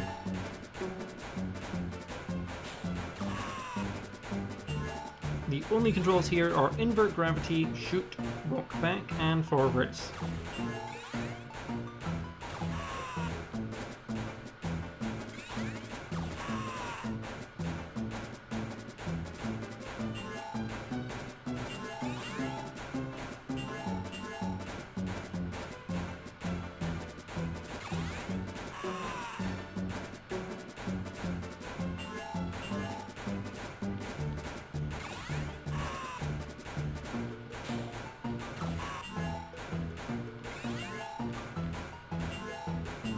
There's a few fun things you can do with the magnets, but not on this level, unfortunately.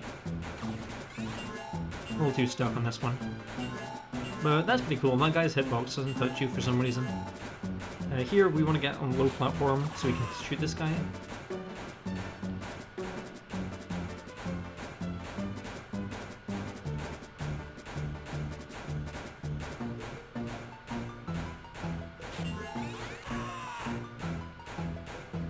And yeah, Sparks kind of works in this game exactly how we always would.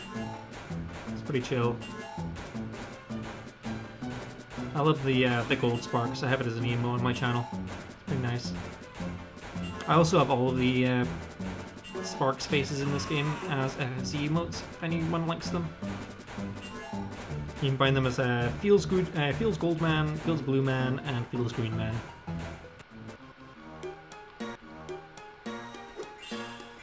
So every minigame in this gets us 10 gems, which is super cool.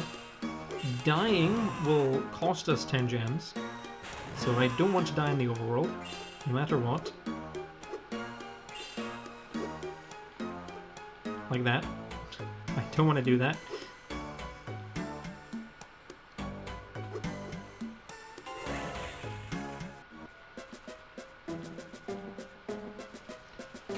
We'll have another one of these reskin flight levels where we just kind of need to wait this out. Just don't die, lol.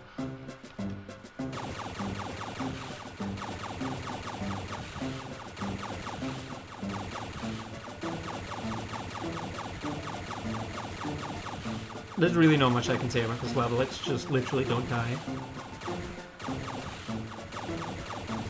Yeah, this game's pretty infamous for having a lot of auto-scrollers. I think it's usually about 3 out of every 5 minigames in a hub are auto-scrollers, to some extent. And then like the other 2 can be completed almost instantly. They struck a really good balance with Crash Fusion's minigames, and then just completely butchered Spyro. They massacred my boy.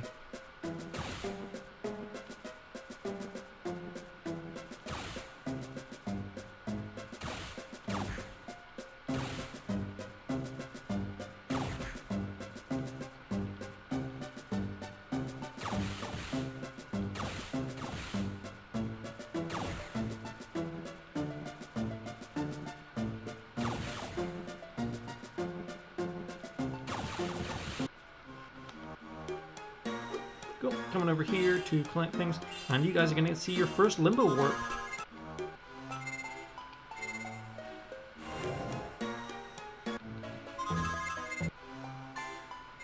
So, because I spawned outside of the portal of Hub 1 in Limbo, I respawned in my story mode file outside the portal for Hub 2.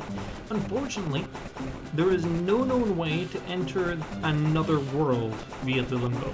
If we find that out, this game will be 10 minutes long. We do have a way of, in Limbo, accessing the portal for the final boss, which means we could skip the entirety of the final boss. However, it registers the boss as defeated already, which means we can't refight the boss in this game. If anyone ever finds out a way to use the Limbo warps to not just move around one world, to move us to different worlds from the story mode file, this game will literally take 10 minutes.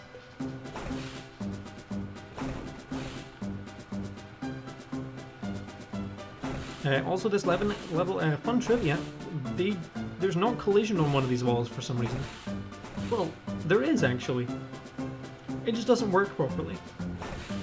Shoutouts to the guy who's developing Ray 1 map, who recently added support for Spyro Fusion to it, who showed that there is collision there, it just doesn't work. That is the only out of bounds in this game that's, well, I mean, it's not useful, but it's the only out of bounds which isn't detrimental. You can get out of bounds in this game, but it's not useful, as far as we know.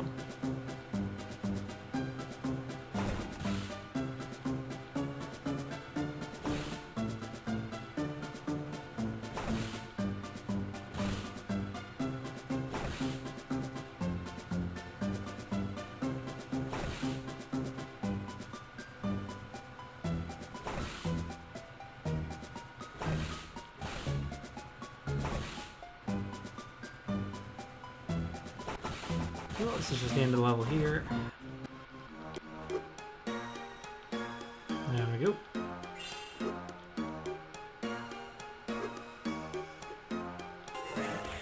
Ice Chopper.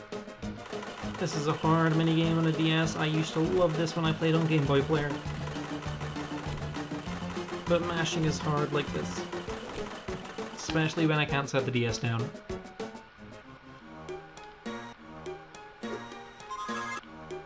Doing another Limbo warp here to get us back up.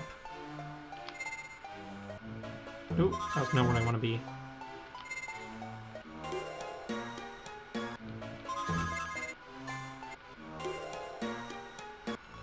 Cool, time for Crush and Gulp.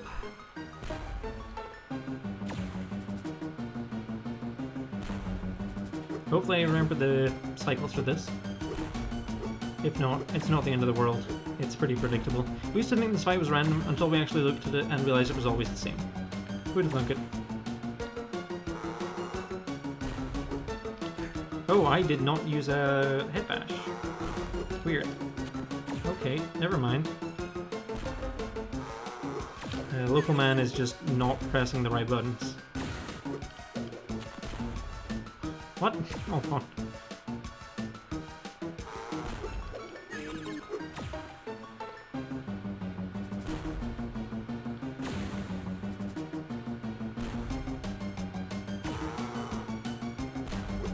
Yeah, I'm just not pushing the R trigger hard enough, it seems.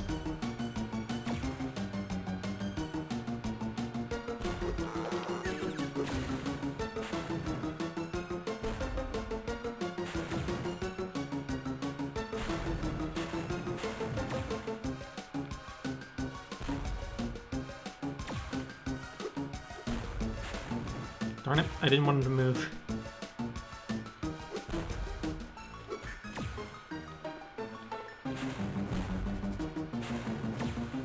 After this, I wanted to move to 3. And then back to 2. Whatever, that works. Oh, that was like the worst Crush and Gulp of my life. Anyway, there's Blinky from Hero's Tale, I think. I literally couldn't tell you anything about Blinky, I'm sorry.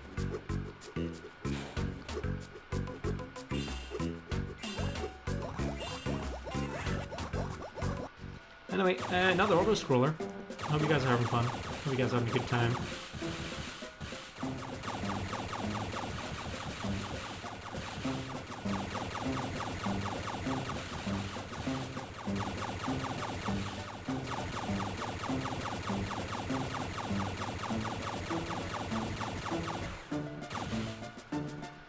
All these enemies only take one hit, I'm just shooting because I'm bored.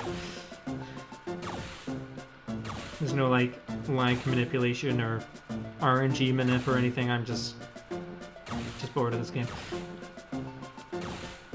It just, like, there's just so little stimulating in this, and the music is just so grating.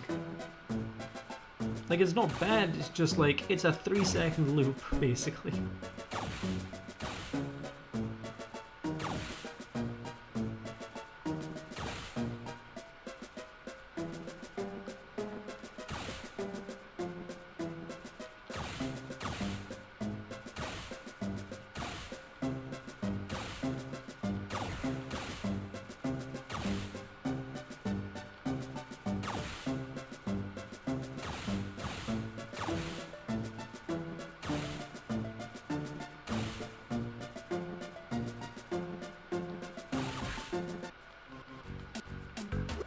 Okay.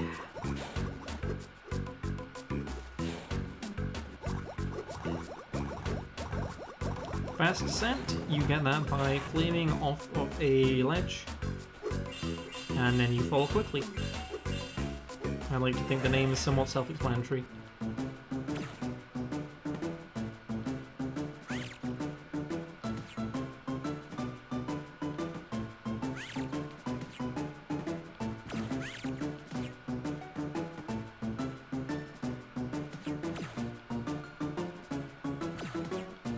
Nice, I lost the second ball.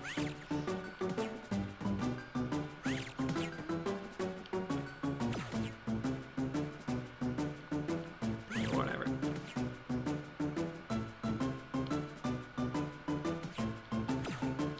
Oh, not where I wanted that to go, but okay.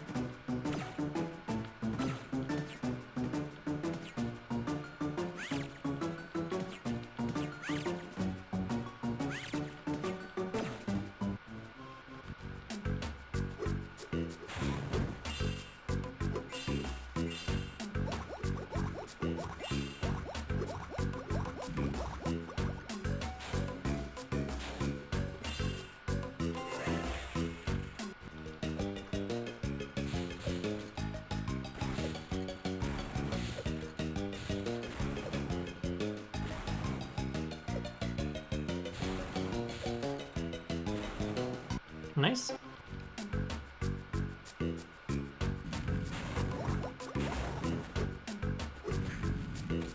Less than nice.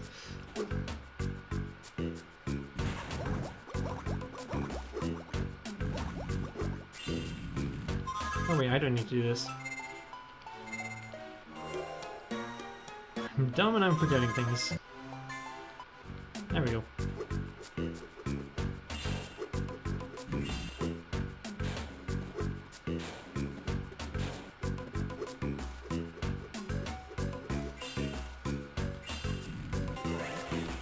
I'm gonna set my DS down for this one. You believe if you told me it was a bootleg game, I'd believe you. Yeah, no, I feel you. I feel you. I play some bootleg games, and I get that vibe. I don't think you're the only person about that sentiment. But bootleg games also look a lot worse than a lot of people think they do.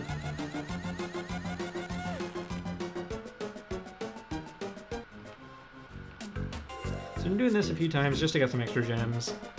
I don't super trust my gem count this run.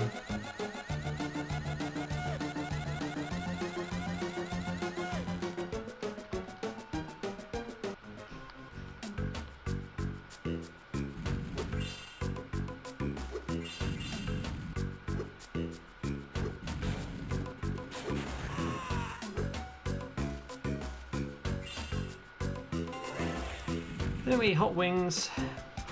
Last auto-scroller of the hub. Last minigame of the hub. Let's go. Shoutouts for Hot Wings.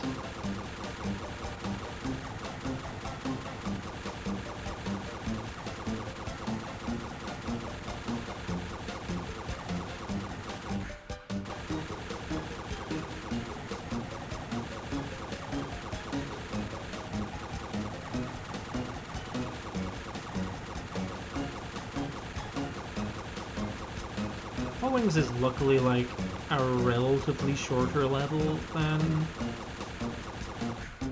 the other auto-scroller in this hub. can't remember the name of it. The levels really aren't that distinct.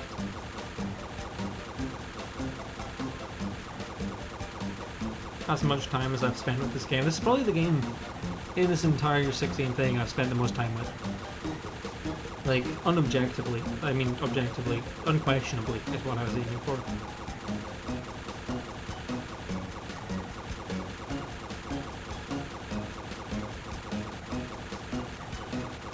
I mean, every auto-scroller in this game is short compared to the Final Tank auto-scroller, which is like 2 minutes long. Which sucks in completion categories, because you need to do it 3 times, which is 6 minutes of the same music and the same level over and over again. Anyway, we could warp up, but we're gonna walk because there's a bunch of gems on the way. And we're actually gonna be really short on gems. You're meant to be, like, having a lot of gems throughout the entire game, because the second time you complete a minigame, you get 20, and the third time you get 30, which means normally you get like 60 gems every time you beat a level. But because we're just doing everything once, we only get 10 for each minigame instead of 60, which means we're so far under gemmed than what the game expects us to be. That's why we're going to be doing some of the quick ones, like, a few times if we need, just kind of adjusting the gem route. We're also going to use the Limbo Gems, because Limbo Gems can respawn, well, not infinitely, but like, will allow us to recollect gems which have been already collected. Which normally you can't do. Anyway, this is Nina, a Crash Bandicoot boss, which we're fighting. Oh, didn't raise it high enough. You can damage your beast to get through most of the ceiling there. So I guess we're just playing it safe. There we go. Nina defeated. And as we get through the games, these minigames start costing more. It's 10 per the hub number you're in. So in the first hub it was 10 per minigame, then it was 20, then 30. Now we're at 40 per minigame. And the final hub will be 50 per minigame, which means we need 250 gems in the last hub to unlock all the minigames. Yeah, which is where the gem kind of like crunch comes in, where we need to make sure that we've got enough gems here, there, and everywhere.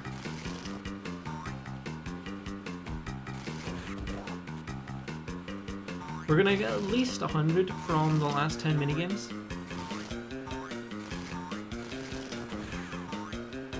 It's kind of more like 450 we need. So 350 outside of the minigame gems is what we need to collect. Which is a lot of gems, don't get me wrong. 350 is a lot.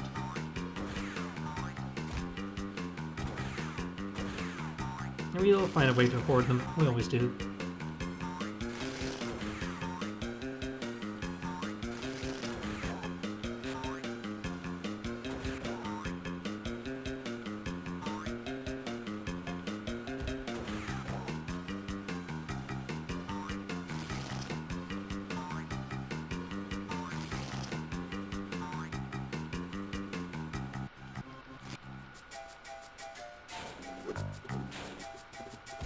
Oh, I guess that's 350 minus what I've already got, which is like 200 and something. So it's like an extra 100 gems we need, which isn't too bad when you say it like that.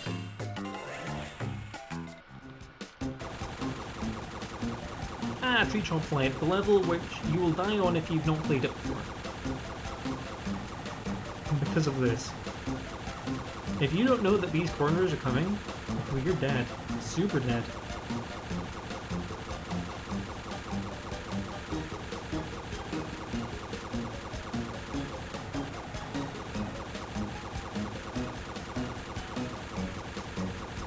Hopefully make a better crossover for Toys for Bob makes Spyro 4.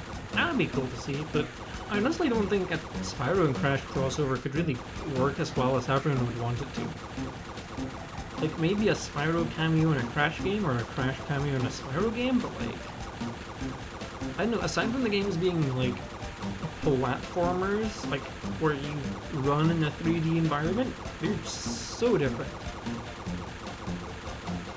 Like, one is relatively fast movement in a large open world, with a focus on like vertical exploration. Whereas one is extremely linear, like slow-paced precision platforming on a linear environment.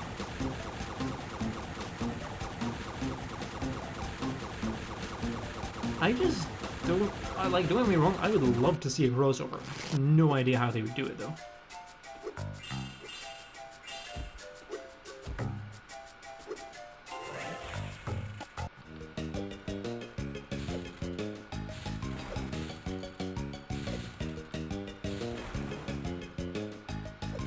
Should kill both of them. Very nice. Oh, no, I want to do, there we go.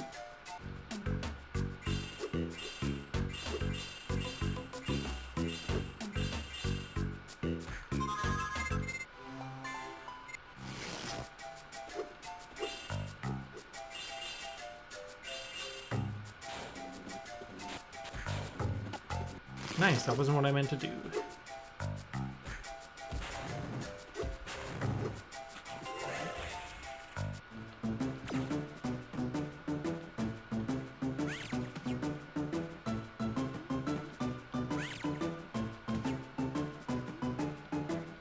I mean, Spyro Enter the Dragonfly is kind of Spyro 4 in the same way that Wrath of Cortex is Crash 4.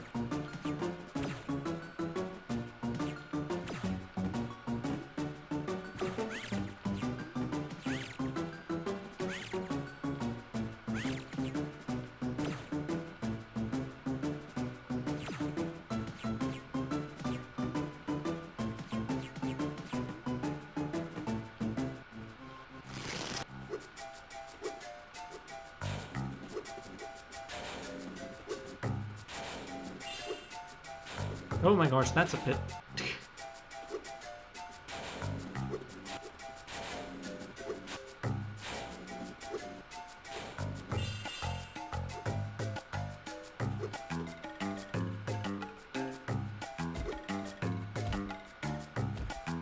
Okay, one last.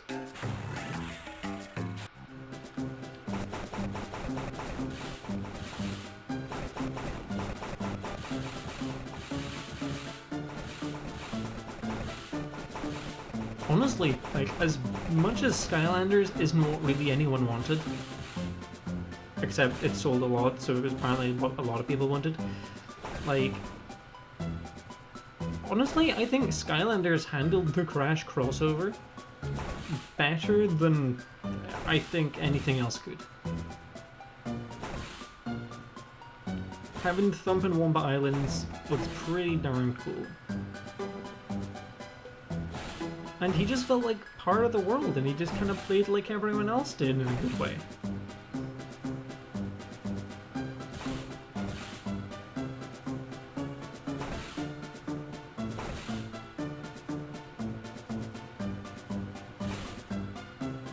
Yeah, Skylanders was that like Toys to Life style thing.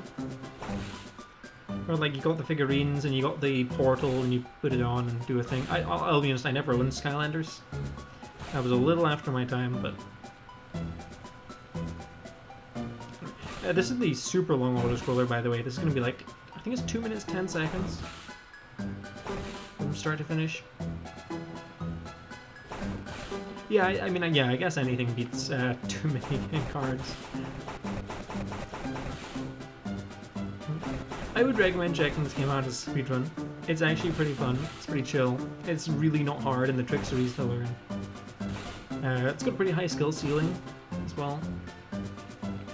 And the completion categories exist, and they are probably one of the most fun speedruns I've ever done, is like full completion for this game, and for Crash Fusion. I look back on them very happily.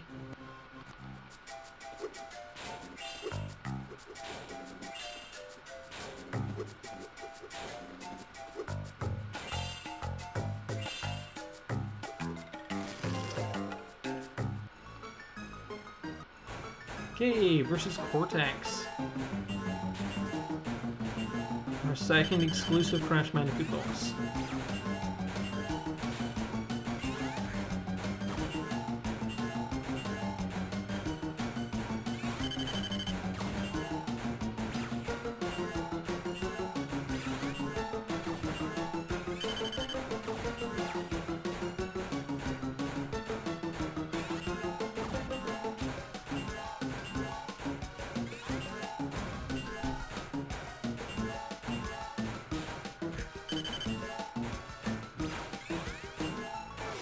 Okay, that's Cortex done. So, this is the big boy skip. So by doing Limbo here, we actually already have gems. We are now in the final part of Tech Park. The part that requires all minigames to be moved in 3 times.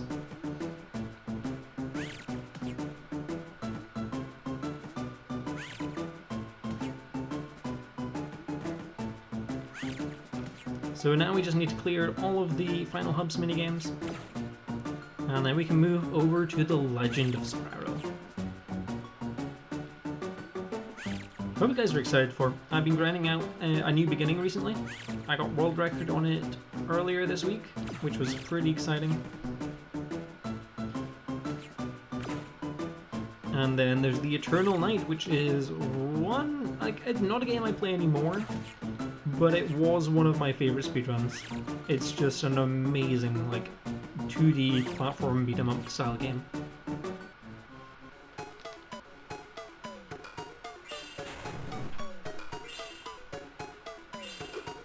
I'm going the wrong way.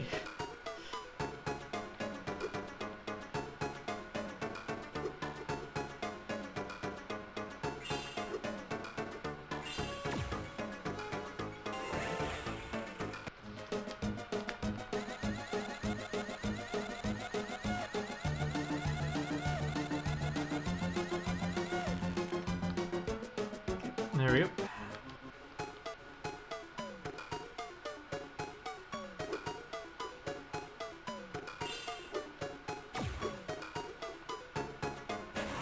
No, I don't need to be up here. Heck, I'm forgetting where all the minigames are.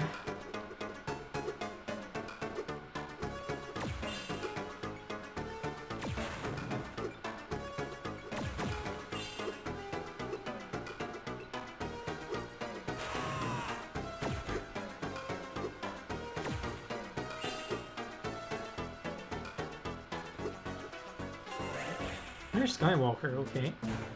This is a pretty hard game, but I enjoy it. Only the easy difficulty. I do not enjoy the harder difficulties for this level. They are pretty dumb. And basically RNG if you don't nip them.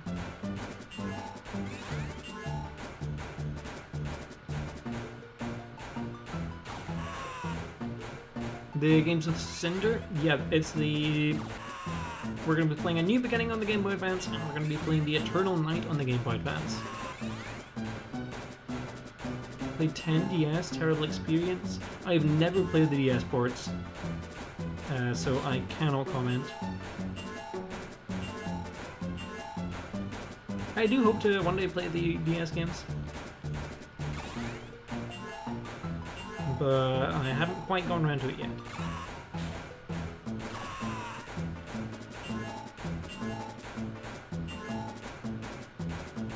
This is easily like just one of the worst sections in the game by a mile.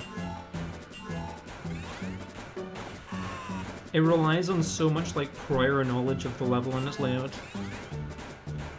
and stuff that you couldn't possibly pick up on, like you can go down here.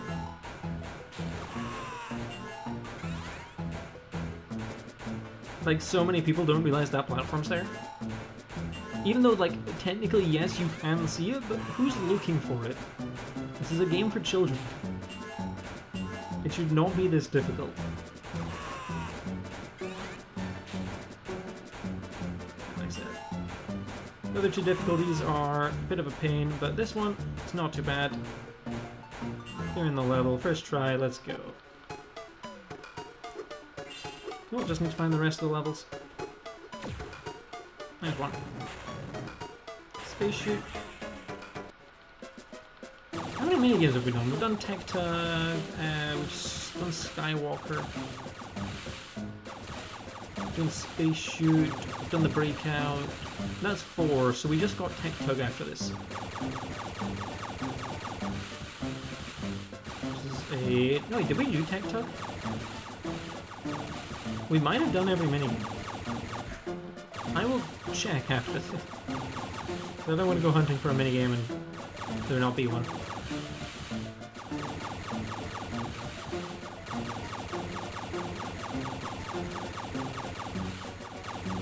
This is another one with a level design where if you don't already know what the trap is, then you will fall for the trap.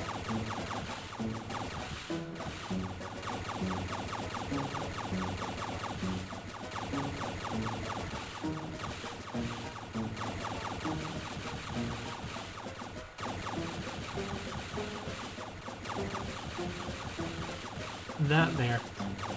If you don't know that's coming, you are super dead. Like, super duper dead.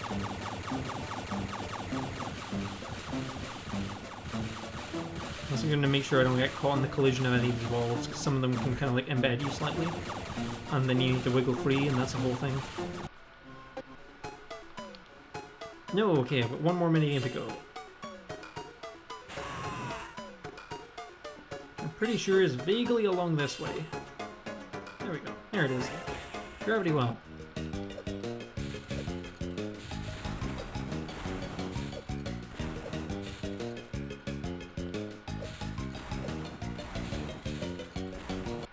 Nice. It was 100 gems over, very nice.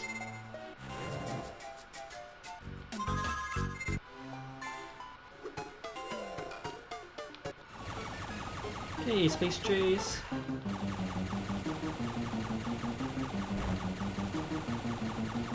Final boss of Fusion.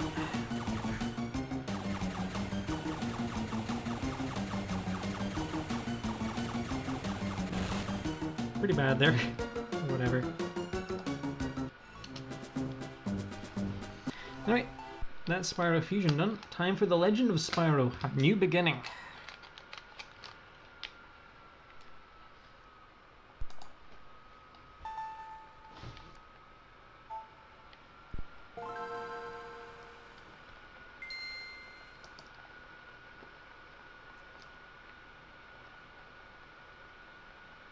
All these like late era GBA games with the DS like health and safety screen always weird me out.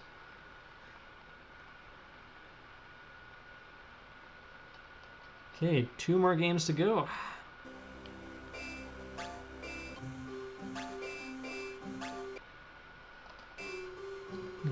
Go!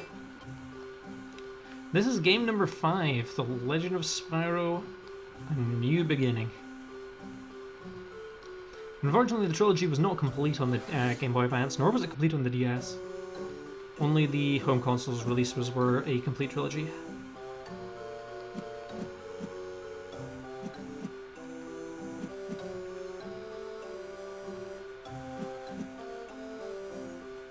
So this is a lot more of like a platforming beat-em-up than it was in Fusion, which was just kind of a platformer with minigames. This is just the tutorial here. It's boring, but it's a tutorial, so you can kind of put up with it.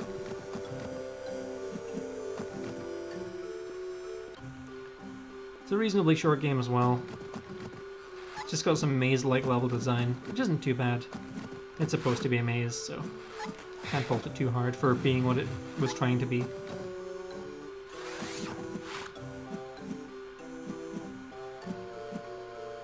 First combat encounter here. 4 bulb spiders.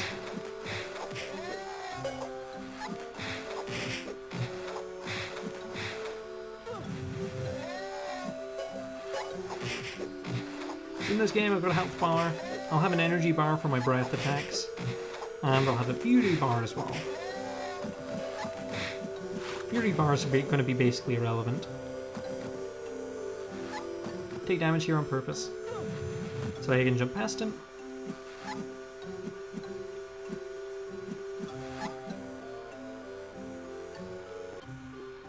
Okay, small minigame here. Oh, went the wrong way.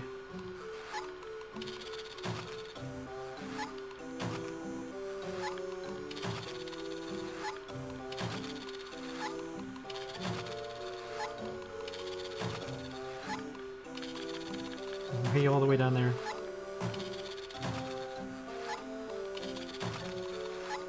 Wow, terrible luck on some of those.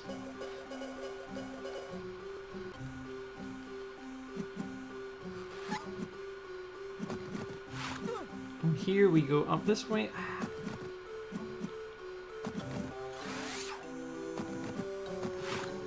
Over the frogweeds. Not down here, up here.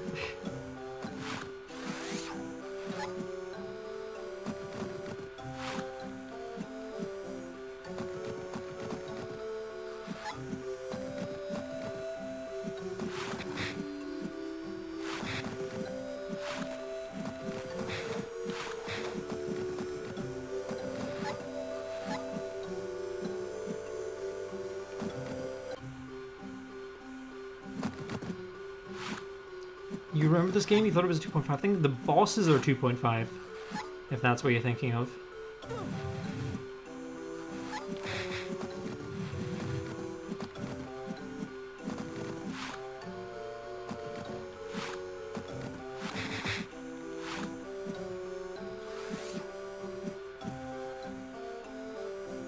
Yeah, forest is pretty simple. There's not too much to do here.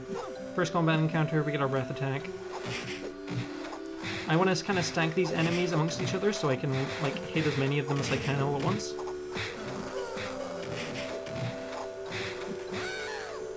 Not too bad. Pretty much exactly what you want. Luckily, health restores fully between rooms, so I never need to worry about taking too much damage. And checkpoints are never too far. Checkpoints are every room or every crystal that you see, like the big crystals.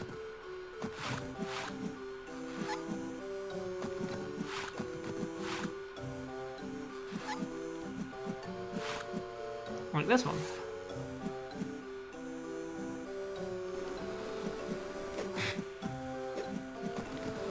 The breath attack's pretty good for stunning enemies like that.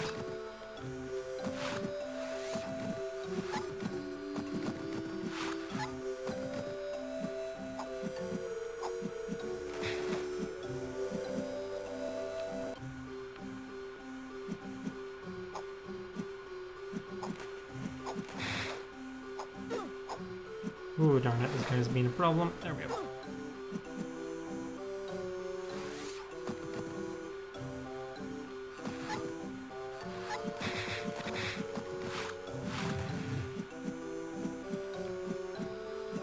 And there's Ignitus.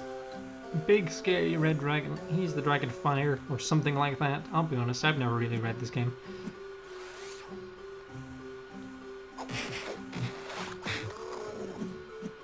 Here we're learning how to do things, and we're not doing those things.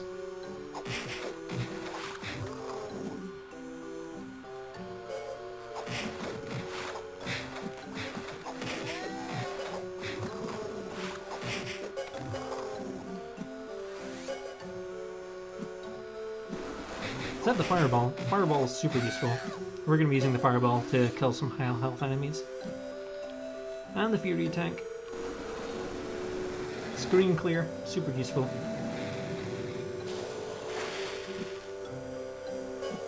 But we need a full gauge to complete that.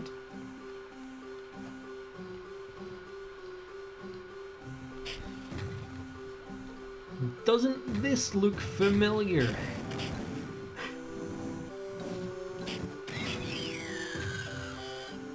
Luckily there's only like 2 seconds like this in the whole game to hub transitions.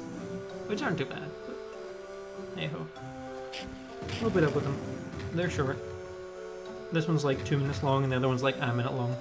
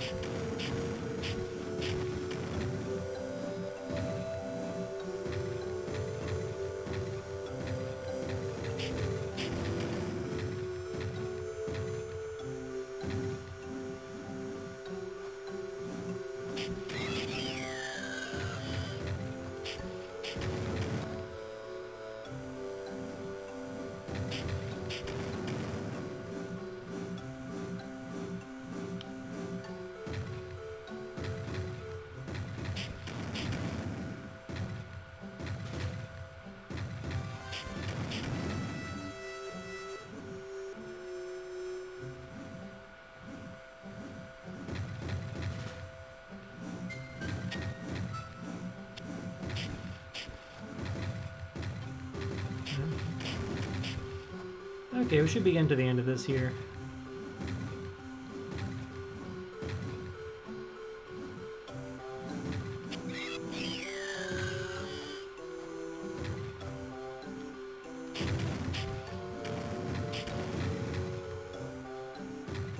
Any moment now.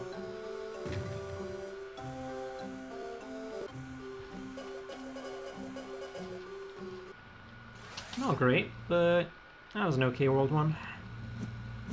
Welcome to Dante's Freezer. Don't know why it's called that. I mean, I get why it's called a freezer because it's cold, but I don't quite get the Dante part.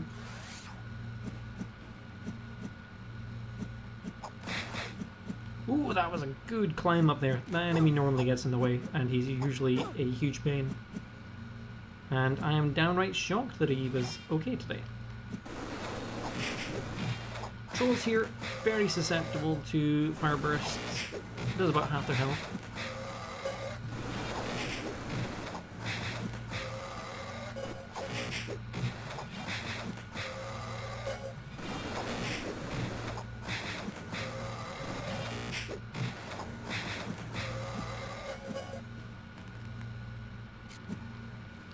Alright, meant to fall down there. Sometimes the game picks up as you trying to fall as you trying to jump, because it's the same button except you be holding down, and sometimes it just doesn't recognize that you're holding down, which is a problem. More often than not.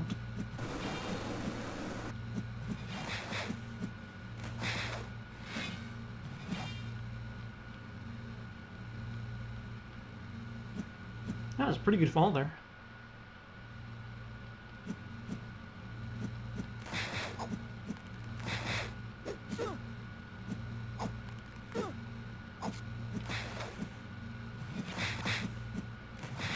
I hope you guys like this hit sound, by the way, because we're going to be using it to get past a lot of enemies.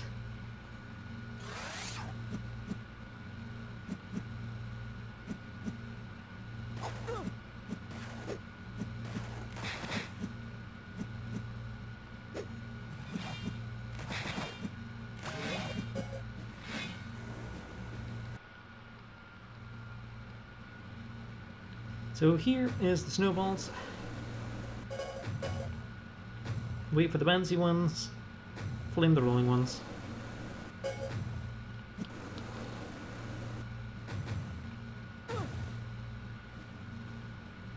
This minigame gives you so much time that it's like, it's barely a challenge.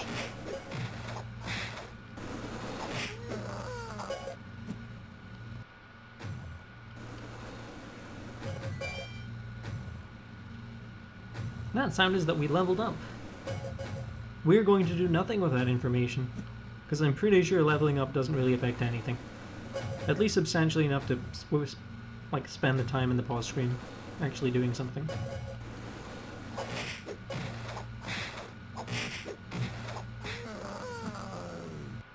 So we did get Fury here. Fury's going to be important in the next set of rooms. We're actually going to use our Fury attack on our first set of regular enemies. Going to be using on a huge swarm of those ogres, because those ogres take a while to kill and they're going to be blocking an extremely tight passageway.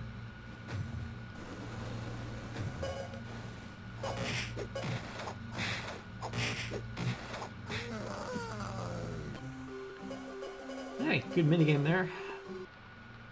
Take that.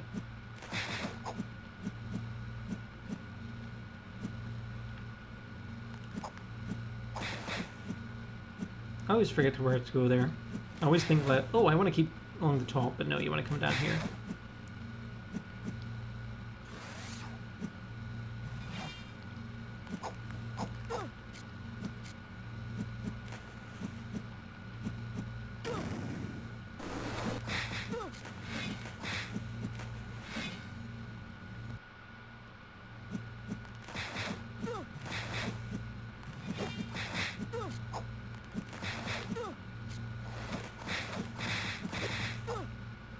Ooh, taking a lot more damage than I like to, but that's okay, we're going to be getting a full heal soon. I'm actually going to kill this troll just to be safe.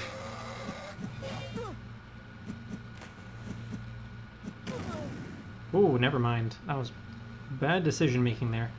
Should have flamed him from afar.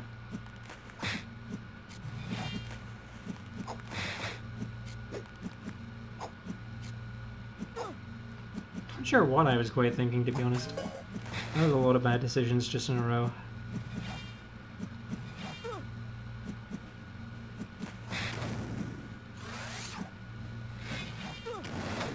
Oh, I don't have Fury here because I died.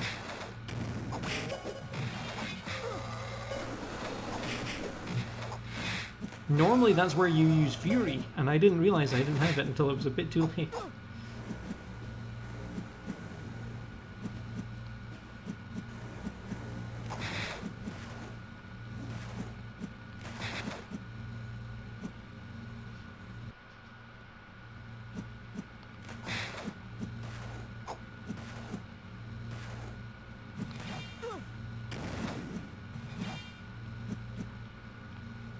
Cool, gonna ride this bad boy up.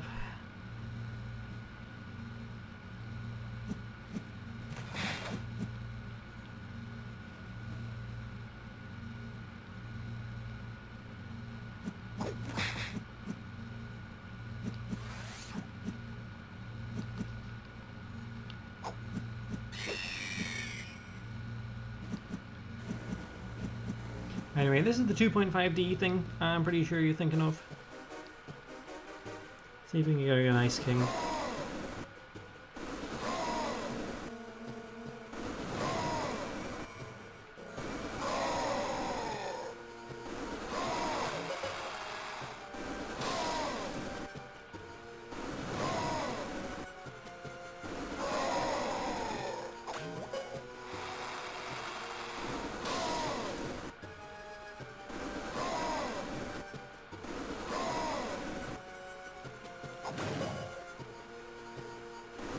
Oh, a little slow at the end there. I didn't think I needed the extra energy, but I did.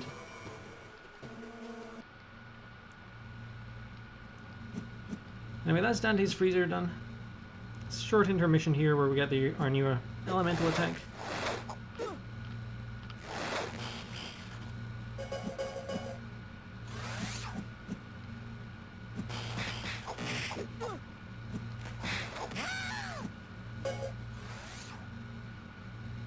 And then show off the new Fury as well.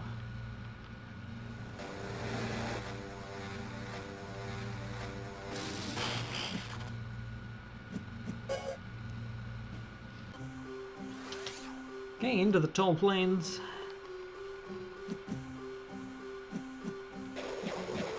This is my least favorite level. There's a lot of places you can die here and it's not super fun.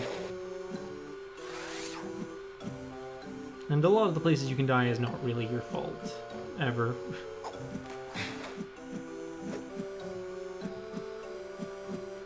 It's more so just the game design just kind of being a little bit cruel at times.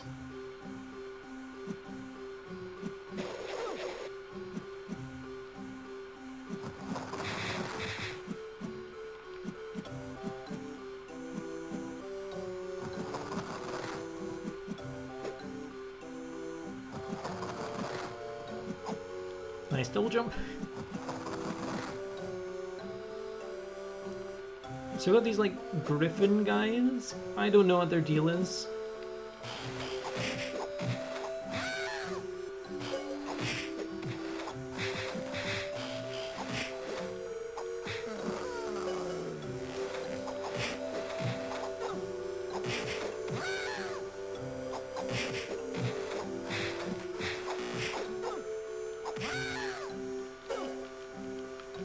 Using Fury here because that last guy on my right here takes a long time to kill.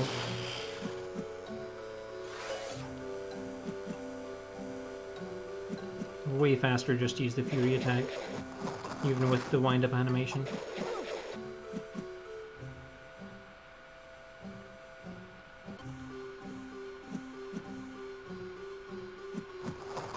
So here's the part of the tall plains with all the bottomless pits. Fun, fun, fun.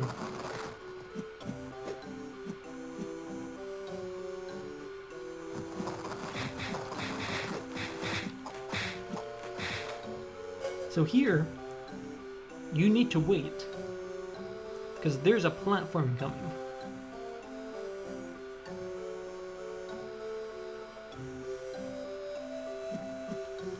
This is mean game design. Like, really mean game design.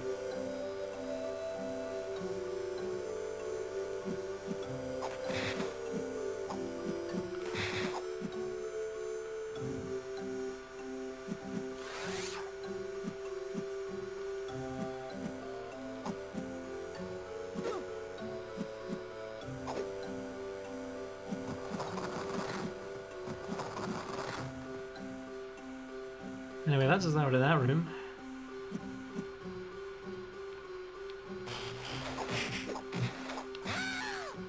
This is pretty easy.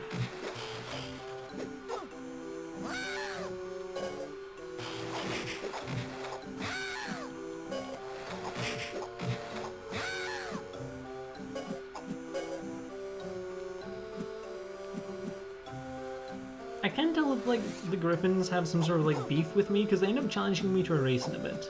Spoilers, but, you know.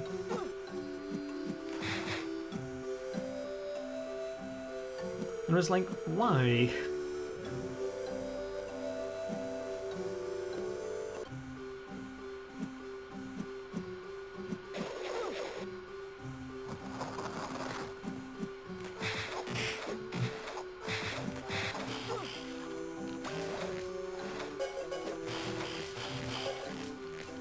I'm just gonna Fury here, because I don't trust this enemy next to this ledge. Like, ever. That enemy has, like, killed more runs than literally anything else in this game.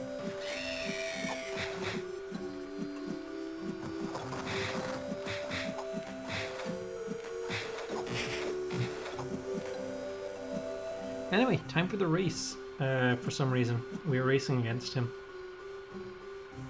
He has literally no chance. I don't know why he bothers. That's literally what we're here to do, is go fast.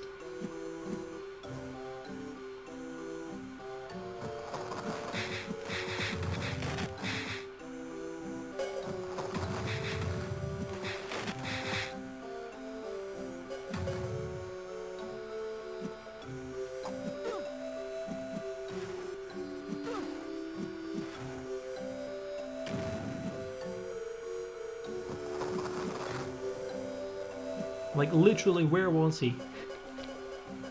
Where? Show me.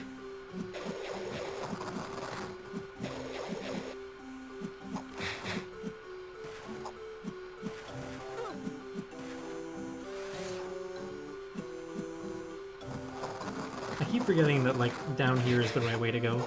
I always just think top path good, because Sonic.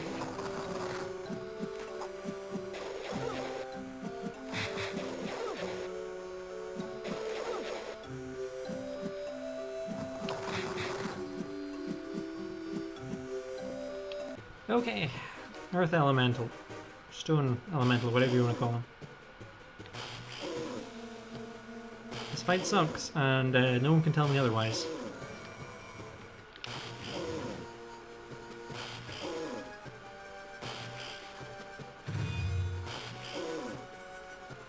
Come on, spawn me some rocks. One? Really? Come on, show me rocks. We're hoping for 4 rocks here. 4 rocks is optimal. 1 again. Like, the rocks don't have to break. It's random if they do, but, you know. You know, we could get like 4 or 3. That'd be nice. Oh yeah, they're also not guaranteed to have energy in them.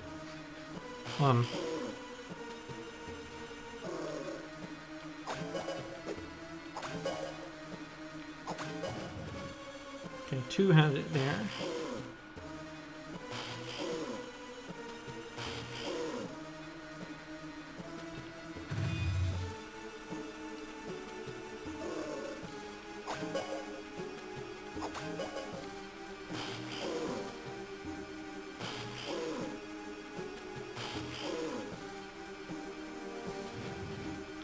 Okay, come on.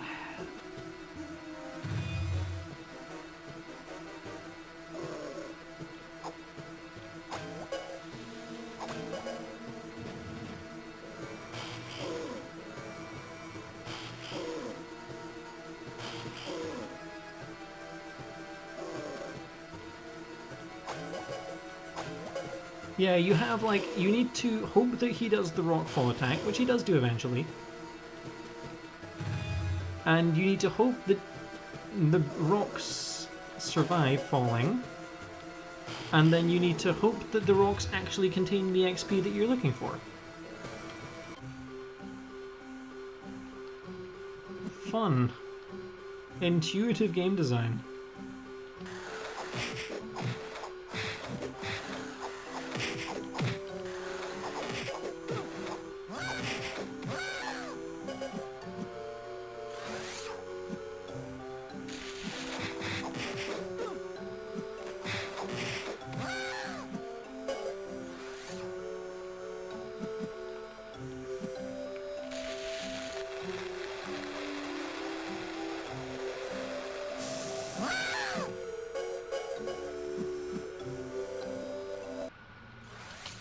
Okay, into the munitions.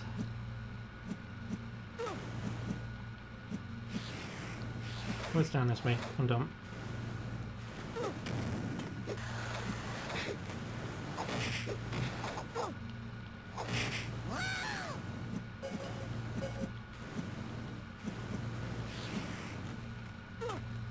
No way. Oh, that was dumb. Whatever. Short death. It's pretty whatever, man.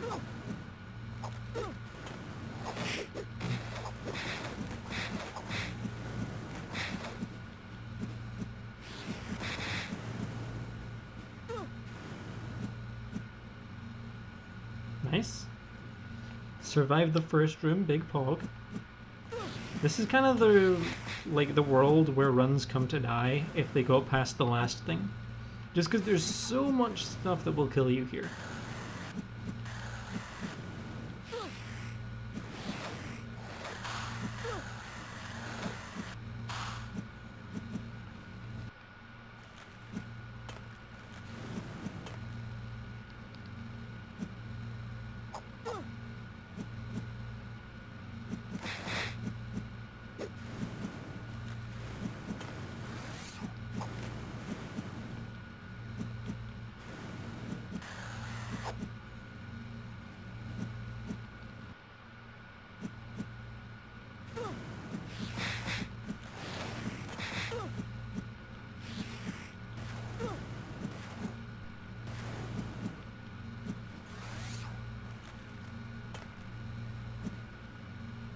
Okay, off we go to the minigame. I hope you all like the turbo tunnel. Except I have to mash B the whole time. Otherwise I will stop.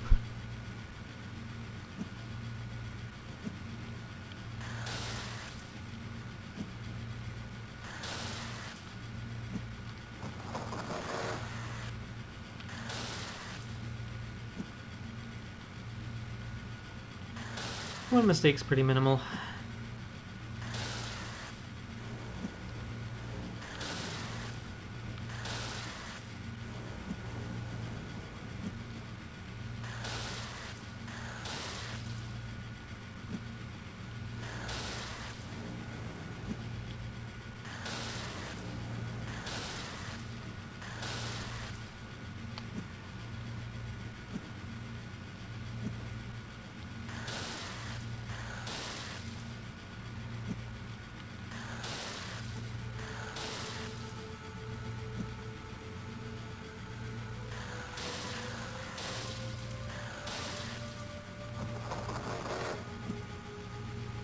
Okay, cool. Steam encounter's done.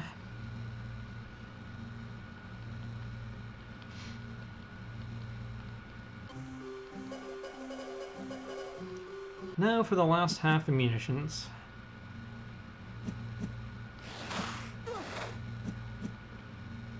No. Oh, that always drops my jump there. I need to remember and wait for it.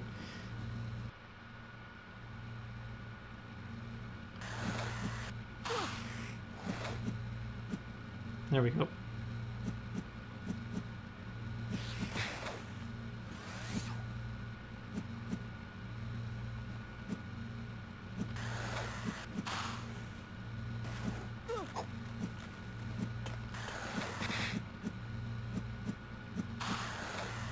We're gonna have to wait for him up there.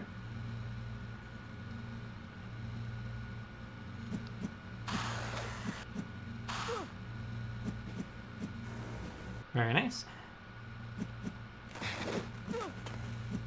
Now for the hard room.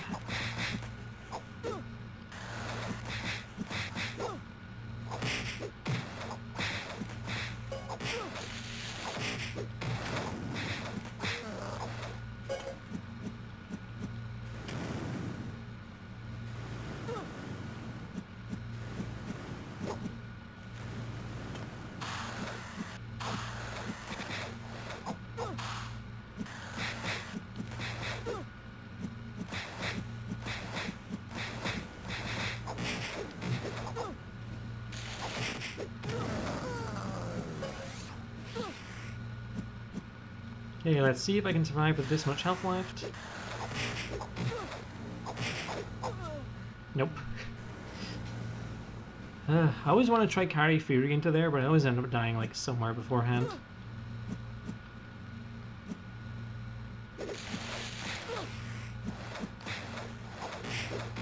There we go. Gotta clip through.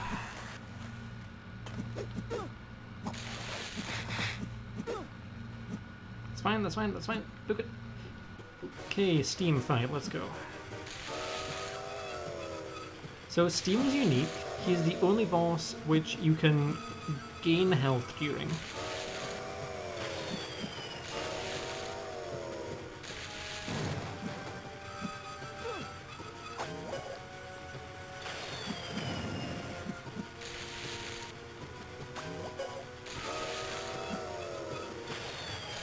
So sometimes the rocks that you break can actually contain health, which is super useful.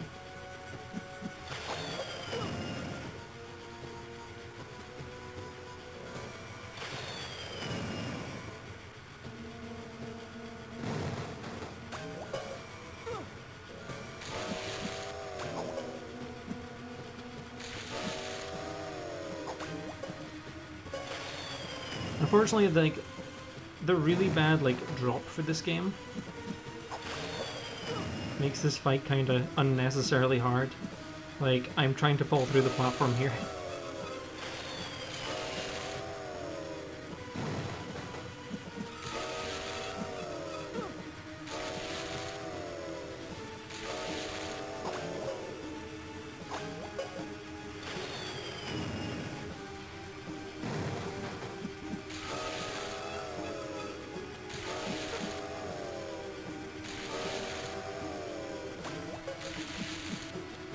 Nice! That was a really quick Steam.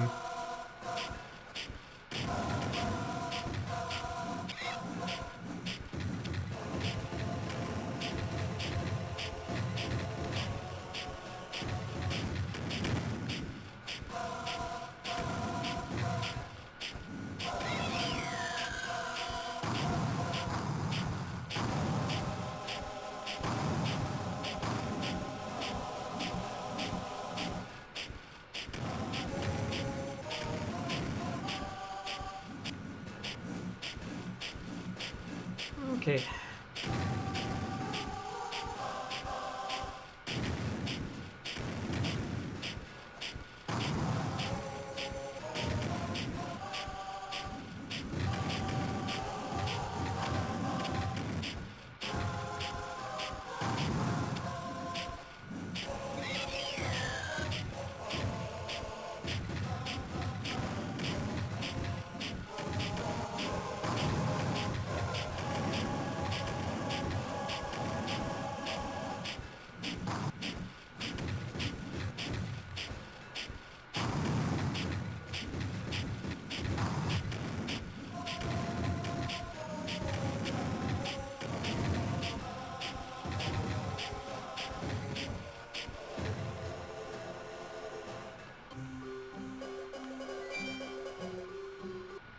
Okay, final elemental breath. We've rescued the Earth Dragon.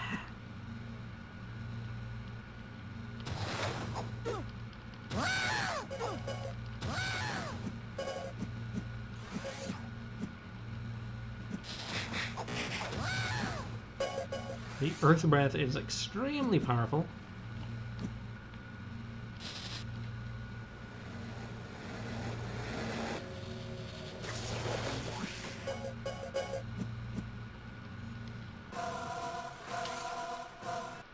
Okay, concurrent skies.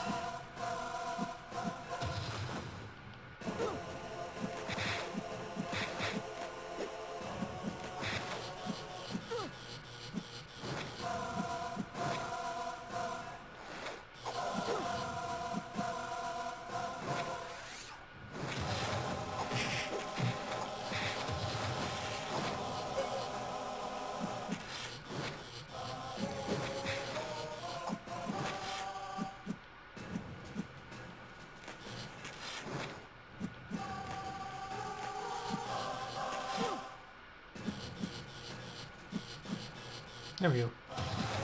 Don't know why that was so hard to climb.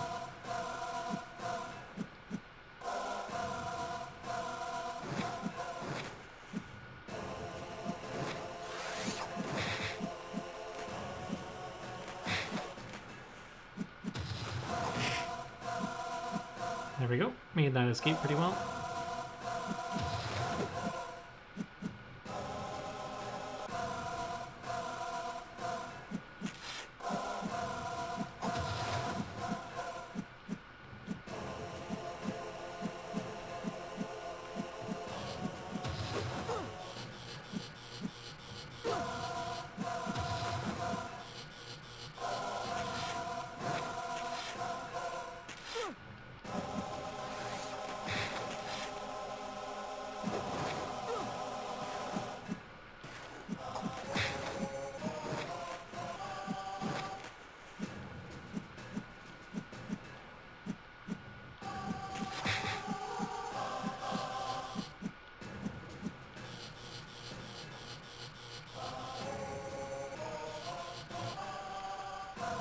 Okay, quote-unquote maze time, let's go.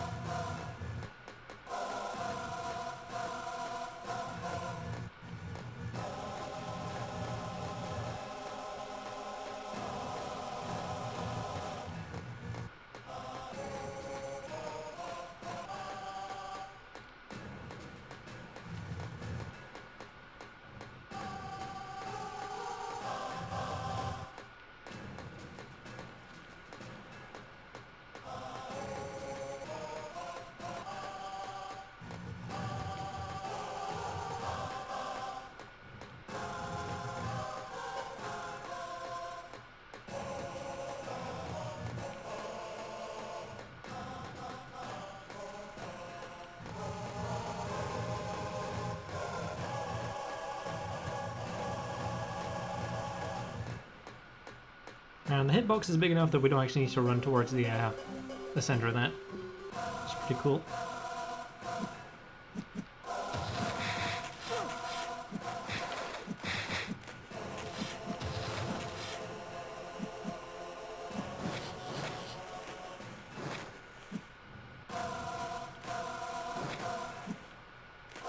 There we go.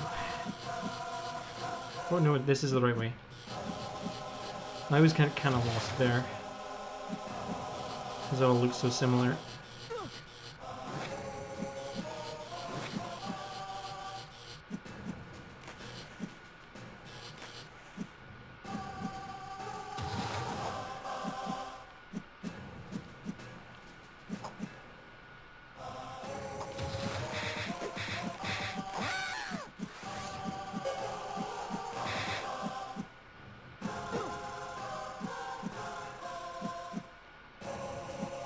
Skip here.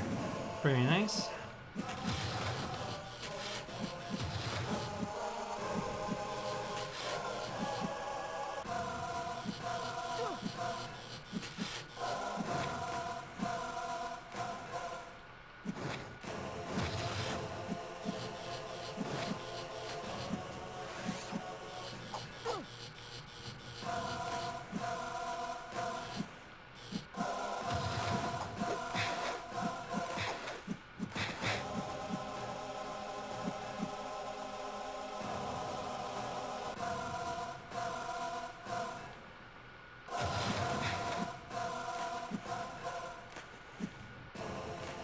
Okay, then we go back to the left here, and then up to the right.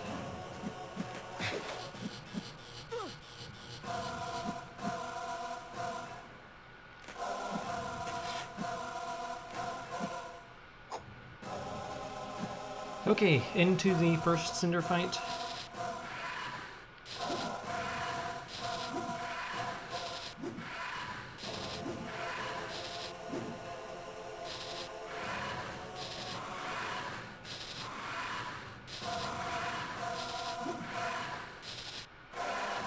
Very nice.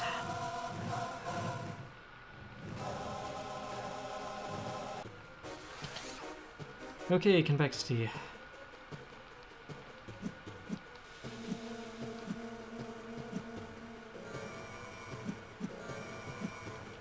Let's hope I remember where to go.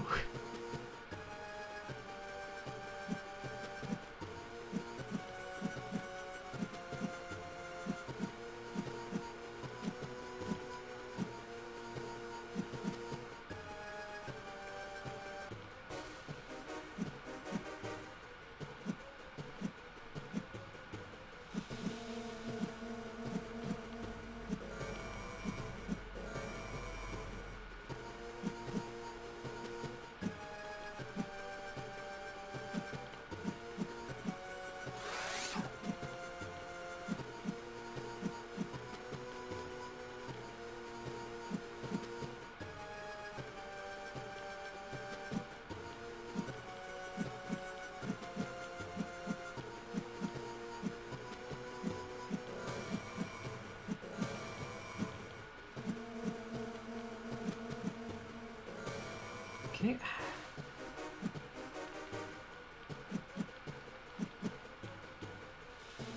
Should be a platform coming around here.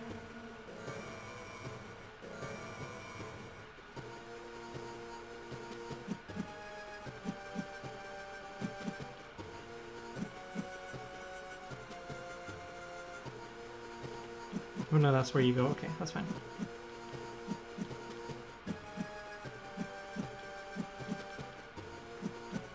Okay, we managed to catch all the cycles at least.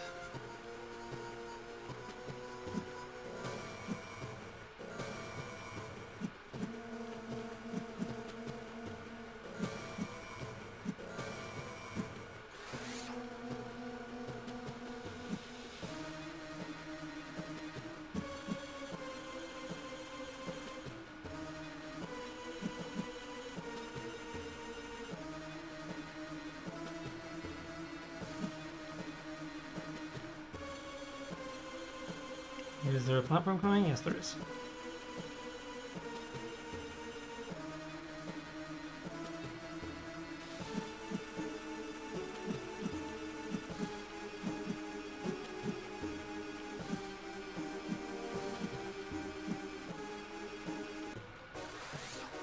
Okay, versus Cinder, final fight.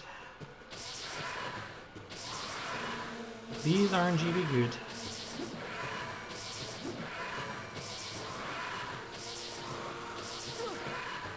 Oh, I missed a hit.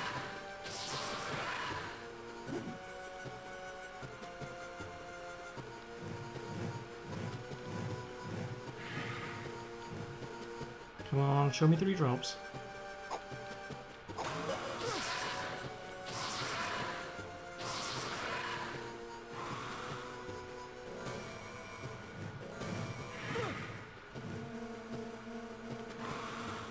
Come on, show me 3 drops.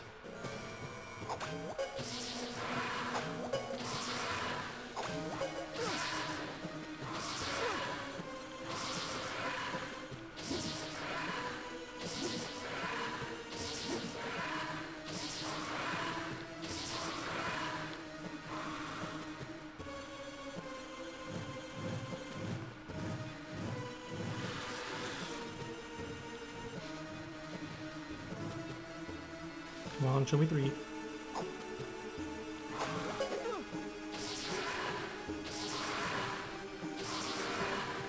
Darn it. This is almost Whir, by the way. Like, Whir's in 10 seconds.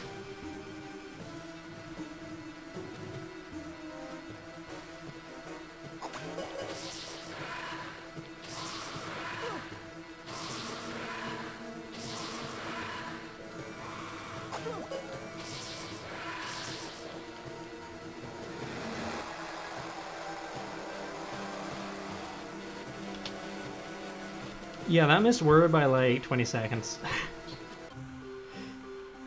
Heck.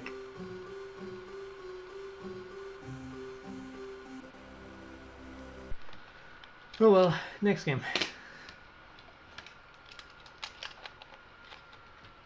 Final game, as a matter of fact, The Eternal Night.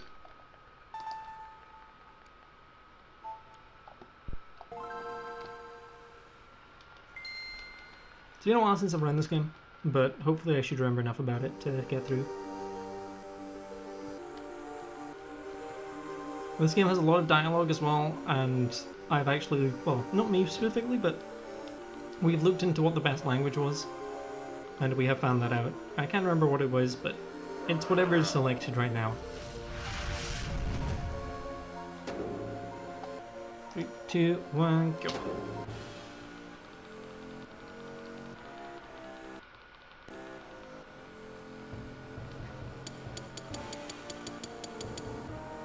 Dutch? Yeah, okay, it's Dutch. We used to think Italian was faster, turns out Italian was like the slowest.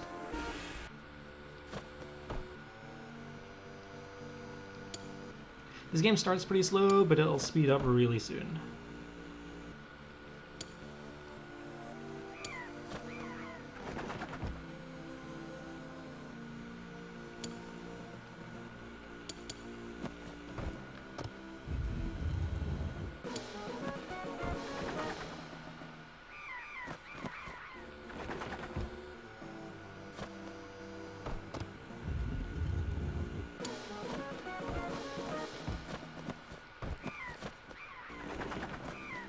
Oh, almost got the text skip there.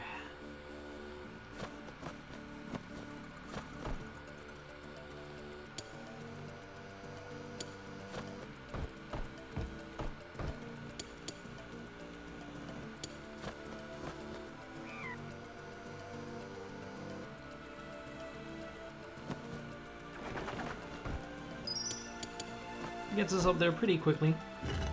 This is one of my main contributions to the speedrun as well, is this enemy here. We stand still. Let it approach. 1, 2, 3. Spyro has to walk to this point no matter where you are in the room. So having it there is pretty optimal. Also, shoutouts, I can't remember who discovered this. We used to thought you had to like finish the training dummy like training thing. No, you can just leave after one hit. We used to like sit there, do a 5-hit combo and leave. Now you can just kind of jump in, smack them once and leave.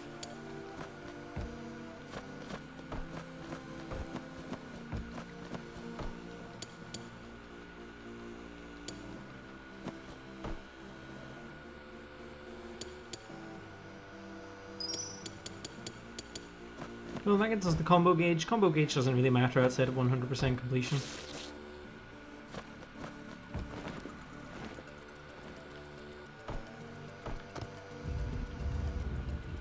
Cool, this is the power up to sprint, and this is the power up to wall jump.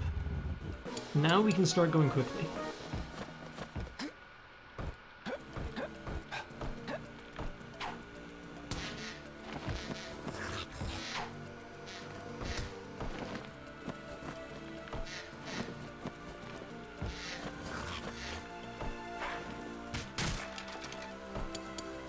And now we need to go get the stomp ability. I think we use it approximately once right there.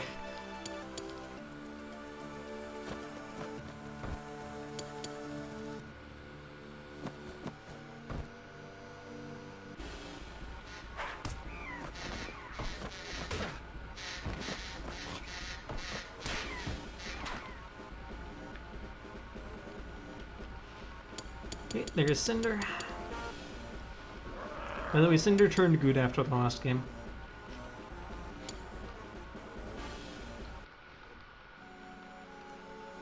So now we're in this like dream dungeon, and this mysterious figure gets us to go into this fireplace.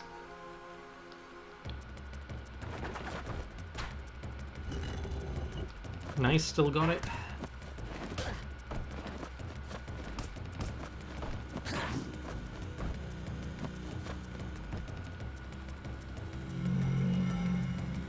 So now we're going to learn the Fire Breath.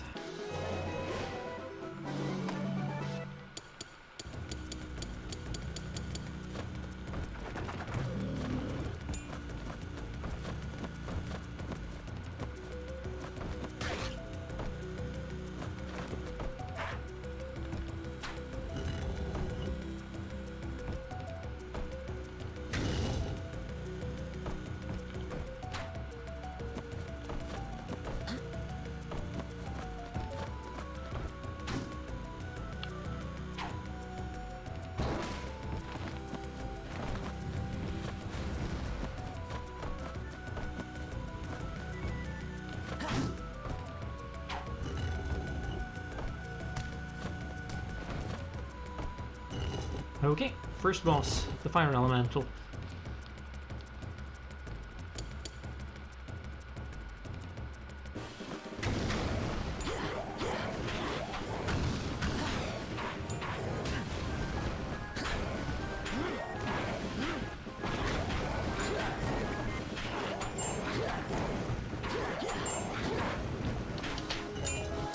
Very nice. First part of this game, well, this game is super linear, so it's like, not that there's much that could go wrong. There's Gaul and his advisor.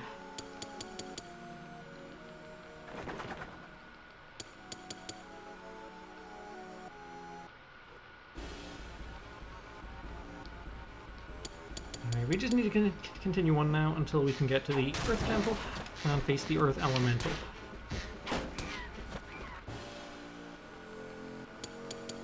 There's Ignitus, all nice and HD-like.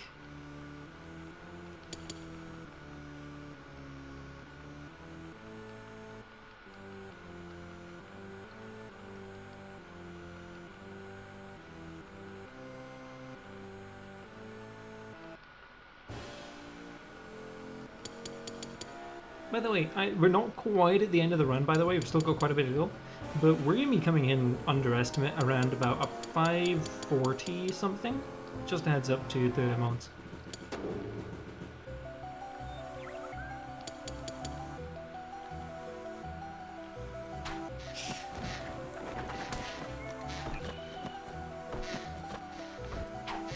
So these levels are pretty littered with stuff to do and find. However, we don't care about that aside from like two things, which we'll come to later.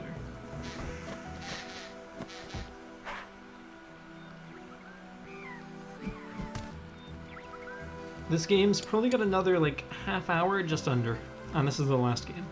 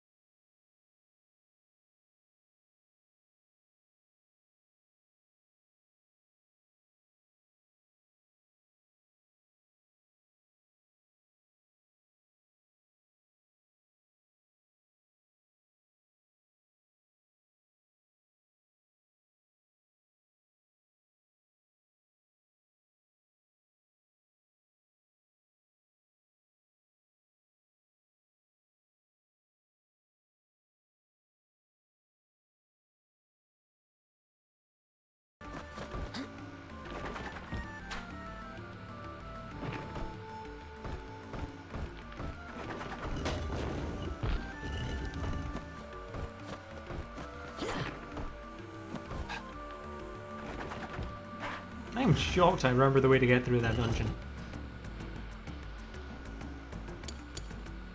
Oh, did we drop for a minute there?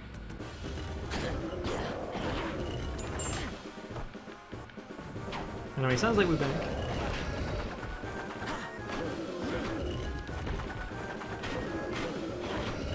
Just in time for the Earth Elemental.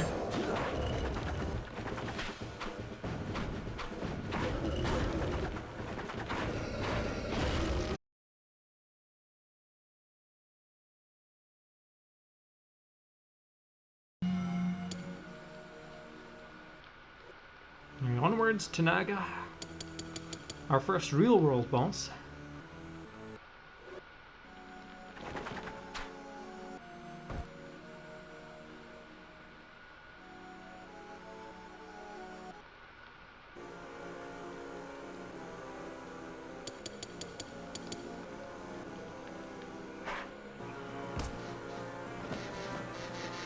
These flies here are an absolute pain for climbing up this section, so I'm going to kill as many as I can on the way up. There we go.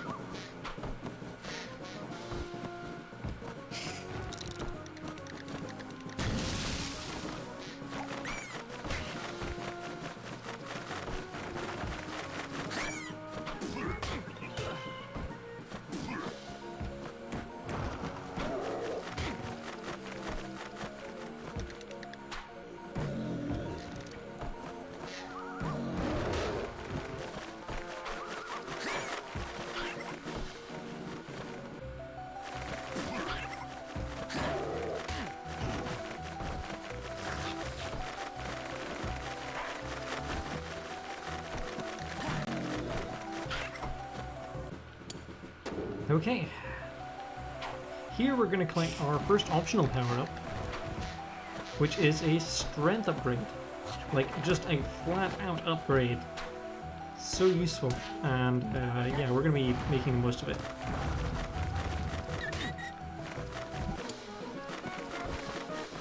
There's 2 strength upgrades in the game, and we're going to be picking up both of them, because it just kind of allows us to do everything just kind of faster and better.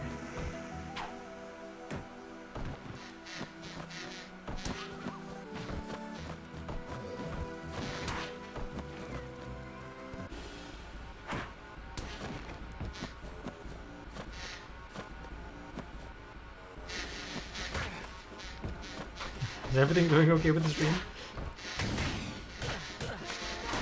Sounded like it was down there for a moment or two, but just to confirm, I got well. Anyway, you guys aren't missing much if you can't see this. This is the egg. Egg is the worst part about this game. You just kind of gotta sit and wail on the egg for like 5 minutes. It gives us a combo upgrade, which we don't really need, but whatever.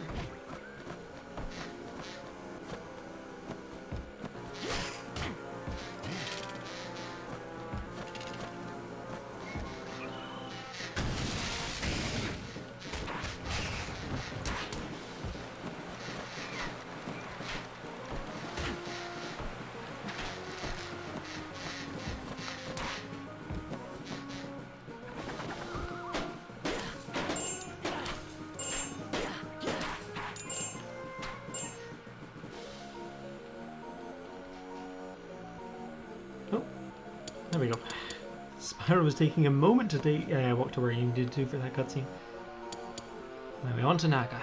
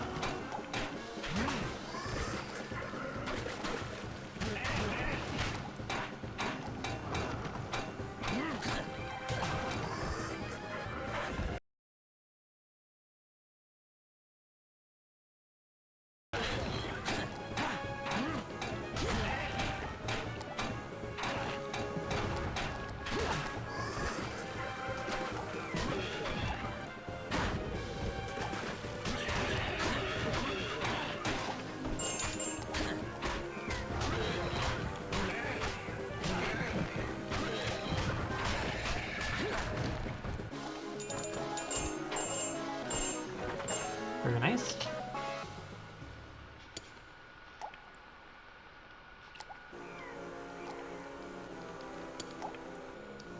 Should be falling into our next temple now.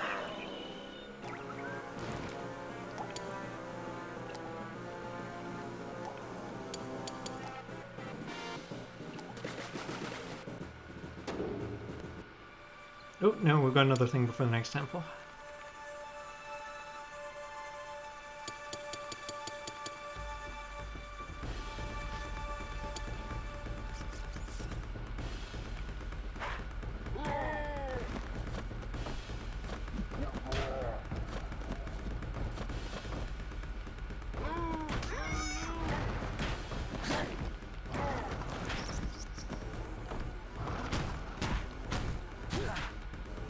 Forgot about these doors. These doors suck to get through.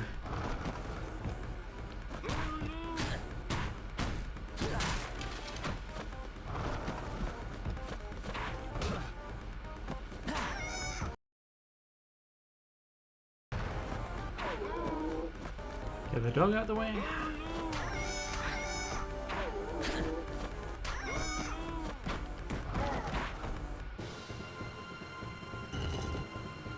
First arena, let's go. See if I can remember how to do this correctly.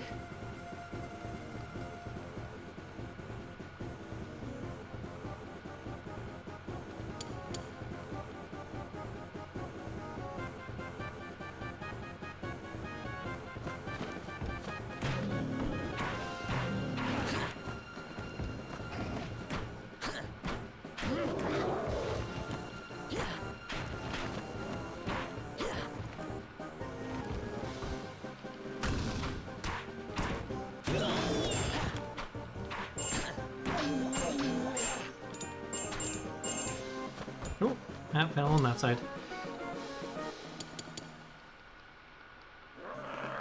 There we go. Now we're going into the ice temple.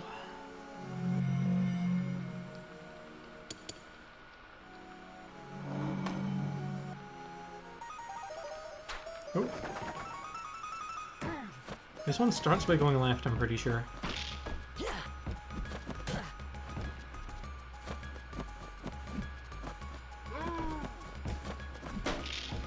Oh gosh, no, I've forgotten this one. Okay, I'm not entirely sure how to do the ice temple. I've kind of been relying on muscle memory up to this point, and muscle memory is now failing me.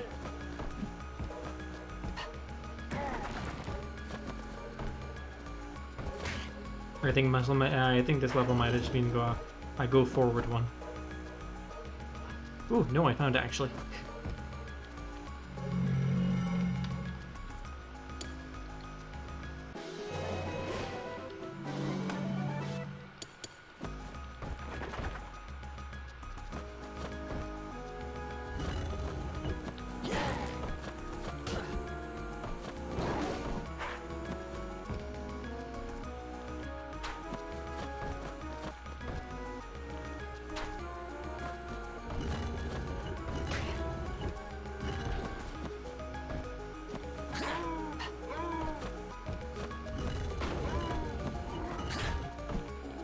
Yeah, I thought that was the right way. Heck. Gotta head back down there. Yep, that's what I figured.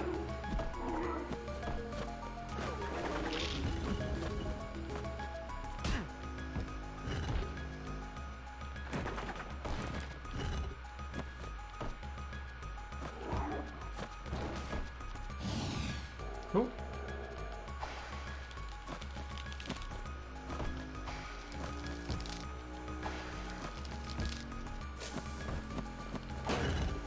Very nice. There we go. Forgot about using ice to make platforms in this game. It's a pretty neat mechanic.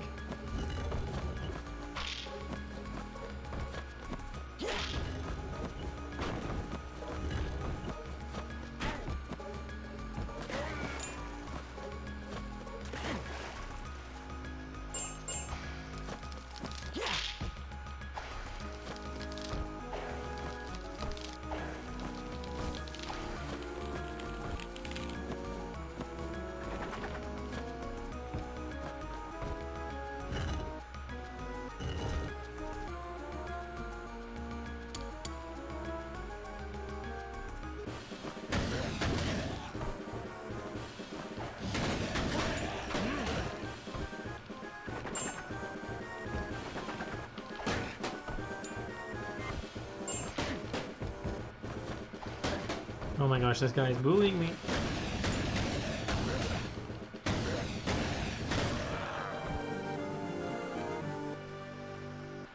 Couldn't tell you the last time I heard the gas sound effect in this game.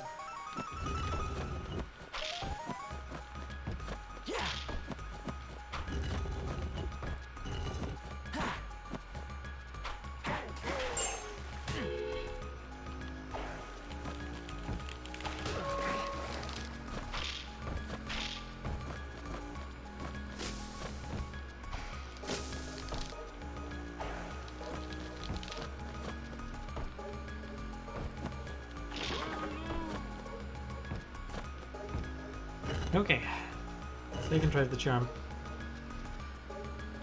This ice boss was always a pain.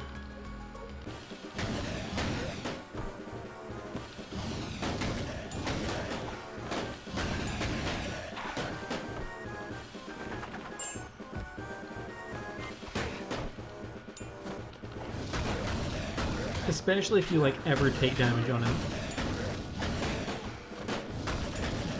Then he just becomes this monster.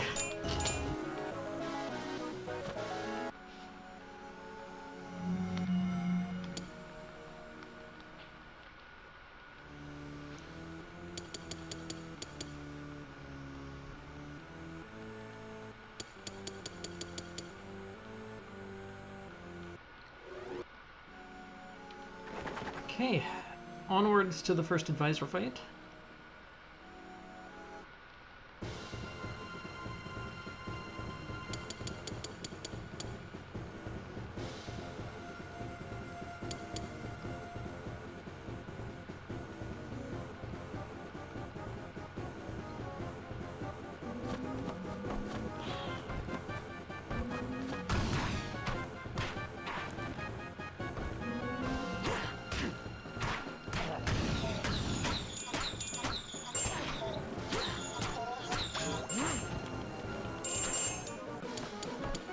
Very nice.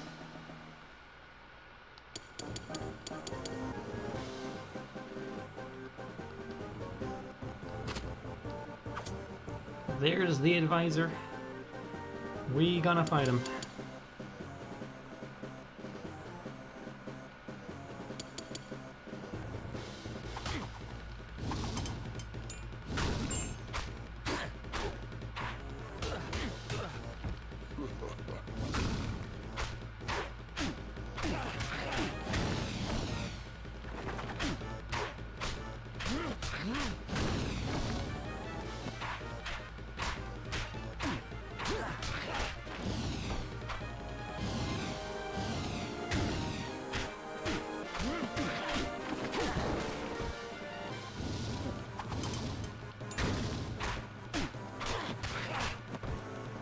Okay, advisor one down.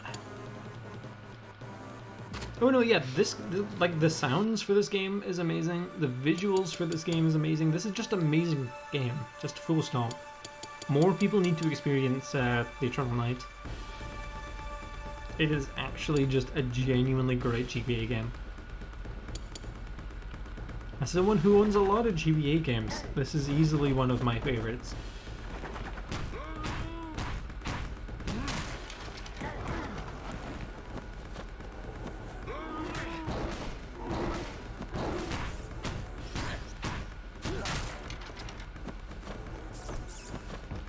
Oh, this is the one where you go down, isn't it? Yeah. I'm remembering, slowly but surely. It's coming back to me.